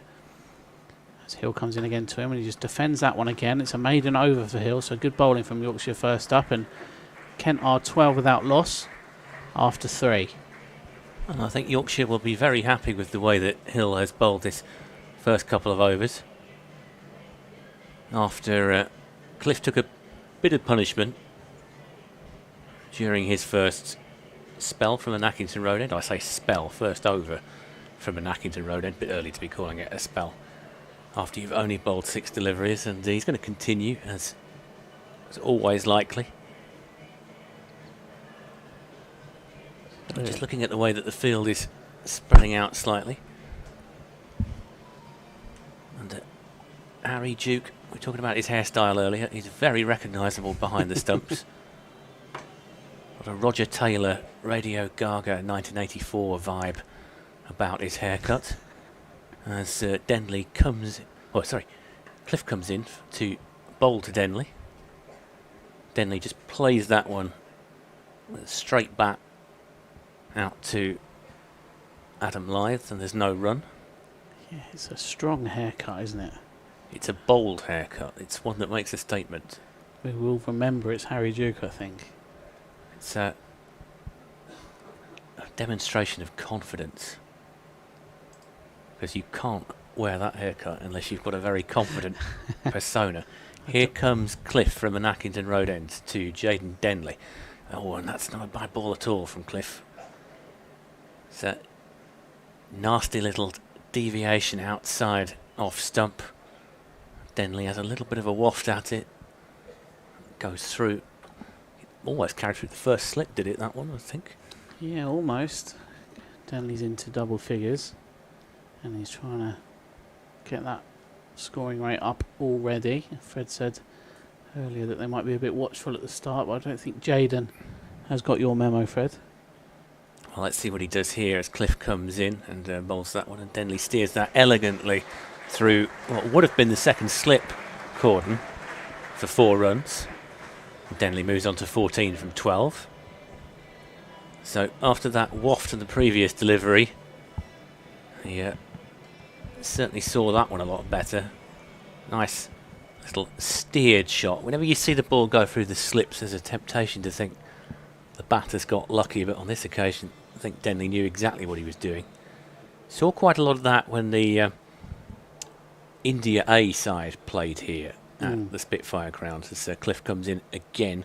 Oof, and that is a good comeback from Cliff, and that misses the off stump by not very much at all.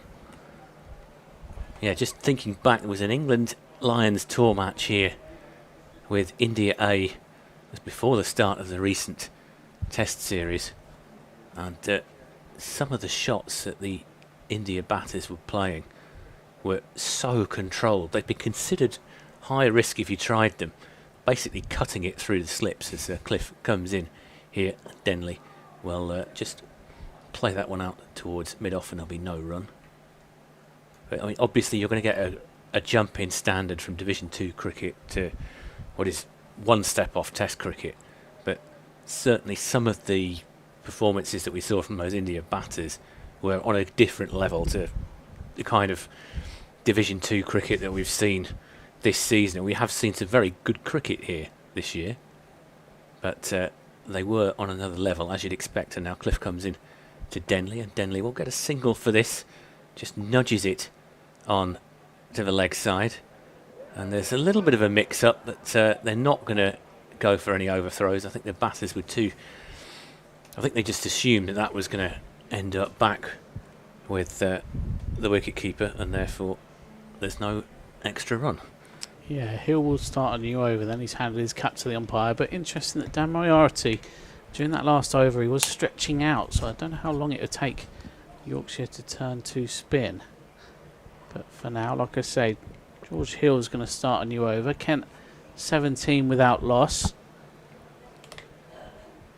And we're going in straight away from Hill. He's not wasting any time at all. And he's into Denley, who drives him very nicely indeed for 4 runs. And it's gone past Moriarty at long off. And I say that was a drive. It was using his levers there, Jaden Denley, to muscle that past the fielder and reach the boundary over the practice wickets. And there was a roar of approval coming from the Frank Woolley stand, the upper tier of the Frank Woolley stand, just to our right here in the pavilion. Here comes Hill again then. Comes in to Jaden, is on 19 now. And Jaden just gets right behind that one. And it squirts out to Adam Lyth. There won't be any run.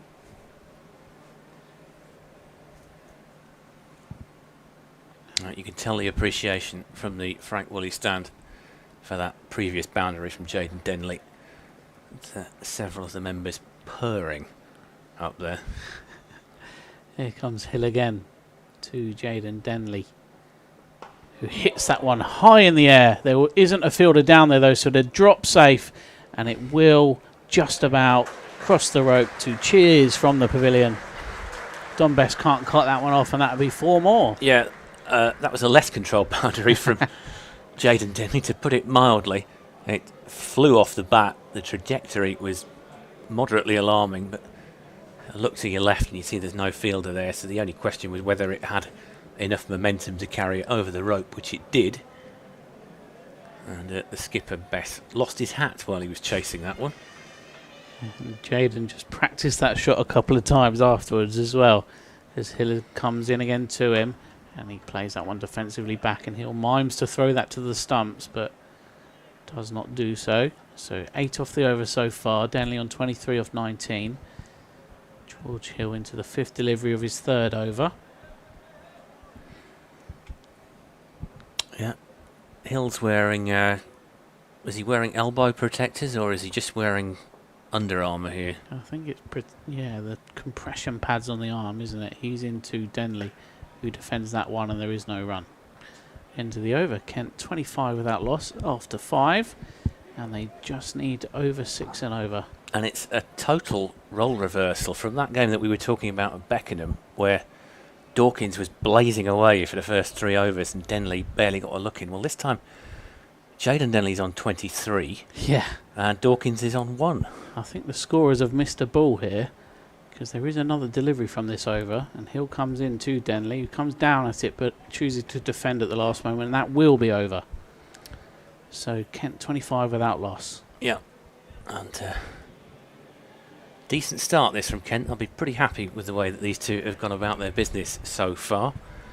Let's see if Cliff is going to be continuing from the Nackington Road end, and it looks like he is. Thank you to Roger, who's been in touch on X. He says Water made an impressive 100, but some promise from young Kent players like Singh and Flintoff. Hoping we make a decent fist of it. Very good crowd. And he ends his message with, people want to watch daytime cricket in August. Absolutely, here comes Cliff. And, I'm afraid that Dawkins is gone. He's rather chipped Cliff straight to Adam Live. And that opening partnership at 25, I'm afraid, is over. It was a attempted drive that didn't quite have the legs. Yeah, he tried to muscle that one and tried to be productive after being hemmed in a little bit earlier on, and he was on 1 off 9, but like you say, Fred, he's picked out Adam Live there in the covers and has to go for 1. So Yorkshire get their first breakthrough, and Cliff gets his first wicket of the afternoon. Kent are now 25 for 1. And I'm just trying to see who will be in next. We did have Ekant Singh moving up the order, so on Sunday Ekant was in at, let's have a look, 6. And we're just going to see, so Ekant Singh is going to come in at 3 today, so a slightly bit of changing around of his role in the squad today, and it's a good opportunity for Ekant. He has batted in at 3 in the county championship, we must say, this year. So it's a good move for him up the order in white ball cricket now, Fred. Yeah, it'll be interesting to see how he responds to this. To see it's a very different role, number 3. Usually, coming in at 6 down the order is considered slightly calmer for a young player, but Ekant, almost one of the senior players in this side, is in at 3, and we'll see what he can do. And that's early success for Cliff. Just got Dawkins driving, and he misjudged it slightly, and he's out for 1. So that opening stand of 25 is over, and Cliff will bowl just the second ball of this over from a Nackington Road end. Matt Milnes brings on the drinks for Yorkshire, not playing today, and he will be joining Kent next year. You do wonder how much interaction he's had with the with the home dressing room down here. I know that I'll return to this theme in just a second, as Cliff is going to come in and bowl the second ball of the over to Ekant Singh. And Ekant Singh will just steer that one out towards the offside, and there'll be no run. Certain sports teams have been known to fine their players for interacting with the opposition, which it seems a bit churlish. I understand that they're doing it to try and create an edge. Yeah. I'm not sure I agree with it, to be honest. I remember people complaining about Haaland and Odegaard talking before a game, and I thought, well, they're just friends getting on with it. You can't be triggered by that. Anyway, here comes Cliff into bowl to Singh. Singh just pulls out at the last second there. Good leave. That was right in the corridor of uncertainty. You do wonder. I wonder if Mills has been in to say hello to Simon Cook and Adam Hollyoak. That'd be quite an awkward situation for him, really. He did say after the Sussex game that he was expecting stick from both sides today if he was going to play, but hasn't been selected today. Maybe that's got something to do with the fact that who will be here next season. Yeah, this is something I'll return to as well after this delivery from Cliff, who comes in from an Accrington Road end. And, Singer's steered that one just short of first slip. He's going to get a single there. I think, to be fair to him, he was reasonably in control of that. There was no question that it was going to carry. And so Singh will take a single to get off the mark. My point on this is it's one of the flaws of the current system is that you end up with players leaving their counties midway through the season, which is no good for anybody in this situation. There's got to be a better way of doing it than this. As Cliff switching to around the wicket to the left-hander. That's right on the stumps, and Denley just prods it back for a dot ball. And so, given that he was fairly expensive in his first over, I think Cliff is going to be very happy with the fact that he's currently taken a wicket and just gone for a single off the first 5 balls of this one. Yeah, it's interesting what you say about players leaving halfway through the year. I was talking to the Essex admin, Luca, the other day, and we both said how good it would be if there was a cricket transfer window. Well, absolutely. Here comes Cliff to Denley, and that one is steered around about backward point area, and that'll be just a single. But yeah, I mean, I'm sure there is a reason why they do it this way, but it's a reason that makes absolutely no sense at all, because in football, for example, there's a transfer window in the middle of the season, but the players then go to the side that they're signing for, whereas in cricket, they stay put. And it creates all sorts of conflicts of interest. There's no other word for it. It's a clear conflict of interest when you've got a player who belongs to one side but knows he's going to be playing for another side. And I know that Mills we'll come back to it in a second, as Hill is about to bowl. Yeah, he's coming in for another over. His 4th over from the pavilion end. He's coming in to Jaden Denley, who punches that back to him, and there'll be no run. But you're putting players in this position. And it's awkward for them, and it's awkward for the fans because they don't know, they don't know whether to get behind a player or whether to, put him in the reserves. And there's been a lot of debate about the use of Nathan Gilchrist or otherwise in this tournament. Yeah, just to lift the curtain slightly, there is, I believe it's the 1st of June that every county releases who has got 6 months left on their contract, as Hill comes in to Denley, who drives that nicely, but he will only pick out the fielder. That was James Wharton doing the fielding at point. Yeah, so they get sent this list, and then they're free to discuss terms with anyone that's on that list. And then, of course, like you say, it gives us this bizarre situation almost where players have signed up for deals for next year elsewhere, and they've still got half of a season to play at their current club. As Hill comes in again to Denley, who hooks that away, and there is a boundary rider out there, so they'll only get one. It's one of our unnamed fielders. And there's just one from it. Yeah, I think that was Will Benison, but I couldn't swear to it. But yeah, I mean, it's not fair on anybody involved. It's just a bad situation all around, and I think it's got to be avoidable. And our correspondent was talking about how much he loves watching cricket in August.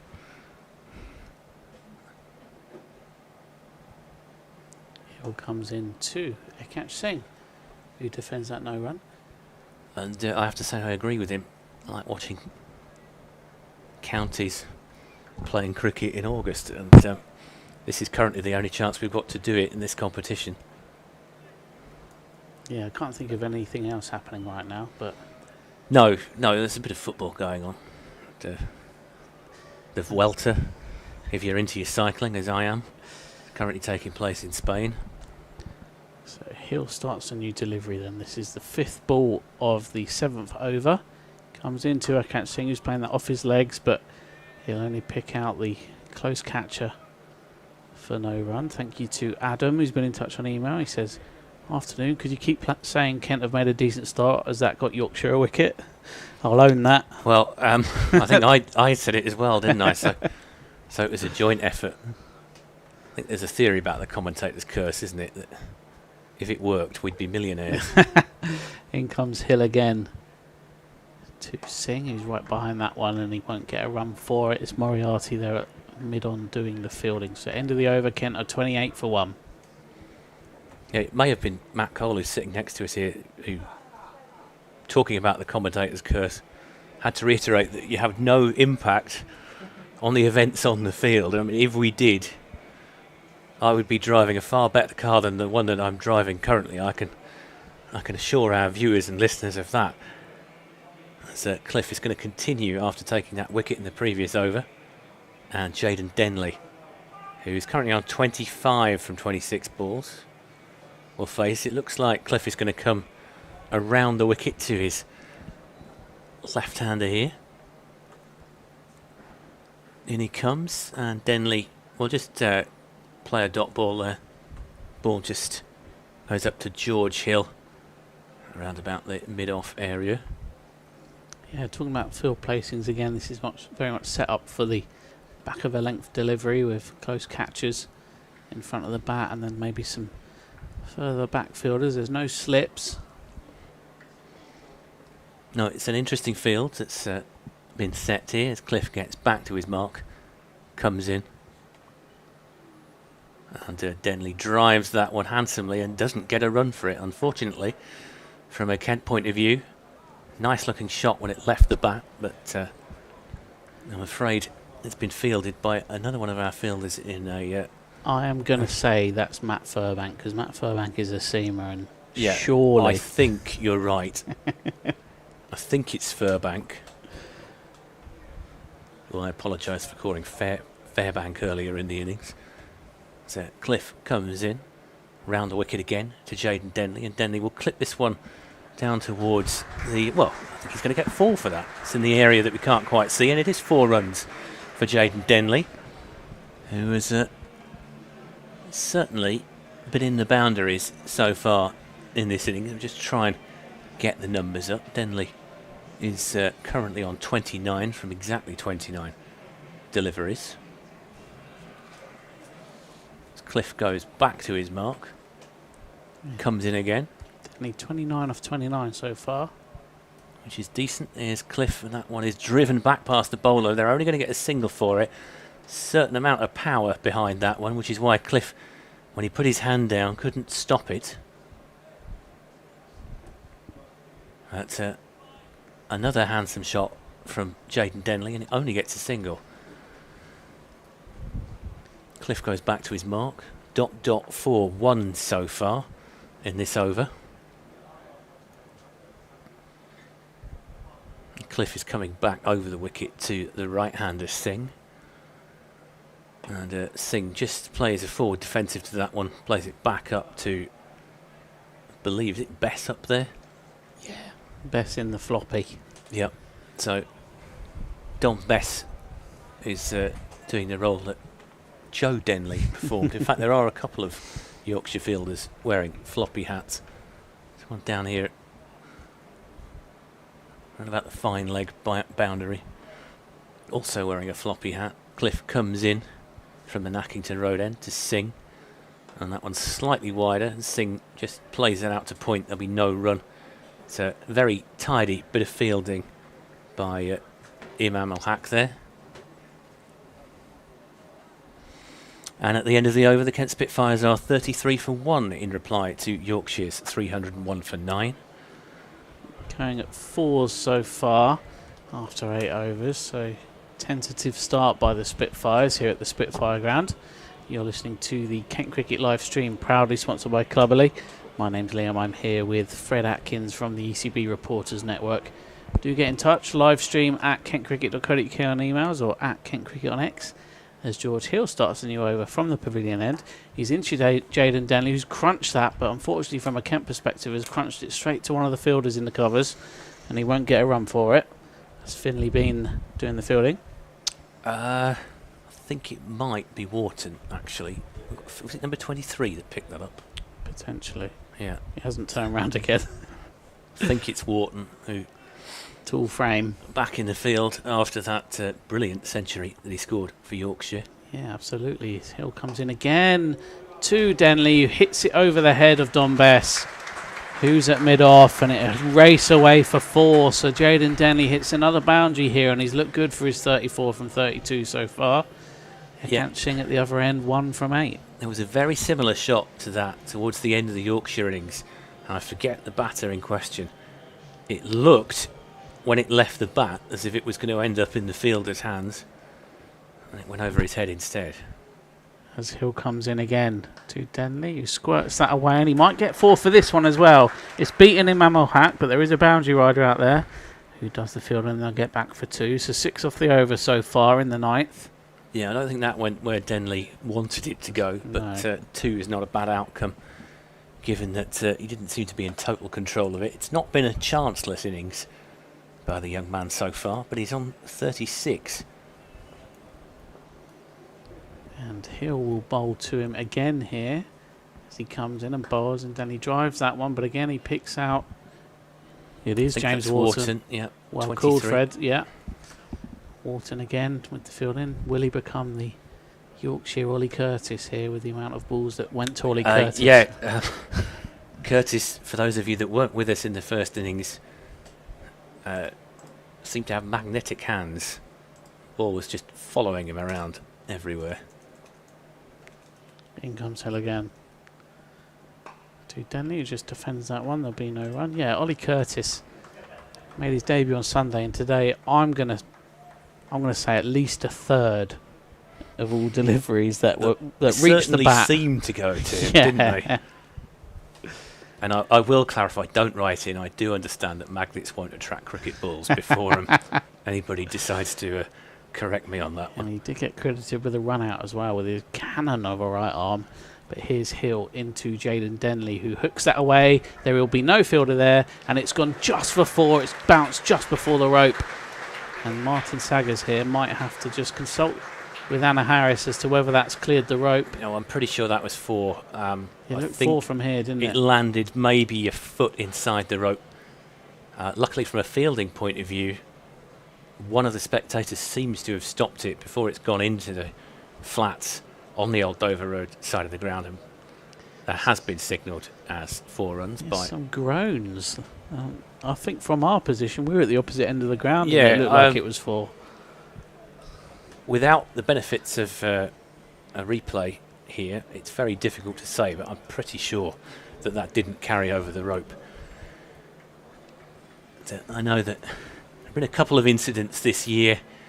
Certainly there was an incident during the Sussex game in the Blast when one of the Sussex fielders basically careered into the rope, and his feet were about one of the taller Sussex fielders. So there was a good 6 foot of him to career into this rope, and his feet sort of pushed the rope back. And it looked for all the world like it had gone over, and it wasn't given. And I thought that was pretty ordinary. So what we've got here then is Matthew Furbank on list day debut. Our hunch is correct. He's the taller of the unnumbered shirts. And here he goes, Fred. Well, here he comes on his debut, bowling to Singh. And Singh tries to smash him through cow corner. Doesn't get it where he wants to go. It'll go to square leg, and he'll get the single. So yeah, Matthew Furbank, 18-year-old. He signed a 2-year professional deal with Yorkshire until 2027, just on Sunday. Plays his club cricket for Clifton Alliance Cricket Club in York. And he says it was really special for him to sign his first professional contract with Yorkshire. I'm sure it is, and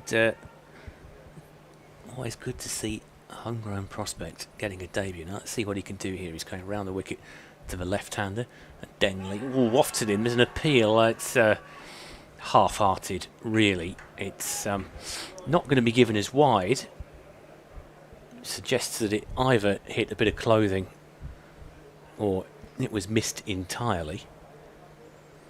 I suppose that's one pro trick that he hasn't learned yet. If you're going to appeal, you've got to do it with a certain level of conviction. Rather late to the party there. He's called Matty, in the words of James Martin, head of the Yorkshire's pathway. So it's Matty Furbank. Here he comes again, round the wicket. And classic forward defensive stroke from Jaden Denley.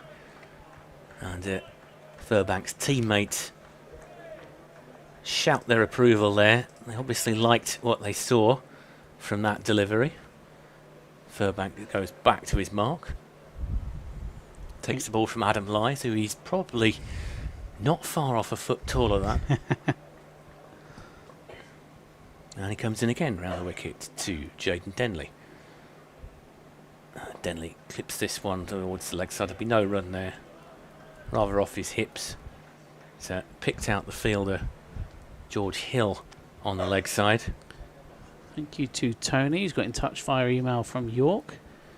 Says that Dickie Bird was quite rightly mentioned as a famous Yorkshire supporter. He said he circled the Yorkshire versus Durham match at Scarborough on Saturday, chatting to anyone who wanted to talk to him at 92 years old. Tony says, I can barely walk at 83, and in brackets he's put, I blame Morris dancing.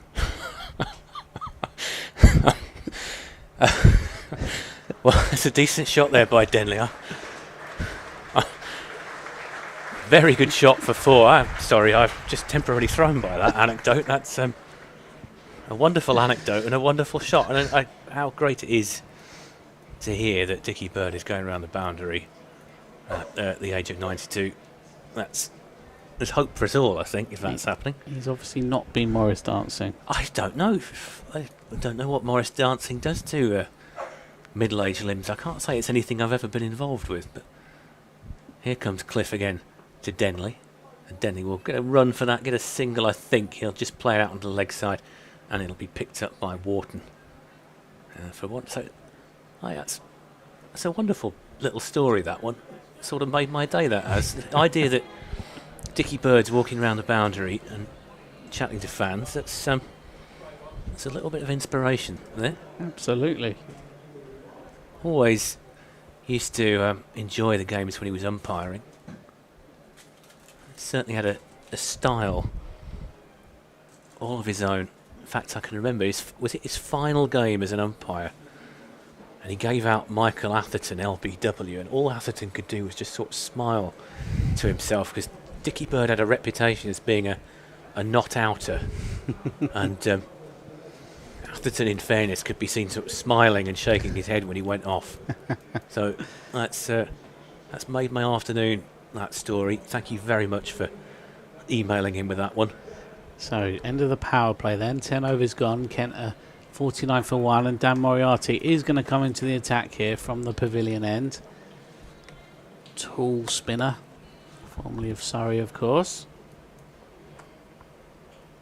And they will be bowling to Jaden Denley, who's on 45 from 41. In he comes.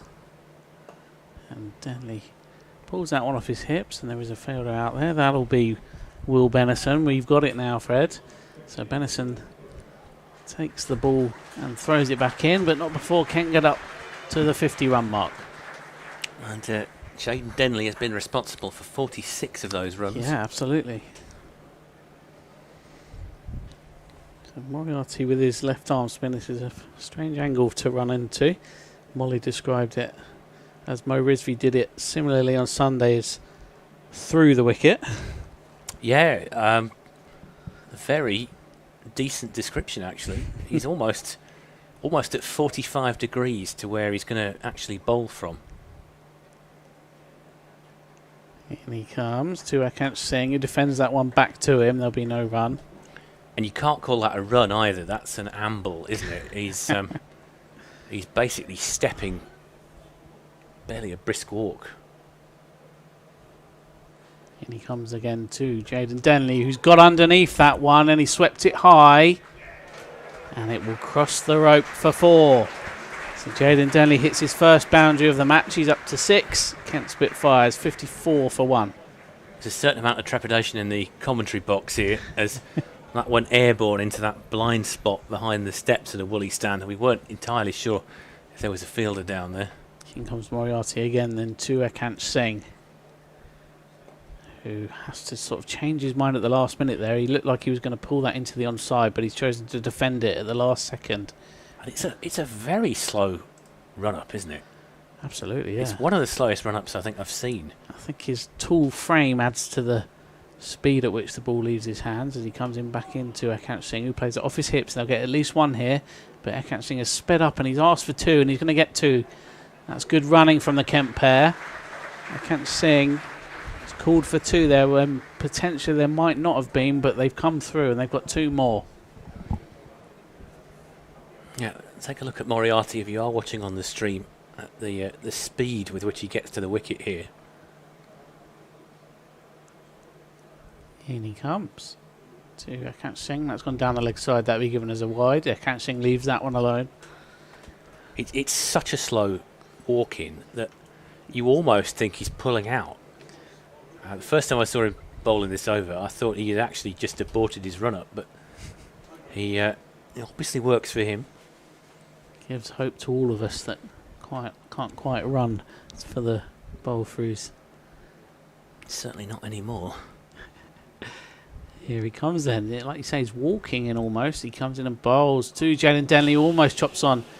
Sorry, to Ekant Singh, and he's tried to slog sweep that, and it's gone behind him. And they'll come back for 2, but it's gone past the bottom edge. And well, I think in our moral victory column that we were talking about quite a lot in the first innings, I think you can chalk that one up to the bowler. That was a definite moral victory. In reality, it's 2 runs to Kent. We're just watching Corey Flintoff and Ben Dawkins doing a boundary walk. Corey Flintoff again has got his Alan Donald war paint on. So he's got this kind of, well, for older listeners, viewers, adamant at the start of the 1980s, had a sort of white streak across his nose. It's the same thing that Alan Donald used to have when he played cricket. Alan Donald, of course, coached here for a spell. As Furbank comes in from an Atkinson Road end to Denley, and Denley drives that back and it hits the pad of Ekant Singh, who sort of mutters an apology, or I think from this distance it looks like they're laughing about it. I hope they're laughing about it. he tried to lift his leg over it, but it's just hit his standing leg there.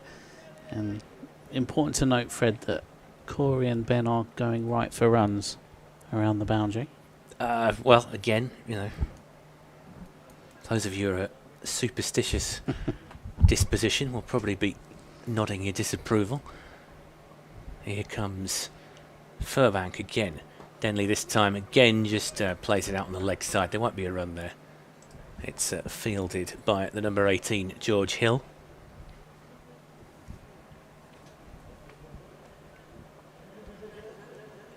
And the score remains 59 for 1.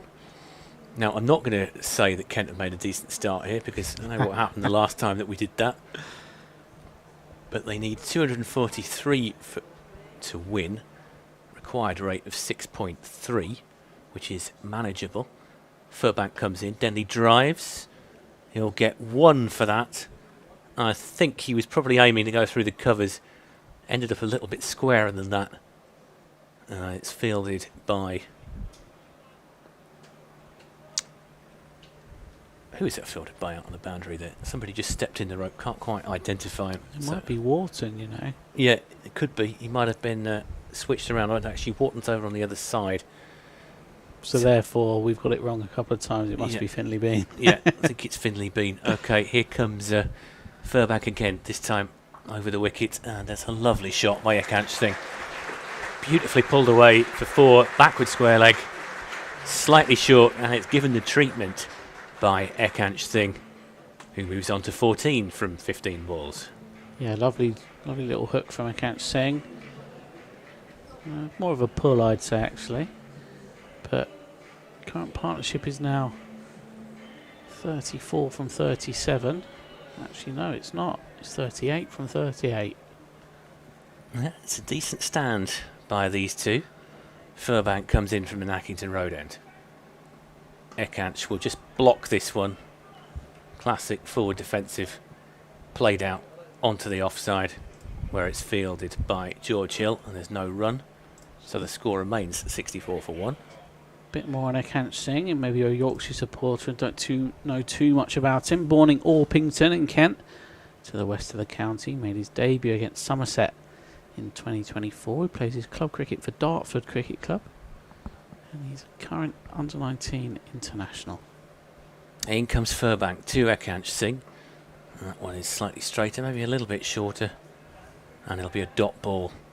Singh just playing it back to the fielder for no run. So at the end of the over, Kent Spitfires are 64 for 1 in reply to Yorkshire's 301 for 9. Yeah, solid recovery so far. It looks like Moriarty will continue from the pavilion end. He hands Martin Saggers his cap and he'll be bowling in his sunglasses. Graham Swan style. Absolutely. He's used to bowl in his sunglasses. I've seen a bit of Graham Swan at Beckenham this year in his capacity as an England age group coach. In comes Moriarty then to Denley, who's on 47 from 45. And Denley just defends that one. Didn't look like he was fully behind it, but he's managed to defend that one into the offside. There won't be a run there. And Graham Swan still looking pretty fit. Was seen with one of his charges sprinting round the boundary at Beckenham. In comes Moriarty again, and Jaden Denley gets the reverse out there, but there is a fielder at short third, Imam Al-Haq, who just cuts that off from going to the boundary, and there won't be a run taken from it. Yeah, he's rather picked out the fielder there, slightly unlucky, but that's how it goes here. Here comes Moriarty again then, and Jaden tries it again. He's hit on the pad, and it's not given. Yeah, Moriarty appealed in stages there. Went once, didn't get what he wanted. Yeah, he's bowling into the slope there, so maybe it's just going down leg side. Yeah, there was a bit of a delay, wasn't there? He went up again with his hands. And 3 dots so far. Jaden Denley just defends that one into the onside, and the tall frame of James Wharton will do the fielding. As Moriarty gets ready to deliver the next ball of the over, he just checks himself before he comes in. And here he is. Jaden Denley's reversed that one again. It will pick out Imam Al-Haq again, but they will scamper through for a single. So just the one run so far off this over from Moriarty. Yeah, and that theatrical appeal a couple of deliveries ago aside, you'd be pretty happy with the way that this over has gone. And he comes again then to complete the 13th over. He comes in and Ekanch Singh just plays a flat bat at that one, and there won't be a run, so just one off it. Kent Spitfire 65 for 1 after 13 overs. Yeah, with 237 to win, and I would say that it's a fairly even contest at this stage. Kent have got a reasonable amount of batting to come. For Chris Benjamin is down to come in next, and then Joe Denley followed by Ollie Curtis and Harry Finch. Corey Flintoff, as we saw the other day, can knock it about a bit. And Risby has 100 for the second 11 this season. Now we're down to Fred Clarkson at number 10. Now, even Fred Clarkson on Sunday was giving it some tap in that final over as Furbank comes in from an Ackington Road end to Denley, and Denley drives out onto the offside, but there's no run, picks out the fielder. Yeah, Fred Clarkson hit consecutive sixes against Somerset, and one of them was absolutely huge. And it reminded me a little bit, Fred, of a certain six against Yorkshire back in 2022, but I can't remember which one it is. We've not mentioned it before. No, we may have dropped a casual reference to Grant Stewart. So Furbank goes back to his mark, comes in, and Denley, well, I think he's attempted to drive. They thought about going for a run off the misfield. Imam Al-Haq was the fielder down at point, but wasn't anything. Well, I don't think there was any real chance of getting a single there. It's one of those where if it was in the last ball of the innings and you needed to scramble something, it would be worth a punt, but certainly not after 13.1 overs. Furbank comes in, and that is driven by Denley, played back behind the bowler. There'll just be a single for it. Score moves on to 66 for 1. Denley moves on to 49 from 53.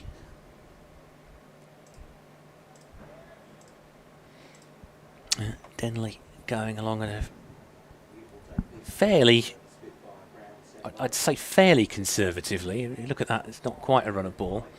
He's scored quite a hefty number of boundaries in his innings so far. He's got 9 fours. Ekanch to face Furbank, just blocks that one out onto the offside, and there'll be no run taken. Yeah, Denley currently on 48, so 1 blow away from a half century. And he's at 9 fours, and his strike rate is currently 92.5. Just had a lovely email from John. Thank you very much. We'll read that out at the end of the over. Yeah, ... 1 ... so far. Furbank comes in from Manakington Road end, bowling to Ekanch Singh. Ekanch thinks about taking a single and decides that he's not going to chance that one. Imam ul Haq was steaming in from the point area. And there's no run. Ekanch on 14 from 20. Only scoring at 70. A big shout of "Come on the Kent" comes from somewhere around the Ames stand. And Furbank comes in. And Singh has to hook that one. It's going to go for a single, hooks it to around about the square leg area, where it is hurled in by Ben Cliff. And at the end of the over, it is 67 for 1. Thank you to John, who's been in touch on email. He says, "Hi Liam and Fred. Earlier in the commentary you were referring to injuries to bowlers for Kent. As a follower of much cricket and a player of the Cricket Draft fantasy cricket games, I follow all the county's media to check for updates." He says, "In my opinion, Kent are second to none in being open and transparent with their media notifications of player injuries and availability." He also says that Kent are also generally one of, if not the first, of the counties to provide an upcoming match preview and squad news. This for supporters is very helpful and appreciated. I just wish more of the counties would follow suit and be as transparent. Well, thank you, John. As you may have guessed, that is one of my many jobs here. As Moriarty starts a new over, and Ekanch Singh has just hit that high into the air. And it's just gone into our blind spot, but Martin Saggers tells us that has gone for 4. It's gone over the head of Don Bess. And he was running back towards it. I did think he might have got there, but no, it's gone for 4. That's what if you're a fan of playground cruelty, that was pretty cruel on Bess. He was flailing after it, his hat flapping in the wind, but he never looked like getting there. Here comes Moriarty again, then to Ekanch Singh, who tries to hit that off the back foot, but it goes past the outside edge. And Duke behind the stumps will take that, but no edge taken, no appeal, no run. We'll come on to our transparency at the end of the over as Moriarty starts a new delivery to Ekanch Singh, and again he's beaten the outside edge, and Duke just takes the bows off there, but Ekanch Singh's back foot was very much planted into the ground. No appeal, no run. I might have a comeback view on that one as well. Okay. Which would be interesting. Do I need to get ready to fist fight, or? Yeah. Here comes Moriarty again. To Ekanch Singh, who drives that with a very nice high elbow, but there is a fielder out there that's been at long off, and they'll just get 1 run from it. 1 to come in this over from Dan Moriarty.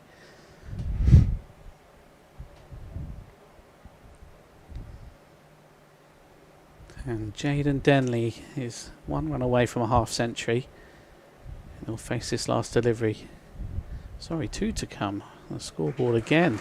But Jaden Denley has just reached a half century from 54 balls with 9 fours, and the left-handed Kent opener will be very pleased with his day's work so far. He lifts his bat to the pavilion and then, quite rightly, turns around to the southern bank and lifts his bat there as well, where the predominant amount of general admission fans here today at the Spitfire Ground are situated, and they're saluting his 50 runs from 54.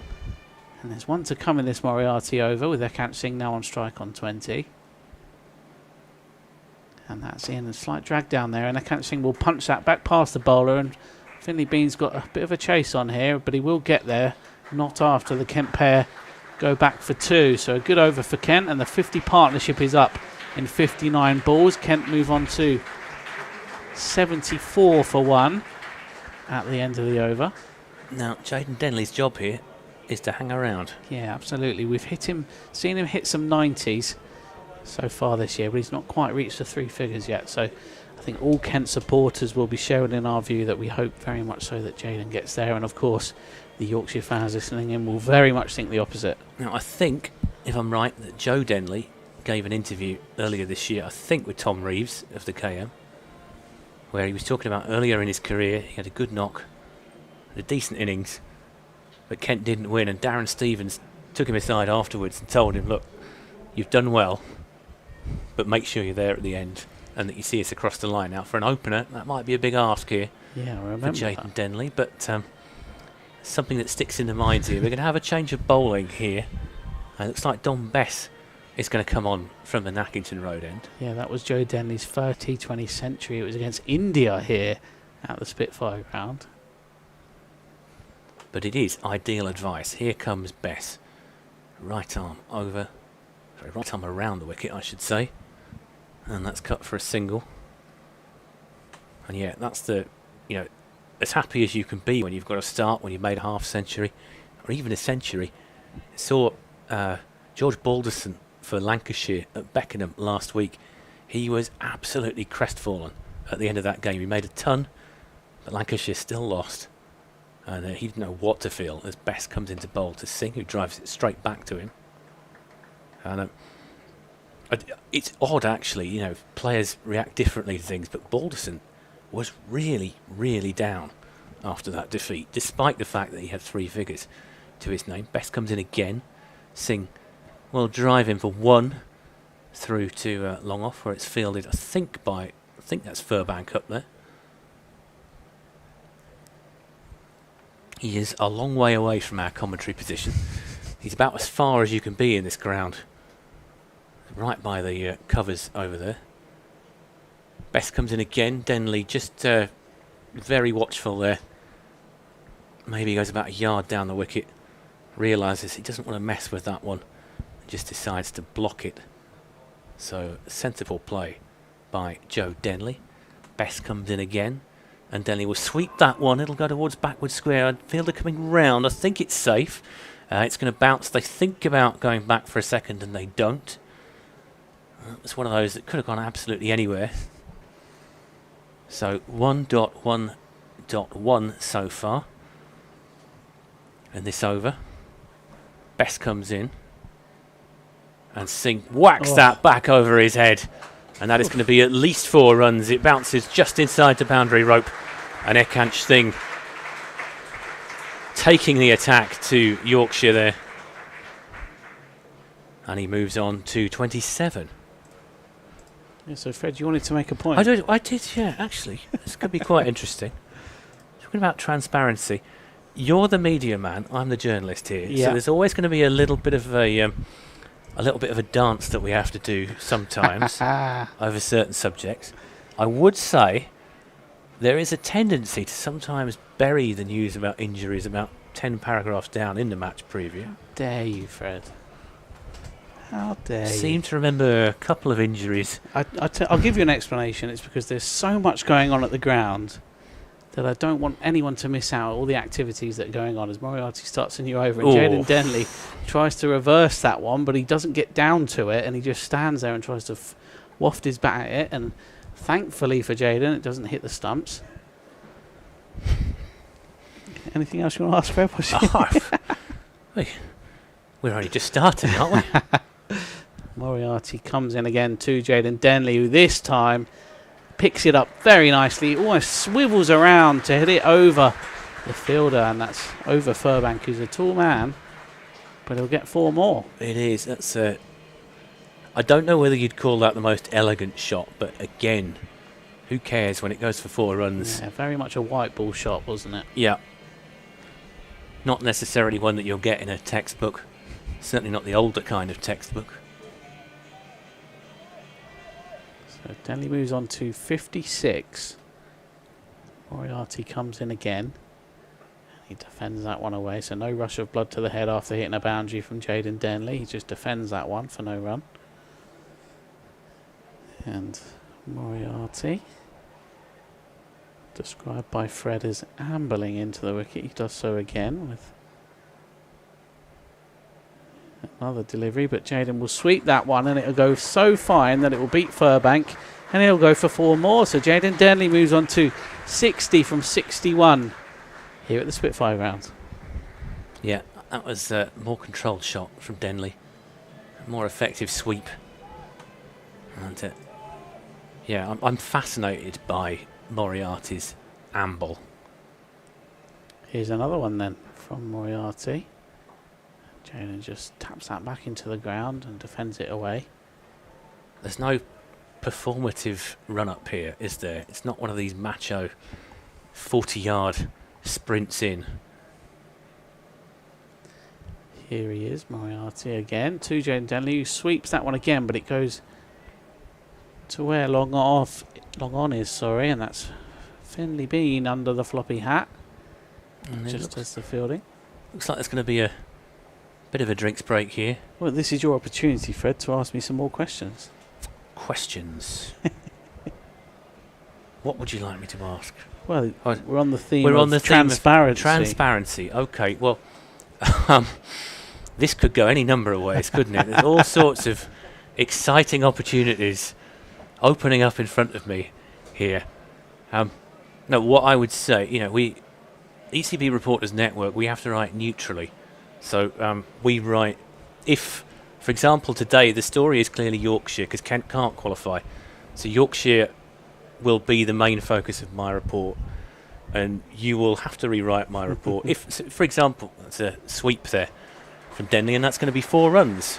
Lovely looking shot. Elegant shot there from Denley, who is moving his way to 65.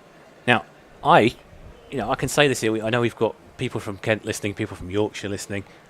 We're both from Kent. We obviously want Kent to win, but as we've said, we're not going to be one-eyed about the commentary here. And we can't be one-eyed about the reporting either. So if the story is Yorkshire, I will write it that way. You will obviously have to rewrite it as Denley tries another reverse sweep here, and that will go for a single this time. Worth mentioning that I don't fully rewrite the report. I will just change the angle at the start for a Kent reader.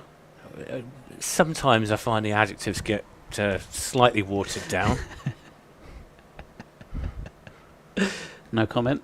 Best comes in again, this time to Singh, and Singh smashes the ball into the stumps. There's half an appeal from Best there. He's driven that with some power, and the stumps have acted as a auxiliary fielder for Yorkshire there, saving certain boundary because there was nobody that was going to cut that off. So Singh can feel pretty aggrieved that he's not cashed in there. Bess comes into bowl.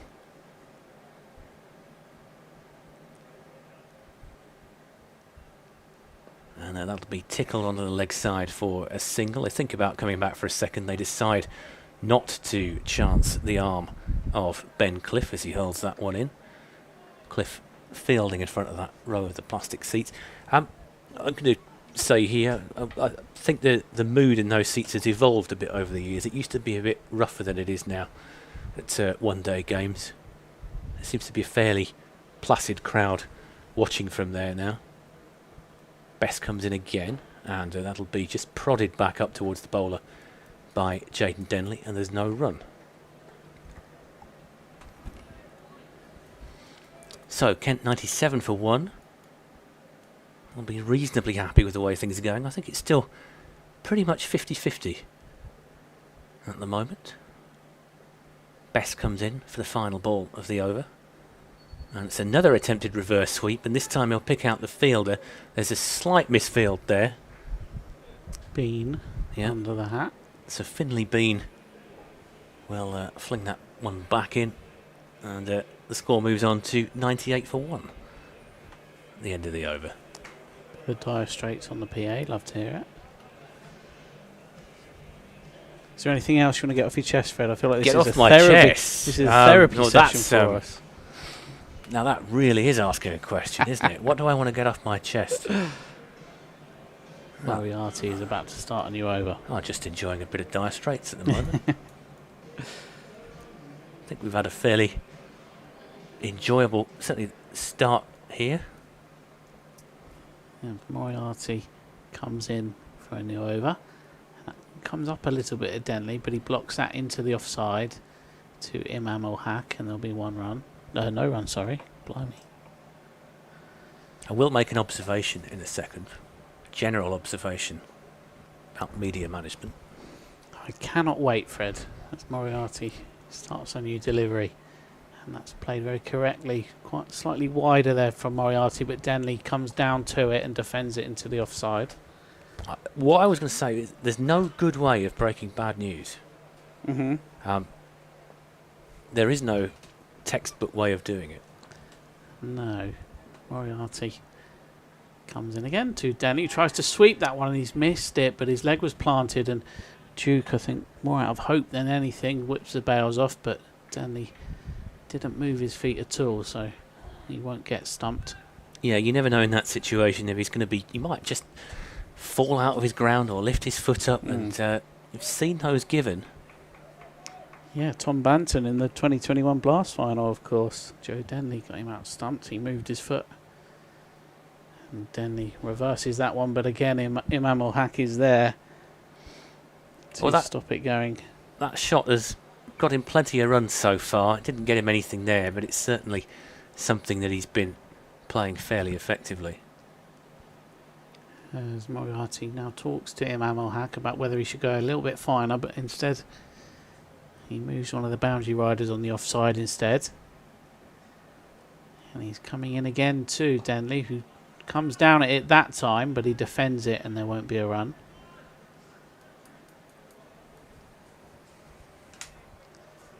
We'll talk a bit more about bad news at the end of the over, Fred. I'm enjoying this.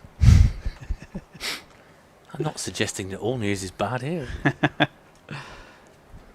As Moriarty comes in again to Jaden Denley, who's on 67, and he takes one step down and hits that over the cover, and then it'll get 4 more. So Jaden Denley moves on into the 70s now. 100 runs up for the Kent Spitfires. That's a bit of good news to break at the end of the over. Absolutely, there's some good news. So let's shout it far and wide that Kent Spitfires have made 100 runs here for the loss of just 1 wicket. Yeah, the observation I was going to make is if you work as the admin for any kind of sports team, you need a fairly thick skin, I should say, because if you're the person telling, obviously you get disappointed fans, you get disgruntled gamblers who frankly get what they're given, as far as I'm concerned. There's no good way of of letting somebody down if their team is losing. Here's Bess from an Ackington Road end to Ekanch Singh. Singh will push that one onto the leg side. They'll just get one fielded, and the ball is hurled in, and the score moves on to 103 for 1. I think you are right. You probably know the metrics better than I do, but when you post the details of a player making 100, on average, how many replies do you get? Oh, there's so many more negative replies than positive, depend on the news, of course. That's a nice little reverse sweep by Denley. We'll just get him a single. Well fielded by Finley Bean. Yeah, I find that you get certain Twitter correspondents who aren't necessarily university material do take the delivery of bad news rather personally. That's the views of Fred Atkins and not of Liam Knight or Kent Cricket. Best comes in and plays that one. Singh plays that one back up the bowler and no run is taken. I think everyone's entitled to their opinion, aren't they? And I think I'd be more upset if nobody cared about bad news. Singh for a second I thought was going to be caught at mid-wicket there. It didn't, in fact, carry to the fielder. Bess just thought maybe with half a shout a catch. Doesn't carry to the fielder. And there's a single taken, so Denley is on strike. Bess comes round the wicket. And that will be driven out for a single by Denley. And this is turning into a very decent partnership here. He says, mindful of potential accusations of commentary curses. Bess is now going to bowl to Ekanch, who is on 30. And that is pushed away for a single by Ekanch Singh. Down towards Imam Ul Haq, who is on the long off boundary. Yeah, I think it's not even restricted to sports clubs. I think pretty much every kind of facet of internet life, people are just piling in at the moment on any subject at all. In fact, I've just had a phone notification from Google, and it says, "How do you rate the Spitfire Ground? How was the Spitfire Ground?" 5 out of 5, of course. Well, obviously. No, I think you're right, and then obviously we're never going to censor anyone, and everyone's entitled to their opinion, but we do value more constructive criticism sometimes. As Marathi starts a new over, 2 I can't sing, there won't be a run from it. Tony's been in touch again on email, and he says, has Moriarty ever bowled against a batter called Holmes? Which is a very good point. Moriarty comes in again, 2 I can't sing. I don't think there is a this is where first-class player, is there? This is where you need somebody like Andy Zoltman here, isn't it? I'll do my best impression, hang on. Sure somebody out there would know the answer to that one. I don't, personally. Moriarty comes in again. Oh, that's just missed everything. I don't know what's quite has happened there, but Akant Singh takes his hand away from it as if it spat up at him. Although, to continue the theme, his teammate is Cliff, and he was, if I'm right, thrown over a cliff by Sherlock Holmes. Very good indeed, Fred Atkins.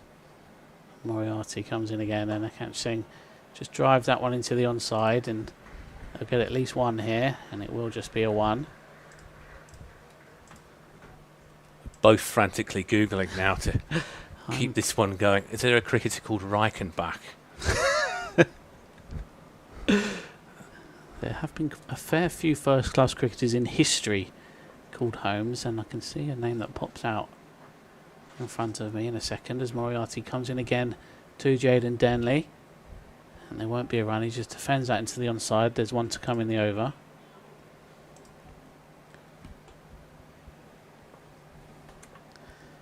And Moriarty will end the over here.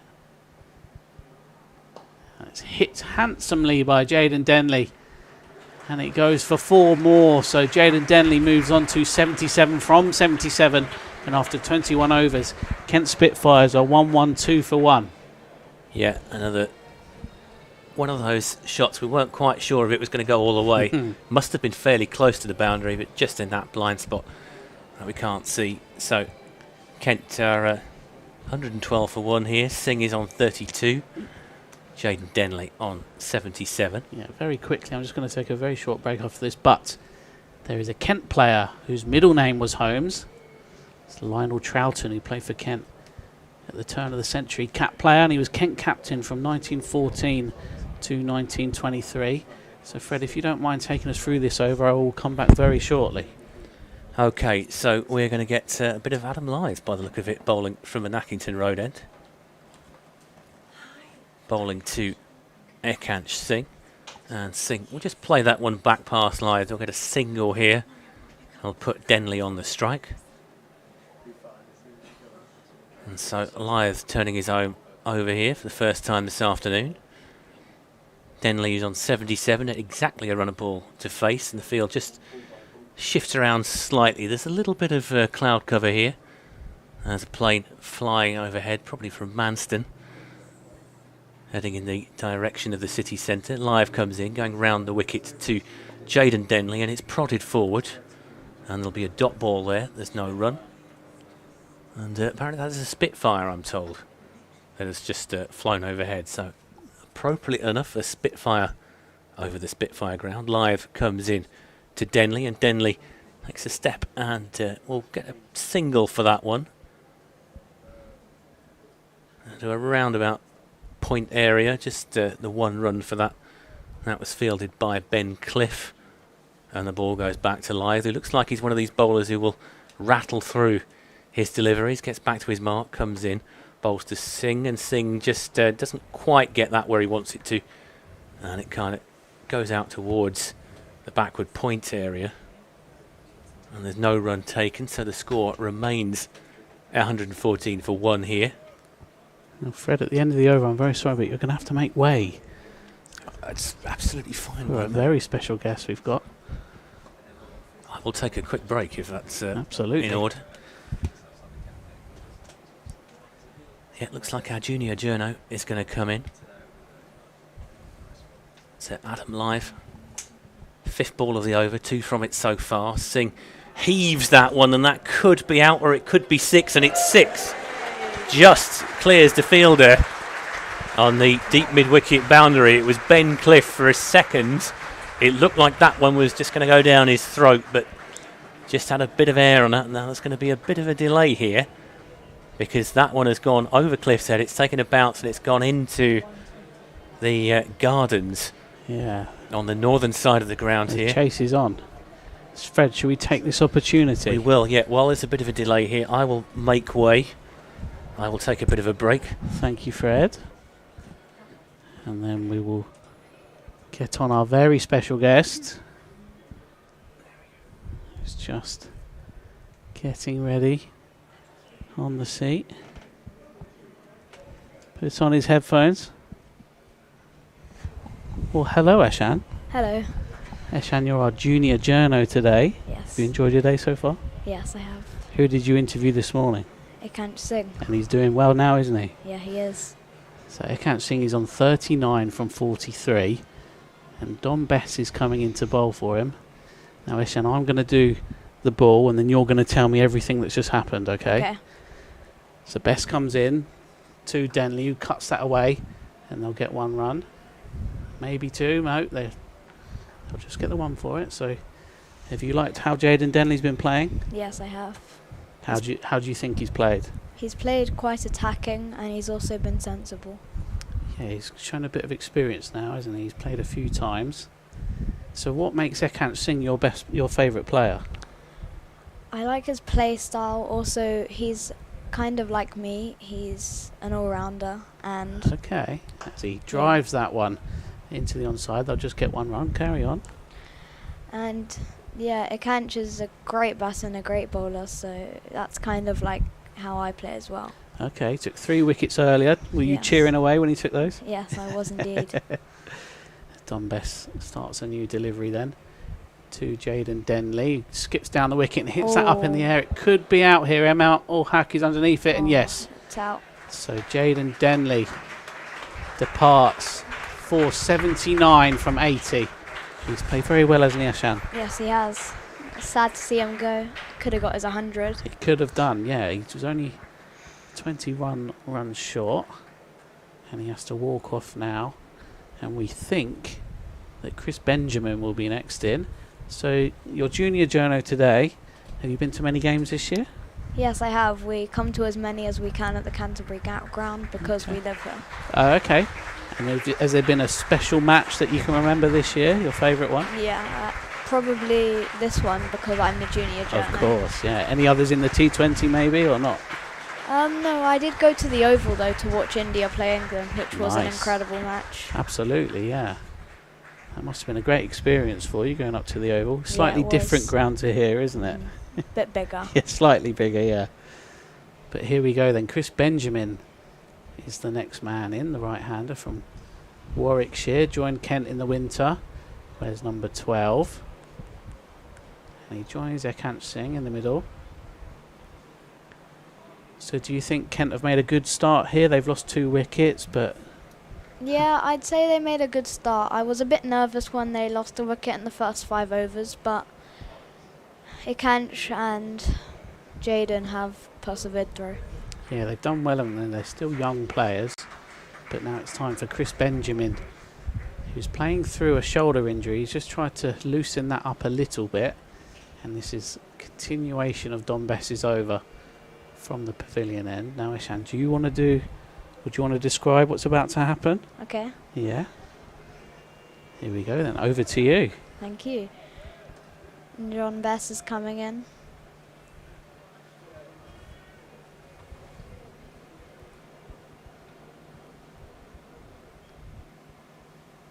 Right arm round. And Ekant Singh has just prodded that. Yeah, For no run. defensive shot. No run taken, like you say.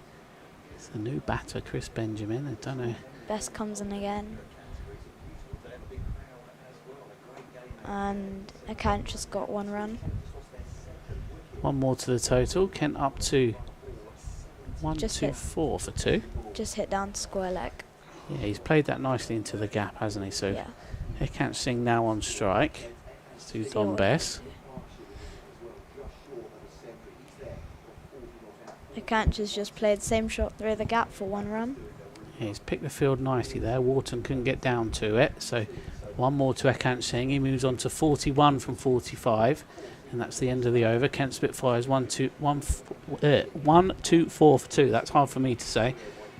And they're going quite nicely here. They're about 5.5 and over. So we're trying to get to near the halfway point. And Need to bump the run rate up. you reckon? Yeah. Do you think that the firepower is still to come with Joe Denley and Ollie Curtis? Yeah, Joe Danley should do well. I Yeah. mean, it was quite frustrating when he got out last match. But Yeah. hopefully he can keep the momentum going. Yeah, he's got experience, hasn't he? Yeah, he has. So we've got Adam Live coming in again from the Nackerton Road end. Adam Live, former England Test player. He comes in and bowls to Ekant Singh. He just plays that off his legs and he'll get 1 for it. It goes onto the onside and they are going to come back for 2 here. The race is on, but they will get there. That's good running Good from running. Ekant Singh. Yeah, absolutely. Good running. Ekant Singh has played that shot quite nicely throughout the day. Yeah, he's a very correct player, isn't he? He's Yeah. almost like what you want to see when you learn how to play the game, isn't he? Yeah. Kent Academy graduate Ekant Singh faces up to Adam Lythe, who comes in and bowls, and Singh just again he plays that Again, off he his plays legs. the same shot, Yeah, yeah. very good indeed, and he just keeps that scoreboard going, doesn't he? Keeps the It's scoreboard ticking going. it up. Yeah, and we hope that this means that it'll put Kent in a good position going into the back end of the innings. Let's see if Chris Benjamin can. He's more of a big hitter, isn't he, Chris Benjamin? So let's see if he can show his worth. Absolutely. You've heard it. You've heard it here first, Chris Benjamin. Here he comes and he's just driven that to the fielder for no run. Have you ever seen Chris Benjamin in the 100 maybe? Yeah. Yeah. Hitting some 6s and 4s. Massive 6s, yeah. And now he's here at Kent in the One Day Cup. As Lythe comes in to him again, he That's a beats the nice shot. fielder. Yeah, he beats the fielder that time. And he'll get 1 for it. And Kent move on to 1, 2, 8 for 2. What do you think about the view from up here then? It's slightly different to where you've been, isn't it? Yeah, quite a nice view because you can see front on. Absolutely. Yeah, we're quite lucky up here. As Adam Lythe just changes his field slightly, he brings one of the boundary riders in. And it's Ekant Singh here on 44, and he beats the fielder. And it goes down to the boundary rope and get 1 more. He moves on to 45. Kent are playing that leg side shot quite nicely, actually. Yeah, the field is set, so there's that gap there, isn't there? Yeah. But they are taking that opportunity. And have you been impressed by any of the Yorkshire players today? Yeah, in top order, Yeah, Live comes in Live again. Live batted quite well, and Yeah. Imam Ul-Haq Yeah, he was very got good, 70. wasn't he? Yeah. And obviously James Wharton got a century as well, James didn't he? Wharton's century was quite impressive, yes. Absolutely. But hopefully from a Kent point of view, it won't be good enough today. Hopefully not. So that's the end of the over. Kent Spitfires are 1-2-9 for 2. You're listening to Liam on the Kent Cricket live stream, proudly sponsored by Cluberly. I'm here with Eshan, today's junior journo. He spoke to Ekant Singh before play today, and he spoke to Harry Finch at the toss, and no doubt we'll get another player to him at the end of the day, giving us all the inside scoop, and you can see it, all of the junior journo content on our social channels as Best starts a new over, and that's played into the onside by Ekant Singh, and there'll be 1 run. Over to you, Eshan. Come on. Ekant Singh's batting quite well, 46 not out, and Benjamin is on 2 of 5 with a strike rate of 40. Let's see if Benjamin can get some more runs on the board and on his total. Yeah, you've gone quite hard on Chris Benjamin, haven't you? You want to see a lot from him. I know how he can hit, Absolutely. so I want to see.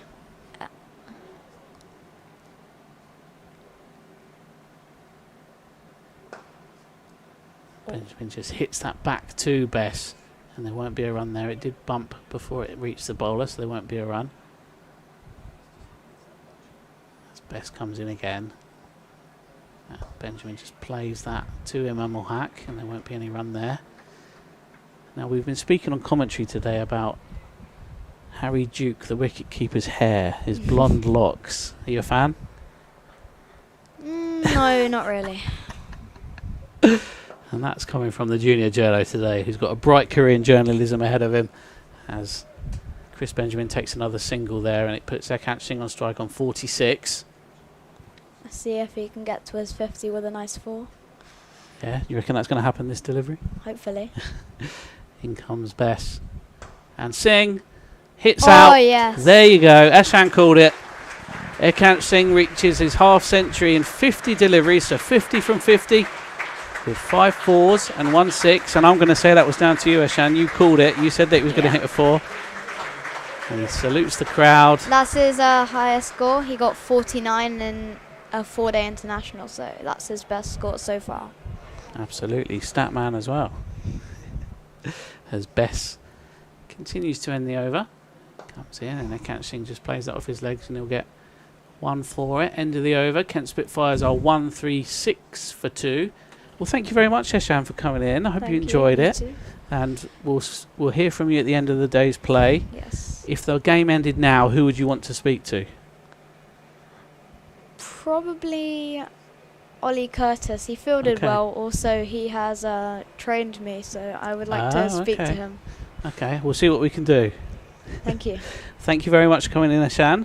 Enjoy the rest of your day. That was Eshan, our junior journo for the day. He's going to give us a match report at the end of the day's play as well. And that was some very good commentary indeed from young Eshan. And sadly, Sadly, you've got me back again, I'm afraid. so Fred, I think you're in trouble here, mate. The sideshow.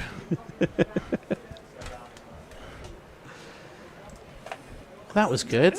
Eshan, when he applied for Junior Journo, we asked all of them who their favourite players are, and Eshan actually said Ekant Singh is his favourite player. So he got to call his 50. Well, there you go. That works, doesn't it? So he got to call a wicket as well, unfortunately. But so where are we? Halfway point. Kent 136 for 2. 166 to win from this situation. I think WinViz would be saying that it's pretty even. I would say the statistics, the group situation, I would say means that Yorkshire probably slight favourites from here, but Kent do bat a long way down, as we were saying earlier on. Just had a message from James Thompson, the Kent analyst, who's away with Birmingham Phoenix in the 100. He said, get the Junior Journo back on better than us two. Thanks, So, James. yeah, cheers, Tomo. Yeah. Always a pleasure to hear welcoming feedback from our peers and colleagues. Yeah, well, because Tomo's not here, we've got 2 cameras working today, so swings and roundabouts, isn't it, Fred? This could get out of hand quite quickly. Let's rein it back in. Ekant Singh. Yeah, Ekant Singh, 51. And looks like who's going to be bowling from the Nackington Road end here? Is it going to be Furbank? I believe it is.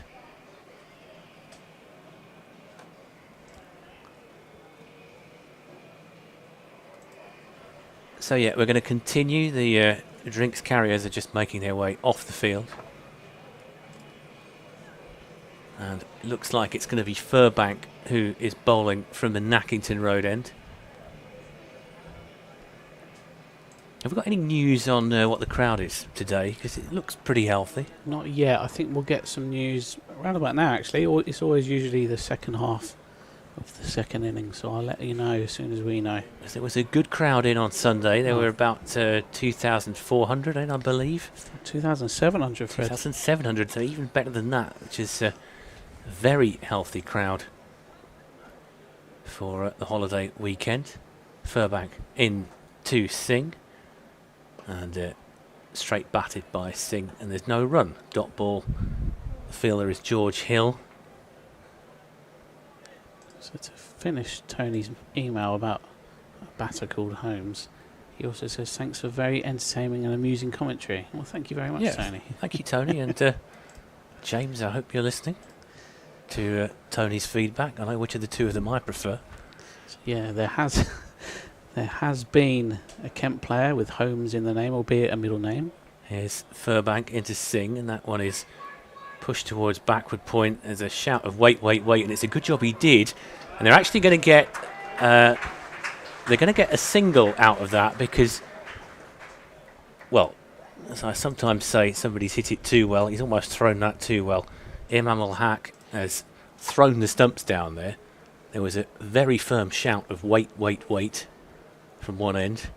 A very good job they did because Imam al-Haq hurled the ball into the stumps. The wicket was broken and the ricochet made enough distance that Kent were able to scramble a single. So Benjamin will take the strike.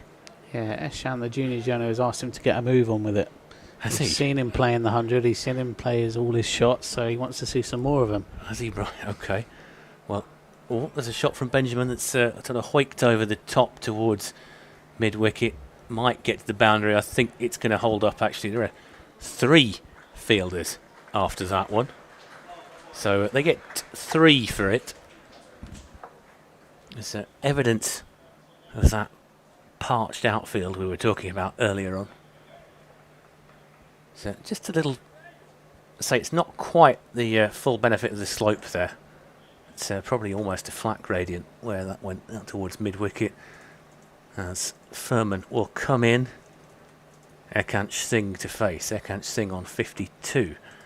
And Singh will pull that away gloriously for 4 runs. Emphatic from Ekant Singh. He's on to 56 from 54, and that was a lovely shot. And whatever else happens this afternoon, we can say that we've thoroughly enjoyed the performances of the young Kent cricketers during this tournament.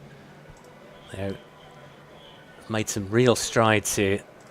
It's always important to take your chances when you do get them as a young cricketer. You'll get so many, you won't hinge on one innings, but you have got to deliver sooner or later, and Ekant Singh is definitely doing that. Furman comes in, and Singh, there's another nice shot. This one's only going to get him a single. That was a very elegant steer out to the offside, and a through cover point area, but it found James Wharton on the boundary, so he only gets 1, and Chris Benjamin is back on strike. And Furman returned to his mark slowly. Furman, one of 2 Yorkshire players playing without a shirt number today. There's a rangy figure coming in from the Nackington Road end to Benjamin, and Benjamin, was what Geoffrey Boycott used to call a can of beans delivery. Yeah, good ball from Furbank. That was a very good testing delivery to Chris Benjamin, but thankfully from a Kent point of view, nothing come of it. Yeah, that didn't miss his outside edge by a great deal. I think let's chalk that one up in the moral victory column for Yorkshire. Not quite sure where we are in our moral victory table at the moment. I'd say as far as luck has gone, it's probably fairly even. Fair to say that Jayden Denny took a few risks during his innings.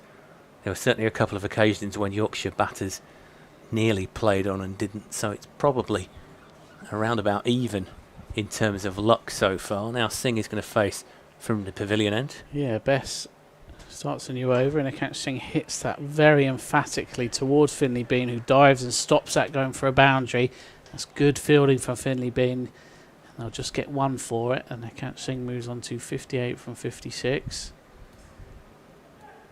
And Don Bess lines up his next delivery to Chris Benjamin, who just defends that into the onside. He was looking for a quick single there, but Imam al-Haq was straight to it and stopped any potential run through.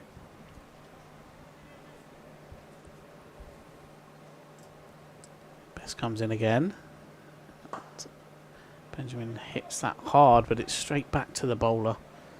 And he's wringing his hand after that delivery. It's gone straight back to him. He is. That one stung. Here he is again, Don Bess. Slightly dragged that one, and Benjamin will hook it round the corner. But there is a fielder out there in the deep, and they'll just get 1 for it. Spitfires move on to 147 for 2. Bess comes in again. He bowls and Ekach Singh plays that nicely off his legs. He finds a gap, but there is a boundary fielder there, so he's picked the gap in the infield to get his run, but never in danger of going for 4.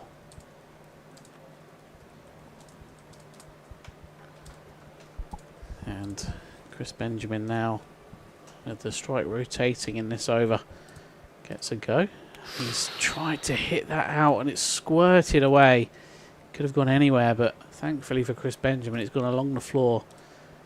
And it's gone to Gully, who does the fielding, and that Gully was Furbank, who's now exactly where he needs to be for his next over. Anna Harris takes his cap.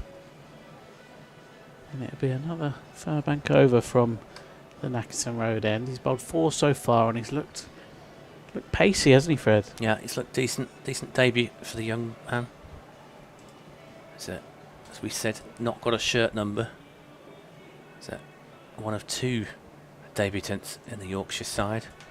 Yeah, 2 changes from the side that beat Sussex Sharks. Matty Revis and Matt Milnes have dropped out for Will Benison and Matthew Furbank. And here comes Furbank from the Nackington Road end, bowling to Ekach Singh. And Singh clips that one off the leg side. They'll get 1 for that. They're not going to get a second there, or they might do. There's a misfield, and they are going to get a second run on the misfield. And the 150 comes up for the Kent Spitfires. So the old line about never running on a misfield there, I always thought that was a bit suspect. Yeah, good headstrong decision from Ekach Singh, who did call it back for a second run. And, yep, he was vindicated. And you never know, that run might be the difference come the end of this game. Here comes Furbank in from the Nackington Road end. And Singh again plays a similar sort of shot leg side, probably just a single here.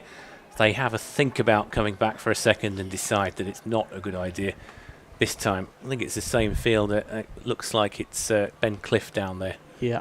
And Cliff's arm this time was very solid, as if he was reliving the previous delivery. We have reached Bon Jovi. We're halfway there in the run chase. Right, okay. Furbank comes in, and that's a bit of a reach for Benjamin, but he might get 4 for that, and he does get 4 for it. Very wide delivery, that one from Furbank, and Benjamin had to sort of drop down. It felt like he was reaching a bit for it, but he manages to cut that one for 4 through point. Yeah, good shot. So you just threw me for a second there, talking about Bon Jovi, because I was listening to the music and thinking, unless they drastically reinvented themselves in later years, this doesn't sound like the Jovi that I remember. Furbank coming in from an Nackington Road end. And Benjamin just blocks that one back to Furbank, sort of bounce ball. Furbank reaches out, grabs it with his left hand, and there's no run. Kent Spitfires 155 for 2, chasing 302, required rate 6.6. The current run rate is 5.6. I suspect that the important equation here is going to be wickets rather than the scoring rate, because at the moment it is manageable. Furbank comes in to Benjamin, and Benjamin drives that one. That's going to go straight to the fielder on the offside, and there's no run. It looks like it's Don Bess up there, round about the mid-off position. And he's just having a bit of a chat with George Hill. Well, the ball is returned to Furbank. Benjamin currently on 11 from 17. Furbank comes into Benjamin.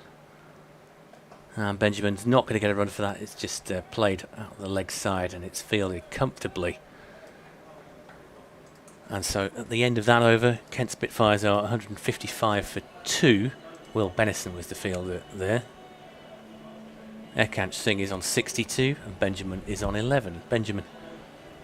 So we've said before on this commentaries, we didn't expect to see him playing again this season. We're talking about injury updates from Kent. It looked very much like he was going to be out. Yeah, so if you did look at our various match previews, Fred, we've been very transparent in saying that You have. he is playing with an injured shoulder, and it was himself that said, no, I want to play. So in the winter, he will have to get his left shoulder looked at by a specialist. But for now, Chris Benjamin will be playing as a batter, and that's why he hasn't kept wicket in the last few matches. He injured his shoulder in the first match of the Vitality Blast, or was it the second match? It may have been the second match. It was the game at Lords, wasn't it? Yeah, Middlesex. Middlesex, that was actually rained off as well. So, how's your luck? Yeah, we'll never know how that one would have gone. I fancied Kent that particular evening. So Best starts a new over to Akash Singh. He just rocks onto the back foot and plays that into the onside.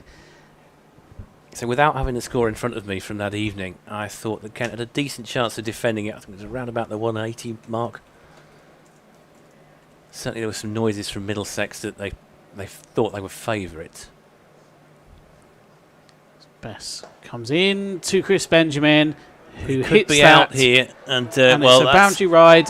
And Kelly, on a sub-fielder, has just taken an absolutely brilliant catch. Now, it's one of those catches where he was inside the rope and he sort of batted it in the air back to himself as his momentum went over the rope. He then steps back over the rope and takes the catch, and he's quite rightly mobbed by all of his teammates.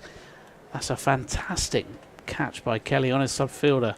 it's almost expected of fielders these days, isn't it, that they should be able to pull off catches like that. But when you see it as close as we just saw it there, I think the one thing that slightly spoiled it from our point of view is that he was partially hidden by the sight screen, so we couldn't exactly see where his feet were. But really good bit of work that by Kelly.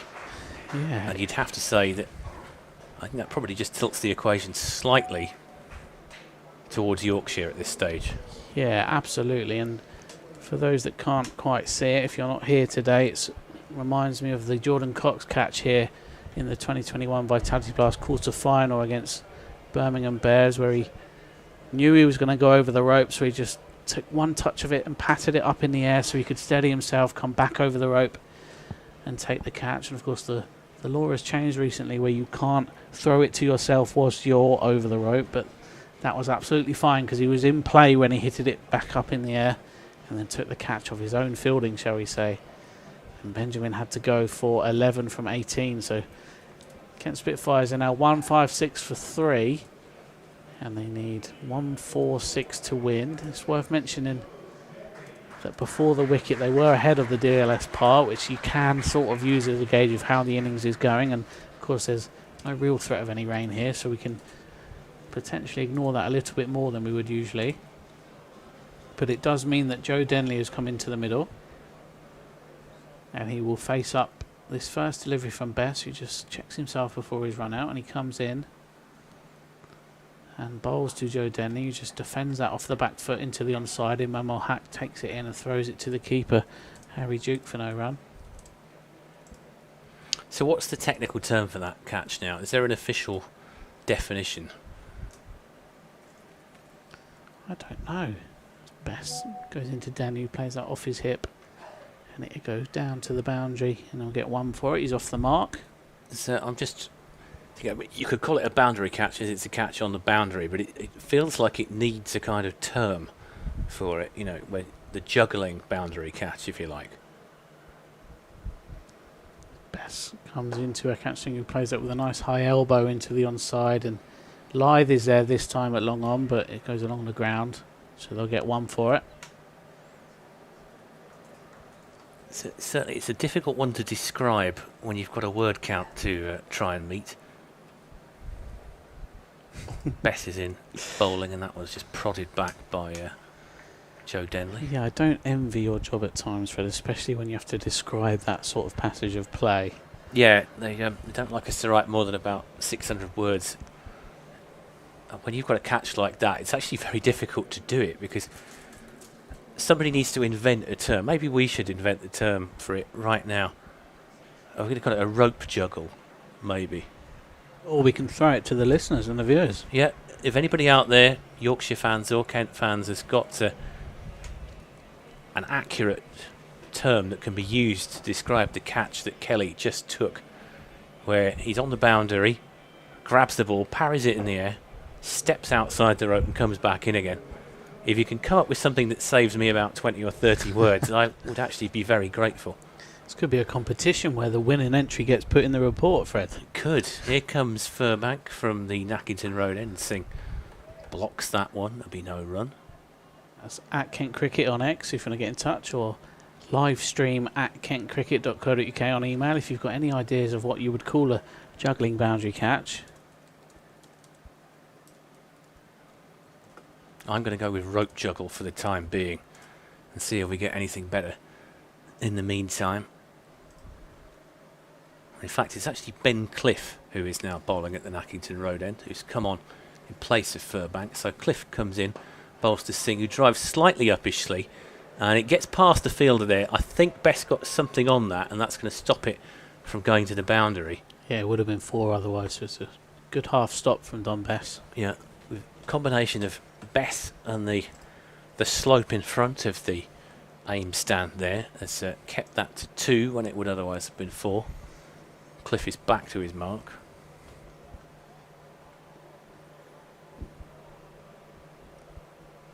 Comes in from the Nackington Road end. And Singh is going to get a single for this. They're going to possibly think about coming back for a second. They are going to come back for a second.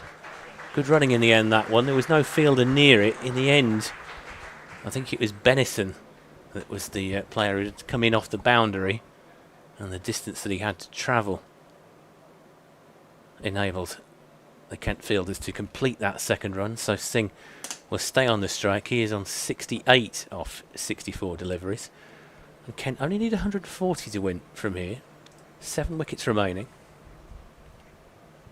Oh, and it's an uppish drive from Singh, and he gets away with it. I think you'll probably take that, given that Bess was lurking in the vicinity, and there's no run, but that could have been worse. The way that that flew off the bat, you thought for a second that that was going to carry to the fielder. Yeah, it was a bit like Ben Dawkins early on, wasn't it? He almost chipped it to the fielder, but luckily it went just to the right of the fielder in the covers. So in Cliff comes again, and it's steered towards the leg side. They think about a second this time. They're not going to chance it, are they? There's a misfield, but they don't think it's worth the risks this time. So Benison came in, tried to pick it up in one fell swoop, but didn't make the right kind of contact. Got it at the second attempt, and I think they were probably the right call not to run a second there. It's a bit early to be taking that level of risk. Run rate's gone up just a little bit to 6.9. As Cliff comes in, and Denley is going to get a single for this, very similar to the last delivery. Benison is the fielder, backward square. Just a single this time. So 20 overs remain, and Kent needs 6.9 and over. Now, if this was the start of a T20 innings, you'd think, yeah, we'll have that. But they have lost 3 wickets in this one-day match, so... Yeah, as I say, I don't think the scoring rate is necessarily going to be a problem, although you do see in this 50-over format quite often the run rate can get a little bit out of hand if there are 2 or 3 tight overs, and that can suddenly create the sort of pressure that forces wickets. Yeah, I think we need to see some fireworks here at the Spitfire Ground, and of course you can see some fireworks on Wednesday the 5th of November, Kent Cricket's Fireworks Evening, proudly sponsored by Whitehead Moncton. You can get your tickets today at tickets.kentcricket.co.uk. Come and join us on Bonfire Night. It's always a very well attended. The last 2 have sold out, so if you are thinking of coming to attend Kent Cricket's Fireworks Evening, get your tickets now as Fred finally stops cringing at that segue, and we have Moriarty back into the attack from the Nackington Road end. He comes in to Joe Denley, who just defends that, and there won't be a run. So there you go. Here's a question for trivia fans. Moriarty is bowling at one end, Cliff is bowling the other end. Has ever a bowler... We'll return to this in just a second. I feel like you're going to ask me a question I will never know the answer to, because Moriarty comes in again to Joe Denley, who skips down and drives that slightly uppishly, but it will bounce short of the fielder. But there won't be a run. That's good pick up there by the fielder in the covers. Has ever a bowler with the name of a fictional villain bowled in tandem with the object that caused his death. Please get in touch if you know the answer, as Moriarty comes in again to Joe Denley, who just defends that into the offside. There won't be a run. There's got to be a clue, though. There's mustard, obviously. Mustard is played, yep. Has there been a scarlet? Mustard and green. Green. Oh, here we go. Moriarty comes in again. Bowls to Joe Denley, who hits that over the covers. There's a fielder in play, out here. And Bean takes the catch, and Joe Denley goes for 2. That's a massive breakthrough for Yorkshire. That's exactly what they wanted, and Dan Moriarty is mobbed by his teammates quite rightly. That's a big wicket for Yorkshire. They've made a massive indent into this Kent attack. Joe Denley goes for 2, and Kent are now 164 for 4, and they need another 138 to win. It's a good catch from Finley Bean down at long off. Yeah, Fred never adds that really to his report. never really in any doubt that he was going to take that one. He looked very comfortable. I'm sure Joe Denley is going to be extremely disappointed that he was not able to build on what has been a pretty solid platform for Kent, but now it's starting to look a little bit shakier. So Kent 164 for 4. Yeah, now Ollie Curtis is coming in next. Now, Ollie Curtis got a run out first innings, and he's looking like a live wire in the field. And just to give you a bit of context, if you're a Yorkshire fan, maybe you don't know too much about Ollie Curtis. He made his debut on Sunday after signing a rookie deal for this Metrobank One Day Cup. He's 18 years old, born in Ashford, but he's a Canterbury lad. He went to school at Kent College, and he has actually done his sixth form studies at Simon Langton Grammar School, which for those not from the area is on the Nackington Road. So very much a local lad is Ollie Curtis, and he's warmly received by the Kent supporters as he comes in with 24 on his back. Yeah, I was moderately stupefied about the stat about Canterbury-born players playing for Kent. Now, as you say, he's from Ashford, and there have been a few from Ashford, haven't there? It's been, I think, Nigel Long, James Treadwell, Sam Northeast. 3 that spring to mind immediately. It is interesting where the players have been. An interesting question the other day. Would a Kent all-time 11 from inside the M25 beat a Kent all-time 11 from outside the M25? That's a very, very good question. It would be a very good game. I can guarantee you that. Where would Geraint Jones come on that? Because he was born in Papua New Guinea, so that is that. Well, I would say he's outside? not eligible. Don't wish to spoil anyone's fun here, but I don't think that counts. Fair enough. Moriarty then comes into new batter Ollie Curtis, the right-hander, who's hit on the pads, and he's given out first ball. That's unlucky for Ollie Curtis, who would have want to have added to his 1 run that he made against Somerset, and this time, sadly, he goes without scoring first delivery, and Kent are now 5 down. Ollie Curtis, who has made 150 this year in the Kent League for St Lawrence and Highland Court, on his second professional appearance. He can't trouble the scorers, I'm afraid, on this occasion, and I'm sure we'll get plenty more of a look at Ollie Curtis in the future, but for now at least, Fred, he may have saved a fair few runs in the field, but unfortunately he's not going to add any to Kent's total. No, and your heart goes out to the young man. Heart goes out to anybody that gets a golden duck, and that is a great shame for Ollie Curtis. Unfortunately, he has got a first baller there from Moriarty. I'm just trying to get a replay up, see if there's any kind of mitigation, whether he was unlucky at all. And I think, will it be Harry Finch who's in next? I'll have a look, but for now he gets quite warm applause from the pavilion, who are always keen to see Kent produce talent coming through. So unlucky today, Ollie Curtis, and I'm sure we'll get a look at him much more in the future. But you're right, Fred, Harry Finch is the next batter in, number 72. I can't quite get a replay up yet, so not entirely sure whether there was any mitigation. I did wonder it might just have been drifting down leg side. But Harry Finch is out, and as we said, still a bit of batting to come, but certainly that kind of double jab, if you like, now has made Yorkshire, I would say, firm favourites here. 164 for 5. It's worth mentioning as well that this will be a hat-trick ball for Dan Moriarty. And it'll be up to Harry Finch to keep it out.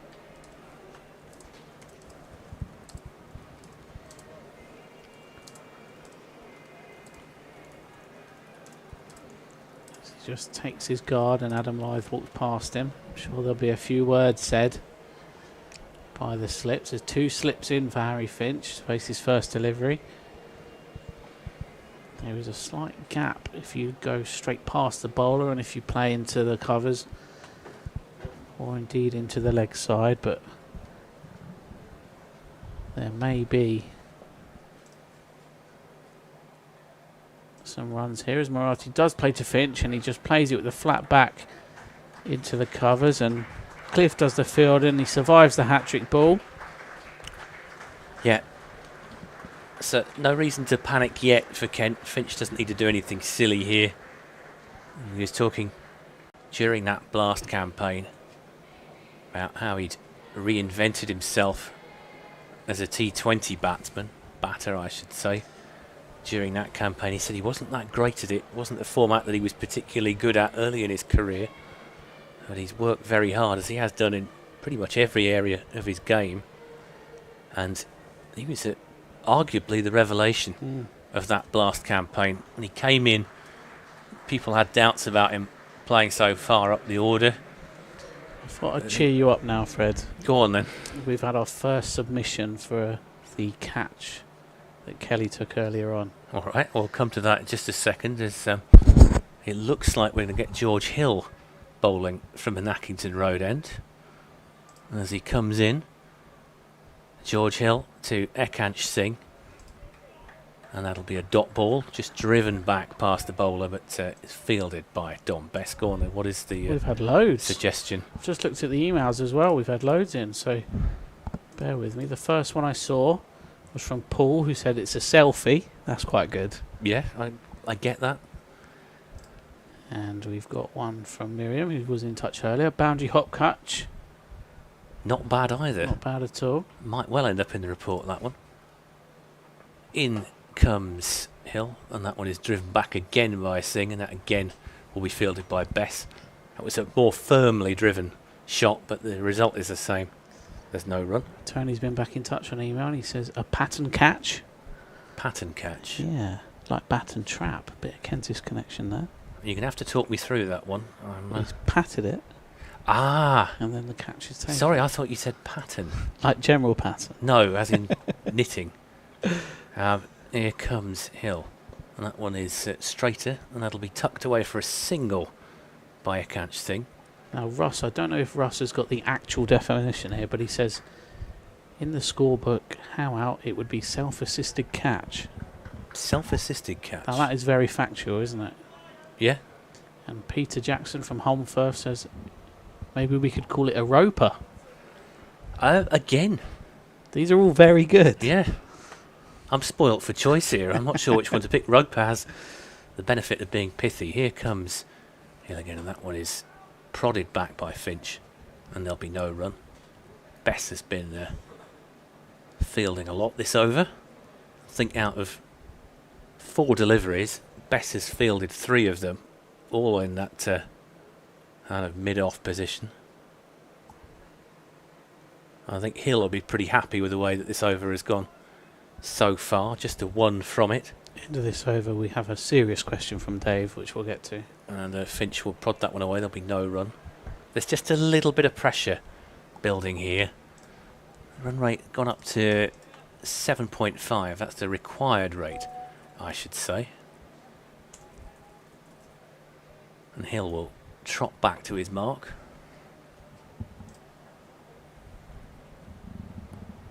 It's one of those days where the sun keeps going in and out. There's a bit of glare here. Hill comes in, bowling to Finch. Finch plays that one watchfully. Prods it downwards. No run taken there. It'll be fielded by Adam Lyth. And that is a good over from a Yorkshire point of view. Following up that double wicket over with just 1 coming from that one. Ekansh Singh on 70, Harry Finch on 0. So Dave in Chatham has been in touch on the emails, live stream at kentcricket.co.uk. He says he doesn't have an idea about a name for the boundary juggling catch thing. But he's only just started with the stream. He could have missed the discussion, but who's likely to be fit in the T20 quarter-final? That's a very good question, Dave. So if we look at the 11 that beat Essex in our last group game, we'll try and get through them and I'll tell you their availability. Potentially at the end of this Moriarty over, as he likes to get through them quite quickly. And he's in to Akant Singh, who's on 70. He bowls, and that beats the outside edge of Akant Singh. That's a very good delivery from Moriarty. He bowled with the slope there, and it's just gone past the outside edge. So we'll get one in here. Twandamiye open the batting, and he is obviously playing in a different competition this month, and hopefully he'll be back fit. There's barring any injury he picks up there. As Moriarty comes in again to Akant Singh. He plays that much nicely into the onside, and it's half defended, but it's going to get him a run. It's pushed out to Don Bess, who does the fielding. Daniel Bell-Drummond. So Daniel Bell-Drummond suffered an MCL sprain against Glamorgan in the county championship, and he was in a knee brace at the start of this One Day Cup, and he was meant to play in this tournament, but unfortunately he's not. But we did say in the innings break that he was out there running around, so hopefully he'll be back in time. We're not too sure on a firm return date for him yet. As Moriarty comes in again, that's reversed by Harry Finch, and it beats the fielder, and it'll go for 4. Yeah, I think it was Furbank, the fielder there. That's unlucky though, it's sort of spun past him, hasn't it? Yeah, I wonder, it probably looks worse than it actually was.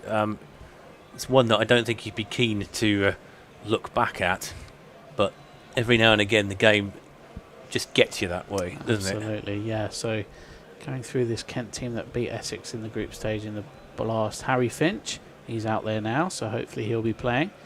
Joe Denley, he's played today as well, as Moriarty comes in again for the next delivery of his over. To Finch, who defends that back to him. There's no run. Sam Billings, he's obviously playing in a different competition this month, and he's captaining that side. So we hope that he'll be back injury-free for the T20 quarter final. Jack Leaney, not selected today, but he did play on Sunday against Somerset, so he is around. Moriarty comes in again. That's cut away by Finch. They'll get at least 1 for it. There is a race on at the boundary. They're going to come back for 2. And that's well fielded on the boundary by Benison. Next up, Joey Everson. So Joey has had a stiff back after scoring 80 runs and taking 3 wickets away at Northamptonshire Steelbacks. And I think the decision was that they'd rest him up so he wouldn't exacerbate that slight injury with these 2 matches. As Finch defends that next delivery away from Moriarty into the offside, they'll come through for a single. Grant Stewart. So Grant left the field at Beckenham against Lancashire before he had a chance to bowl. And he had a slight hamstring injury, but I have seen him at the ground this week being put through his paces by the strength and conditioning team. I'm not too sure on a concrete return time for Grant, but we very much hope that Grant will be back for the quarter-final on the 6th of September. Fred Klassen's played in this match today. Nathan Gilchrist. So Nathan Gilchrist has been playing for Middlesex in the Metrobank One Day Cup, but he will be available for selection by Kent in the quarter-final of the Vitality Blast.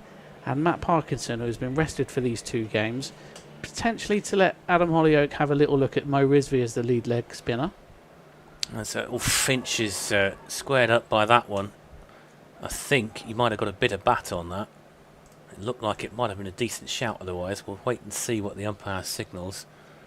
And that is a single to Harry Finch. It was so from where we are, we've got the keeper blocking the view slightly, and I wasn't entirely sure if he hit that, but he obviously got something on it. Got 2 more names for you. Go on then. So John, who's listening in from Norway, he signs this off as an unbiased Kent fan, and I'll let you know why he says that in a second. In comes the bowler. Oh, that's a gruesome shot from Akant Singh, and I think that's going to get out, and it is out. And well, if Yorkshire were favourites at the start of this over, they're firm favourites now. Singh has tried to, I'm not quite sure what sort of shot he was trying to play, but it's sort of flicked up in the air and it's been caught, and that, I'm afraid, is a huge blow to Kent. Akant Singh has gone for 71, trudges off. He knows, I think he knew as soon as he hit that it didn't go anywhere near where he wanted it to go, and he's been caught by the sub Kelly for 71. He's going to get a decent round of applause here, as well he might. Kent are in a bit of trouble now. They're 6 down, 174. And, well, Corey Flintoff is coming out. Chance for him to make a name for himself. Kent 174 for 6. Needing another 128 to win off 16.4 overs. Yeah, John, the unbiased Kent fan, he says when Cox took that catch, it was a very good catch. And when Kelly took that catch, it was a very lucky catch. That's John, the unbiased Kent fan. Okay, thank you, John. From Norway. And Pete's been in touch, and he says, I think you've almost named it yourselves. It's, of course, the parried cross-boundary catch. Yeah. He says, come on the Tykes. Thanks for the great commentary. That's Pete, who I assume is a Yorkshire fan. I'm sure he'll be happy with what's just happened on the field. I guess the clue would be in the come on the Tykes. Unless there's a Tyke branch in Kent, I'm not entirely sure. Anyway, the match situation rather slipping away from Kent here. It looked pretty even, 50-50. In fact, certainly when Jaden Denny was going along, they looked like they might even be favourites. But as it is, there's a lot to do here. In comes the bowler, and that is, well, short-pitched. Flintoff ducks, or rather flinches away from that, if you like. And there's no run. Hill there with a bit of hostility for the new batter. At the moment, you've got to say that they really do look like heavy favourites from this situation, just the way that the wickets have fallen. We've seen the way this game can change. Here's Finch. Sorry, it's not Finch, it's Flintoff facing that one, the number 22. Swapping places with the number 72. They take a single from that delivery. And the score moves on to 175 for 6. Hill goes back to his mark. Finch rehearses a couple of shots. A lot rests on the shoulders of Harry Finch now. I think that's fair to say at this stage. And the skipper drives one back past the bowler. They'll just get a single for this. It's fielded by Furbank, I believe. It's the player just running behind the bowler's arm. Score moves on to 176 for 6. Dave's been back in touch and asked, as well as the players I've read out, will Zach Crawley be available for the quarter-final, the T20 Blast? Well, he hasn't been selected for England, who are playing a series against Ireland that week, so we assume, Dave, that Zach Crawley will be made available by England. It's a bit of a strange situation for the neutral, where Zach Crawley is contracted by England and he is released to play for Kent on a almost match-by-match basis, but I think the fact that he's not in the England white ball squad to take on Ireland or South Africa may suggest that he will be, but of course we'll confirm that in our match preview for the quarter-final, which will come out just beforehand. And I was going to congratulate you on the transparency of that update just before that wicket fell, and I didn't get the chance, but gratefully received information as always. So, now that you're saying that Nathan Gilchrist is available for selection, that would be an interesting choice, wouldn't it, if he is available for selection.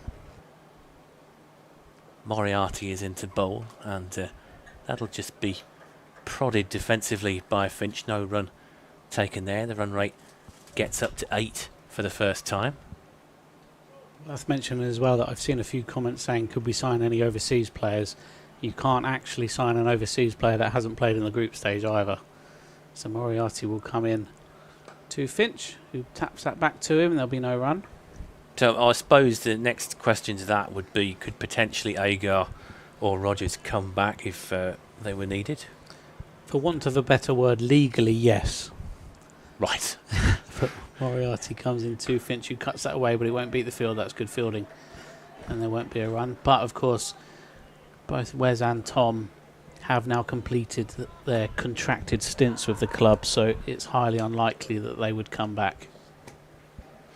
Fair Moriarty comes in again to Harry Finch, who just plays that with soft hands into the offside. They'll get 1 for it, despite the good fielding by George Hill.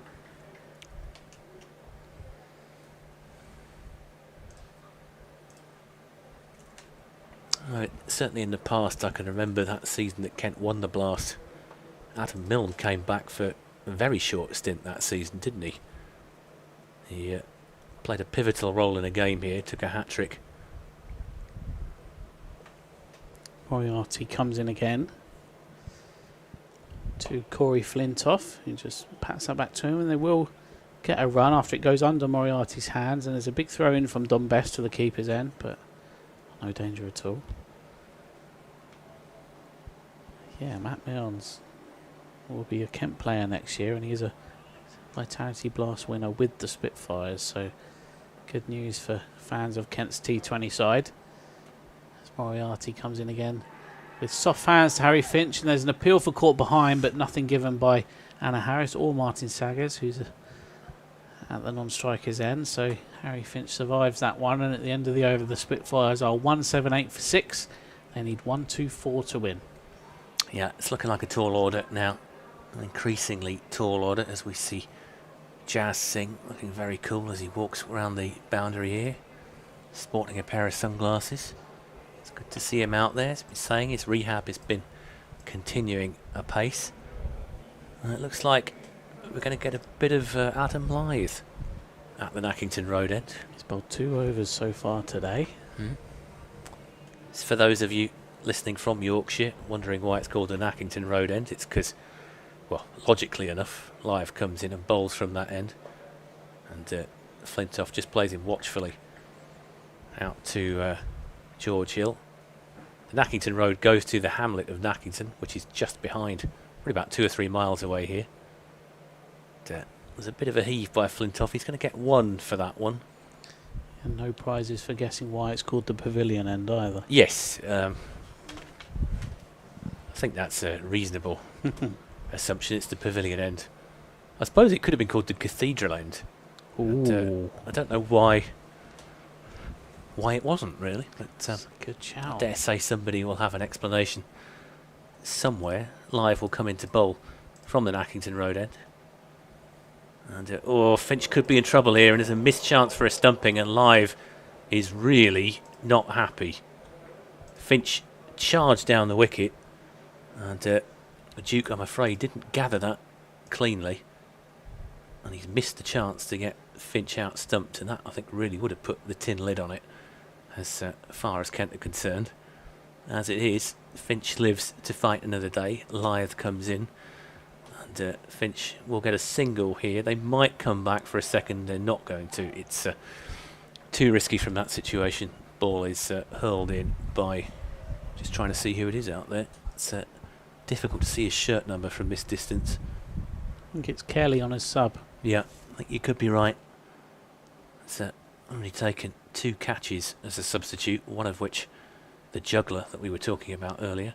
And there's a drive from Flintoff, and he's going to get 4 for it. It's an elegant cover drive from the young man. Powers up the slope, goes out towards where the Ames stand is. 4 runs to Corey Flintoff, who moves on to 7. Talking about places in the ground, I can tell you a bit more about the Leslie Ames stand in a second if you like, Fred. Here's Lyth. And that'll be a dot ball, so yeah, you might as well. End of the over, 184 for 6.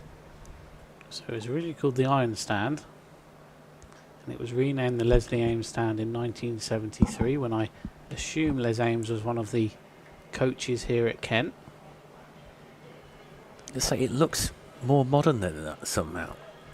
Yeah, so the hand-operated scoreboard at the top is the original, and then they've had some redevelopment work to make them hospitality boxes, when before it was one of the pavilions here. That would make sense. Certainly, I remember during that COVID season we were talking about earlier on, that was where visiting teams had to change, so it was revived as a pavilion during that era. I can remember you could see and hear quite a lot. You could even hear people, if somebody got out, you could hear them yelling in frustration on the other side of the ground. Now, Cliff, looks like he is going to be switched to the pavilion end, or the cathedral end, if you like. Please don't write in and complain if you're upset by the term cathedral end. I don't mean it seriously. Cliff comes into bowl. Here he comes then to Harry Finch, who tries to drive that one, but he's sort of bottom edged it into the onside, and Don Bess is there at mid-on. Yeah, so the concrete stand, which is now the Frank Woolley stand, was built in the 1920s, and it'll soon be, I think it's 2 years away from its centenary as being a stand here at the ground, and it was renamed the Frank Woolley stand, of course, in memory of one of Kent's best ever players, and Frank was here when it was renamed in the 70s, as Cliff comes in again. Finch tries to drive that, and it'll go past the keeper, and it'll go for 4. I don't know whether that be buys. No, it's off the bat. It's given us 4 runs by Martin Saggers. So Harry Finch flashes at that one, but he will get 4 for it. Well, there you go. If you're going to flash hard, and that's what he did. We're talking about luck throughout this game, and you can chalk up another moral victory to the bowler there. Yeah, so the Frank Woolley stand was named the Frank Woolley stand, and Frank, who lived in Canada at the time, travelled back to unveil it. As Cliff comes in again to Finch, it hits that high in the air, but it's going to go over Don Bess, and it's going to go for 4 runs. It's going to race off the practice wickets, and it'll go for 4. So Harry Finch has hit the accelerator here. Yeah, having had that life on the previous delivery, it was an altogether more controlled shot from Finch over the top. Bess was never getting anywhere near that one, and slightly unluckily, Cliff has gone for 8 in this over, when he might well have had a wicket. Yeah, they've just changed the field here, so gives me an opportunity for any Yorkshire supporters that haven't been down to the Spitfire Ground for a while. The famous lime tree that was inside the field of play sadly fell in 2005. It had stood for over 200 years, and now there's a new lime tree that is just outside the boundary near the site of where the original one was. As Cliff comes into Finch again, he glances that down the leg side, but it bounces to Duke behind the stumps, and they won't get a run. Yeah, that was awkward for Duke. He had to cut that off. It was just one of those where you sometimes see them squeeze past the wicket-keeper and make them look bad, but he was alive to the danger there, and that's a dot ball, which I'm sure Yorkshire will be very grateful for. Yeah, you get the feeling that Finch is looking at that run rate and thinking he doesn't want it to get out of hand. 8.3 and over, they've got 8 from this one so far. Cliff comes in again to Harry Finch, and he bowls, and that's Fuller, but Finch plays that nicely into the onside where there is a gap for a single, and they take it. So Kent move on to 193 for 6. They need 109 to win. Fred, I've got a question for you here from Tony, who's emailed in again. Thank you, Tony, for getting in touch a few times today. And he says, do you think being the son of a famous successful cricketer is an advantage or a disadvantage? And he's talking about Corey Flintoff. Well, there's a question. I'll come to that after this delivery. In comes Cliff to Corey Flintoff. And it's a bit of a full toss there. It turned into a Yorker. It almost died on him at the end, but Flintoff defends that into the offside. There won't be a run. End of the over. Kent Spitfires are 193 for 6. Yeah, I think that was a slower ball. Didn't quite go where he was planning it to. It's an interesting question, and there are multiple ways of answering it, multiple levels on which you can answer it. Now, genetically, you should be at an advantage.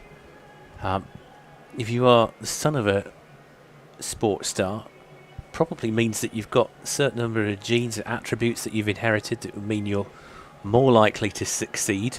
You'll probably be around the kind of people that can help you succeed, that can give you an advantage, that can give you the coaching. The flip side, of course, will be the pressure that comes with the name. I think as well it's worth mentioning that Corey's a player in his own right, isn't he? He's worked to where he is now. Absolutely. As Live comes in to bowl and Finch sweeps, he'll get 1 for that. They might think about coming back for a second, and Finch, I think, wanted to, and Flintoff decided to send him back. Now, prime example I'm going to give here is that of Liam Botham, who I can remember playing for Hampshire, I think. Certainly, I remember him playing a game at Portsmouth. Pretty sure he was playing for Hampshire. As Lyeth will come back in and bowl to Flintoff. Plays that to backward point. There's not going to be a run there. Now, Liam Botham played, I believe, for Hampshire against Middlesex. I think he got Mike Gatting out. He played really well, bowled really well, but he never pursued a career in cricket. As that live comes in, and that's a slightly agricultural shot from Flintoff. That'll just be a single. And I believe he pursued a career in rugby instead. And I think clearly there with Liam Botham, he had the talent to be able to do it. But I would imagine that he just felt the weight of expectation was always going to surround him. Slightly different as well. Jaden Denley, nephew of Joe, and I think Jaden has now become a very good player in his own right. Well, certainly he's clearly in this side on merit. He's the top scorer in the Kent innings so far with 77. And you can't not mention the Cowdreys either, can you? no, 3 generations of Cowdreys, of course.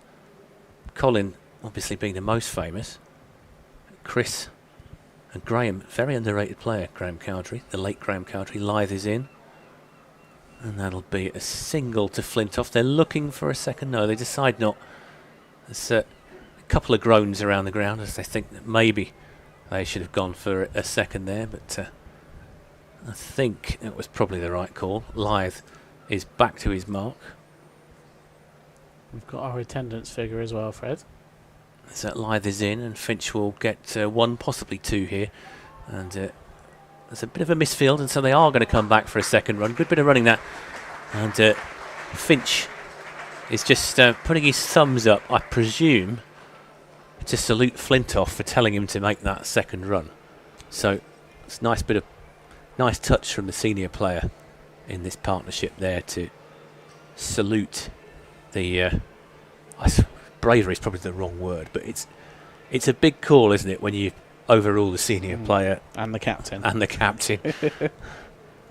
Yeah, we were just talking about the Cowdreys, and of course Fabian Cowdrey was the 3rd generation of the Cowdreys who played here and has commentated in this very commentary box. And he's actually on the list of all-time Kent T20 wicket takers. Well, there you go. He was a decent player in his day, Fabian Cowdrey. Last seen, he was playing for somebody like Sutton, was he, in the Surrey League or somewhere like that? Yep. He had a spell playing for Minster on the Isle of Sheppey. I could be wrong about that. No, he did, yeah. Cliff starts a new over to Corey Flintoff, who hits that high into the air. There are fielders over there, but it will bounce safe, and they will get 2 for this. And it's stopped very nicely on the boundary at the far side of the ground to us. And they'll get 2 more. It brings up the Kent 200, the Spitfires 200 inside the 39th over. But if you look at how the game is set up now, it's going to take a fair lick to get to. Yeah, and I think that explains that shot from Flintoff. It was a bit of a heave, a bit messy all around. To be fair, the fielding was a bit messy there. In comes Cliff again to Flintoff. He'll get a very quick single here, so claps again from those in attendance here. And speaking of attendance, it's 2,600 today, 2597 in at the Spitfire Ground today. Another very good crowd for the Metrobank One Day Cup. Well, absolutely, and this is a working day. It's a Tuesday. It's a school holiday, obviously, which helps. But yeah, we urged supporters to extend their weekend, and they've obliged. So thank you to everyone that's came here today as Finch faces up against Cliff. And he'll get 1 more hit into the offside. Well done to Frank Godfrey in the marketing area for shifting all those tickets. So yeah, I mean, that's a very impressive crowd for a day, where, as we say, it's a Tuesday. It's not a traditional cricket day, and imagine a fair few have come from Yorkshire, maybe southern-based Yorkshire fans. Cliff comes in again to Flintoff, and that's on the stumps there, and all Flintoff can do is just defend it into the onside, and there won't be a run. As we saw another famous son, Archie Vaughan, play here. He's been doing very well for Somerset. He's looked like a very good county standard player, and who knows, he may go beyond that as well. Of course, Rocky Flintoff, Corey's younger brother. Yep, seen him playing for England under 19s earlier this summer. So Cliff comes in again to Corey Flintoff, who's on 12 or 15. Flintoff hits that back towards him, and he will scamper through for a single. That's good running, Corey Flintoff. He's head first with his calls for singles, and he sends Harry Finch up the other end to face the next delivery. I think in any sport, certainly the genetic makeup of a sports star helps. You think of one of the most famous cyclists at the moment, Matthew van der Poel. As Cliff comes in again to Harry Finch. And Finch hits that into the onside nicely with soft hands, and Cliff's a little bit upset with himself there that he's made that such an easy run for the Kent 2. That's the end of the over. The Spitfires 205 for 6. You were saying, Fred? Yeah, the question was, does it help having famous parents? And certainly a sport like cycling, it absolutely does, because Matthew van der Poel is one of the top cyclists in the world. His dad, Adrie van der Poel, married the daughter of Raymond Poulidor, who was a famous French cyclist in the 70s. And so they've got this sort of genetic super baby that has just got... He's got all the natural attributes that you need, and obviously you need a phenomenal attitude to go with that to succeed. You've got to want it. Would that go into the genetics of cycling, where red blood cell count and that's a everything different like that? issue. I won't get into that now as Live comes into bowl to Finch, and Finch is going to try and reverse sweep that, and Finch has rather got away with that one. He's going to get a single for that. He reversed he was trying to reverse sweep it in an orthodox sense, and he very nearly played on. It was supposed to be going down to third man. It nearly ended up a sort of short, fine leg, I think. So he's rather got away with that, and he got a run for it, which I'm sure he'd be delighted by. Lythe is in again, and Flintoff drops to one knee, tries to play a sweep shot, and he's bowled. And Lythe has struck, so he's bowled. Corey Flintoff looks like he's got him leg stump. It was just a slight delay there, because we saw him drop to one knee. I thought for a second that he got away with it. He was obscuring the wicket, and he has been bowled by Adam Lythe. And Corey Flintoff is out for 13. And you'd say that really, Kent are looking at a very tall order from here.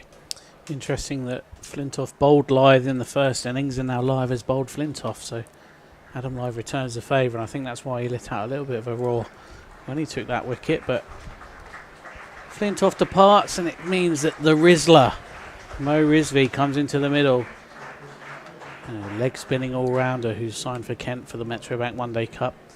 Preferred over Matt Parkinson, perhaps, so Adam Hollyoake and the staff can have a little bit of a look at him, potentially to have a bit of a dart at potentially a longer-term deal for Mo Rizvi, who's impressed for the second 11 this year, and he's a graduate of the South Asian Cricket Academy. They do some wonderful work at Saka to produce players, and this is the second player that Kent have signed from Saka, with Arafat Bhuyan the first a couple of years ago. A few Kent fans may remember him. He played a few games for Kent. Yeah, he did okay. Arafat Bhuyan did pretty well at Surrey at the Oval.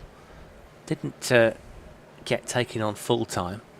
I believe that Hamid Kadri has spent a bit of time with the academy after he wasn't kept on by Kent last year. Yeah, he's also just won the NCCA, the National County T20 Cup with Norfolk, who Kent defeated just before the start of this tournament in our National County Showcase match away at Sprowston Cricket Club on the outskirts of Norwich, as Matt Milnes brings out drinks for the Yorkshire players again.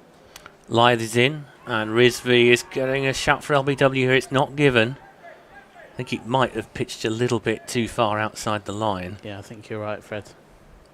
It was certainly a strong shout from Lythe. You know, as you say, let out a bit of a roar when he got that wicket. Not the first time I've heard Adam Lythe roar on this ground. I remember the century he scored for Yorkshire in the championship game back in 2021. And that will... Well, he went through for a leg bye there.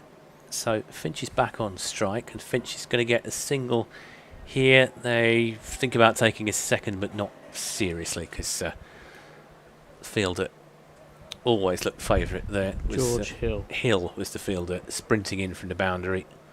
And he looks like he's got a decent arm on him. And so Live goes back to his mark. Live turning his arm over, and there'll be a single again. And singles are all very well, they're ticking it over here. At some point, the run rate is going to get towards the unmanageable. I think even in T20 terms, you'd say that this is unlikely from here. As long as Finch is there, there's a chance, of course. And Live will come into bowl to Harry Finch. Turns his arm over. Finch is going to get maybe one, probably just a single. No, they're going to come back for a second. And it's quite a nicely placed shot, that one from Finch, because there were two fielders converging on it. Neither of them could get there quickly enough to cut off the second.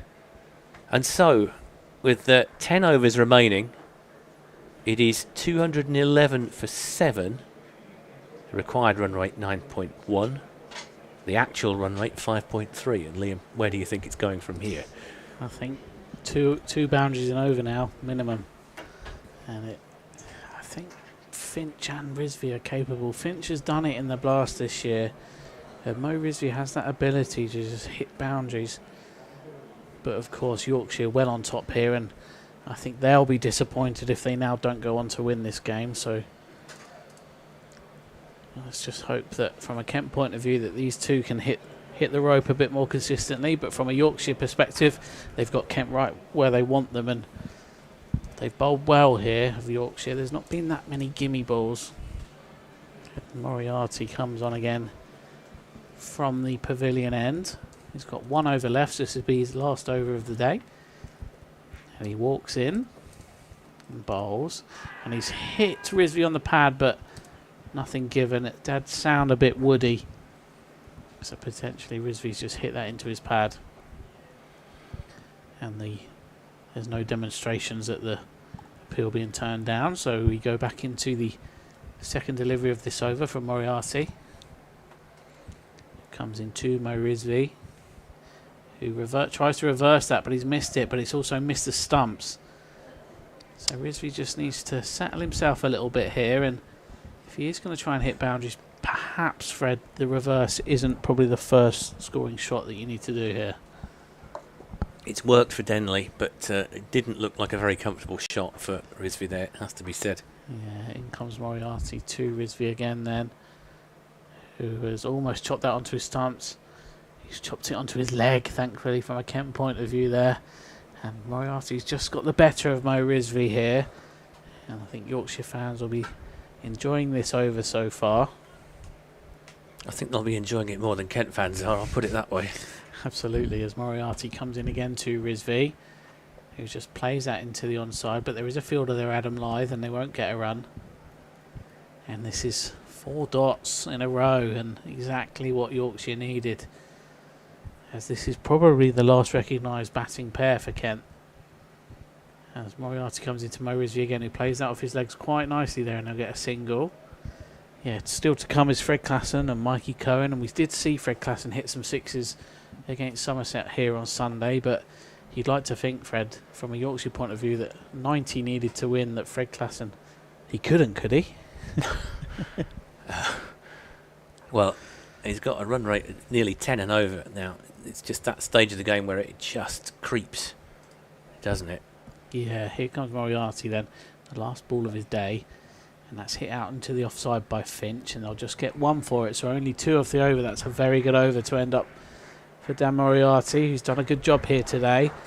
And the Spitfires are 2-1-3 for 7 after 41. 9 overs left. They need 89 to win, so it's pretty much 10 and over now that the Spitfires require to win. Yeah, 9.9 if you want to be absolutely precise. But of course that is effectively 10. You round up, you're looking at what is a very tall order here. I'd say it's a sort of performance that actually sums up Kent's Metro Bank campaign. It's not been disgraceful by any stretch of the imagination. There have been a lot of good things that have been happening. But ultimately, I don't think it's going to be enough to win them this game. Now, I hope that I'm proved wrong over the next few overs. I know, I'm sure our Yorkshire supporting fans will understand me when I say that. But, I suspect that Yorkshire are going to win this with a bit to spare. And now, who's this that we're going to see at the Nackington Road end? Is it Best that's coming back on? Yeah, Don Best, number 2. Yeah, so Best is going to come on. Perhaps he fancies finishing the job himself. Bowling to Finch, and Finch sort of prods that into the mid-wicket area. They're just going to get one. And Kent really need a few boundaries to make this interesting, because just at the moment it's drifting, and it's been drifting ever since really the moment that Jaden Denley, I think, got out, or certainly when Ekant Singh went, things were looking pretty bleak from a home point of view. They've taken wickets at the right time of Yorkshire. They have. And it's a nice enough shot by Rizvi. He's going to get one for it. Sort of glance, if you like, through the vacant gully area. Fielded by Furbank. Yeah, Kent need fireworks here, Fred, and if only we knew when you could catch some more fireworks here at the Spitfire Ground. If only we did. As Best comes in. Oh, and he's bowled him, and I think that is good night Vienna as far as Kent are concerned. Finch has gone for 32, exactly a runner ball. Can't fault the pacing of Finch's innings, but he's been undone by the spin of Don Bess. And really, that is Kent's last recognised specialist batter back in the hutch. Harry Finch goes for 32. Kent are 215 for 8. And, well, if this game were a dog, you might be calling the vet. Liam's doubling over there. Let's take some positives, Fred. 3 for 42 from Ekant Singh in the first innings. Ollie Curtis fielding like a dynamo, and he actually got a run out as well. He ran out Finley Bean. 3 wickets for Fred Klassen, who some have said maybe didn't bowl to his best on Sunday against Somerset, and he's the next bat in. Well, he might be able to give it a bit of the long handle, mightn't he? Absolutely. Corey Flintoff got a wicket. He bowled Adam Lyth. And then we saw 79 from Jaden Denley, 71 from Ekant Singh. So Kent's young England under-19s talents are producing yet again. And that does put some green shoots out there for the future for Kent members and supporters. And hopefully this core, this young core of Kent players, will certainly be a big part of the Kent Spitfires' Metrobank One Day Cup squad next year, and potentially even looking into the Championship and the Vitality Blast as well. Well, absolutely, yes. Positive vibes only. Not looking to my right, where I can see quite a lot of people coming out of the Woolly stand. Yeah, we can see them sneaking out. As Best comes in again, and Klassen will drive that to, well, it's fielded. It was a bump ball. Yeah, it's a bump ball. It's fielded by, is it a sub-fielder that got that? Potentially. Best comes in again. Klassen just fends that one off. I think it was Moriarty. Yes, it was Moriarty, yeah. He sort of threw it up in the air, I think for a joke as much as anything else. I don't think that was a serious appeal. Best is in again to Klassen. Klassen nearly plays on. In fact, he does play on. He's bowled. So Fred Klassen has been bowled for a duck from 2 balls. And Yorkshire are now pretty much home and hosed here. Yeah, Fred Klassen, no fireworks today again. If you know where we can watch fireworks here at the Spitfire Ground, Fred, in the winter, let me know. But Fred goes for no score here. He's bowled by Bess, who has taken his 4th wicket of the day. Very well bowled is Tom Bess. He's bowled from both ends as well today, so it's a very good bowling performance by the Yorkshire captain. And Fred Klassen goes for no score, and that means that Mikey Cohen will come out at 11 for Kent. Yeah, Mikey Cohen and Mo Rizvi. Now, am I right in thinking that when... Not that I'm clutching at straws here. I am clutching at straws here. Okay. Am I right in thinking that this is the partnership that took Kent to that sensational second 11 victory? Yes, Was you Cohen are. at the other end Yes, when he was. Rizvi hit that 4 that got him a century? Yeah. Let's not get excited though, Fred. No, I'm saying that that's unlikely, but you never know. Stranger things have happened. Say that the crowd possibly lacks a bit of faith, judging by the movement towards the exits. So we're heading towards 6 o'clock here. I'm sure they'll have enjoyed their day in the sunshine here at the Spitfire Ground. Yeah, now it's the last ball of the over, so Cliff is going to come on and bowl from the pavilion end.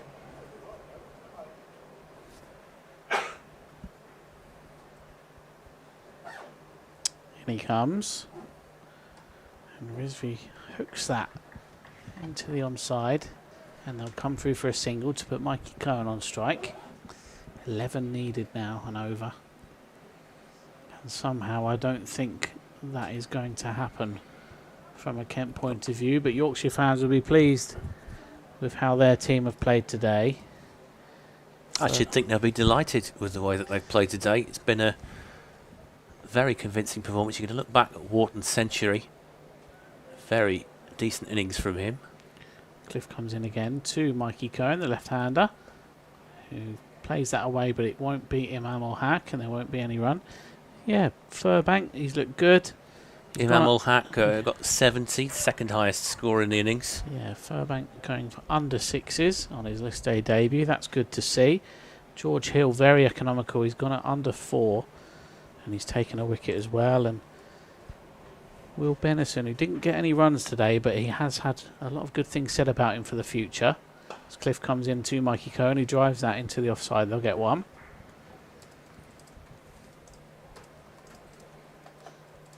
As Fred taps away in his ECB report, which you can read on the Kent website later once I've read it over. Sure, you can read the unedited version on the Yorkshire site if you prefer. Comes Cliff to Mohammed Rizvi then. Rizvi swipes at that one, but it doesn't find the edge. It goes through to Duke, but there won't be a run. It's a dot ball, 2 to come in the over.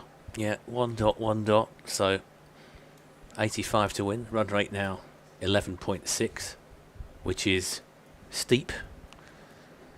Yeah, and we mentioned earlier about negative feedback on social media, and I can only imagine what some of our fans will be saying today.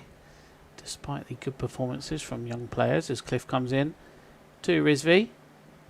Yeah, that's hit him on the pad, but it's gone down the leg side, and they will get 1 for it. So just waiting for confirmation from Martin Saggers, but I believe that was a leg by, and he's just talking to Anna Harris. He's not sure, is he? No, it's animated. No, it's off the bat. Yeah, they're giving that as a run, so 1 more to Rizvi. Cohen will take the strike. Worth mentioning as well that Yorkshire's win here will secure them their home semi-final, and we believe that will be played at Scarborough. As Cliff comes in to Cohen, he's flicked that very nicely indeed off his legs, but he won't get more than 2 for it. In fact, they'll only get 1. That's fielded very well in the deep by Benison. But that was a nice looking shot from Mikey Cohen, who of course isn't one of those recognised batters in the Kent side today.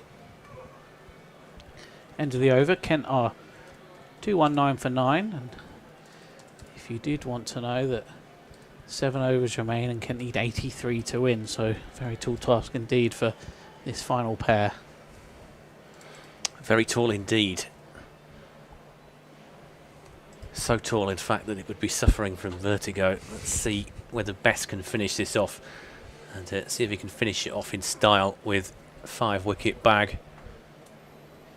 Took 2 wickets in the last over to pretty much administer the last rites to this game. Currently has figures of 4 for 38, and he would be pretty strong shout for the Man of the Match award. I'm sure that James Wharton will have an equally strong claim to that one, however this plays out. Best comes in bowling around the wicket to the left-handed Mikey Cohen, and Cohen didn't show any interest in the single there. Rizvi was probably about 2 or 3 yards down before he sent him back. And there was never a single on there. Best comes in again to bowl to Cohen, and Cohen just plays it softly up towards Adam Lyth, wearing a baseball cap to keep the early evening sun out of his eyes here. Best now round the wicket to Cohen. Cohen again just plays it to Lyth, and Lyth, there's a little bit of street theatre there, pretending to hurl the ball in. I think he knows what we all know here, that this game is pretty much over. And there's an attempted sweep that could be LBW. I think he was a little bit outside the line there, Cohen. I think he was probably about maybe a stump outside the line when that ball hit him. If we were certain other counties stream team, we'd be saying that Cohen's just getting his eye in here for his fireworks. Well, he's put a decent shot there, in fairness to him. He's going to get a single for that one. It'll take him to 3. I'm not sure who you could be referring to.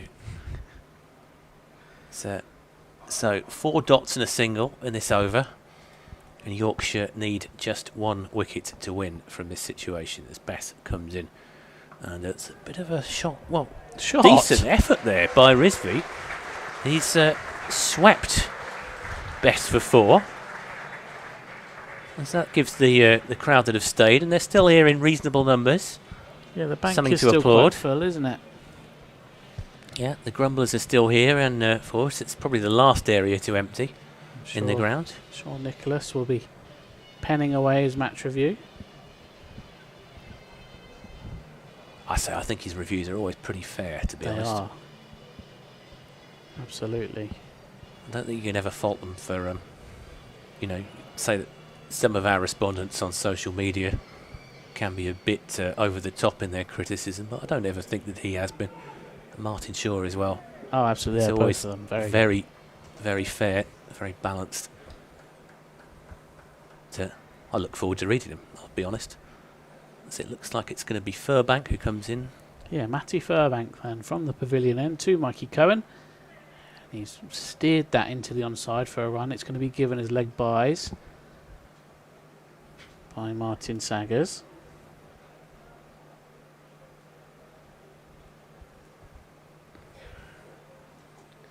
So, for those that are interested, Kent now need 13.2 and over. And it would be an all-time, and I think, Fred, I would be on the pitch if this happens. I might be as well. Burbank comes in again to Rizvi, who hits that away in the air. There is a fielder down there, and that'll be it. Yeah, that's it.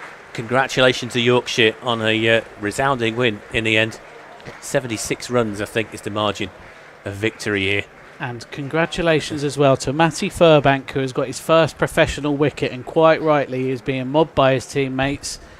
He's made his debut today in a numberless and nameless shirt, and he's taken a wicket to win Yorkshire the game. So congratulations to him, and congratulations to Yorkshire. And Kent miss out today at the Spitfire Ground. And of course, Fred, this does end the Metrobank One Day Cup for Kent, but Yorkshire will now look forward to a home semi-final in the competition, and we believe that will be played at Scarborough as well. So Yorkshire fans, you're going back to Scarbados. Yeah, very well played, Yorkshire. Congratulations. Excellent win in the end. It was an interesting contest for a lot of it. I thought that about halfway Yorkshire probably were favourites, and Kent were in with a decent shout. Certainly when Denley was batting, when Ekant Singh was batting, I thought it was still in the balance, but certainly just the way that the wickets fell bit too regularly towards the end there. So I'm going to say thank you very much to Liam for anchoring us this afternoon, and I'm going to head off to write my match report. So thank you very much indeed, Liam. Thank you, Fred, and I'll just wrap this up. Andy on X has been in touch saying thank you both for your commentary and company today. Good luck for the rest of the season. You've made a boring work day a lot more interesting. Thank you, Andy. You've been in touch a few times today, and we've loved to have your company here. So Kent Spitfires miss out today by 76 runs to Yorkshire, and Yorkshire have secured their home semi-final in the Metrobank One Day Cup. Yorkshire listeners, thank you so much for your correspondence today, whether that be on X or on email. You've really made our day go much smoother, and of course we will welcome you with open arms as Kent Spitfires supporters on Saturday the 6th of September as the Spitfires travel to Old Trafford to take on Lancashire Lightning in the Vitality Blast quarter-final. So please do tune in and get behind the Spitfires, your Yorkshire fans. I'm sure there's a bit of a bond now between the two sides. And you've been listening to the Kent Cricket live stream, proudly sponsored by Cluberly. My name is Liam, and I've been here with Fred Atkins all day to take you through what has been a good match between two young sides and some good performances from young players. Jaden Denley and Ekant Singh in the 70s for Kent. Wickets for Corey Flintoff, and also Ollie Curtis has looked very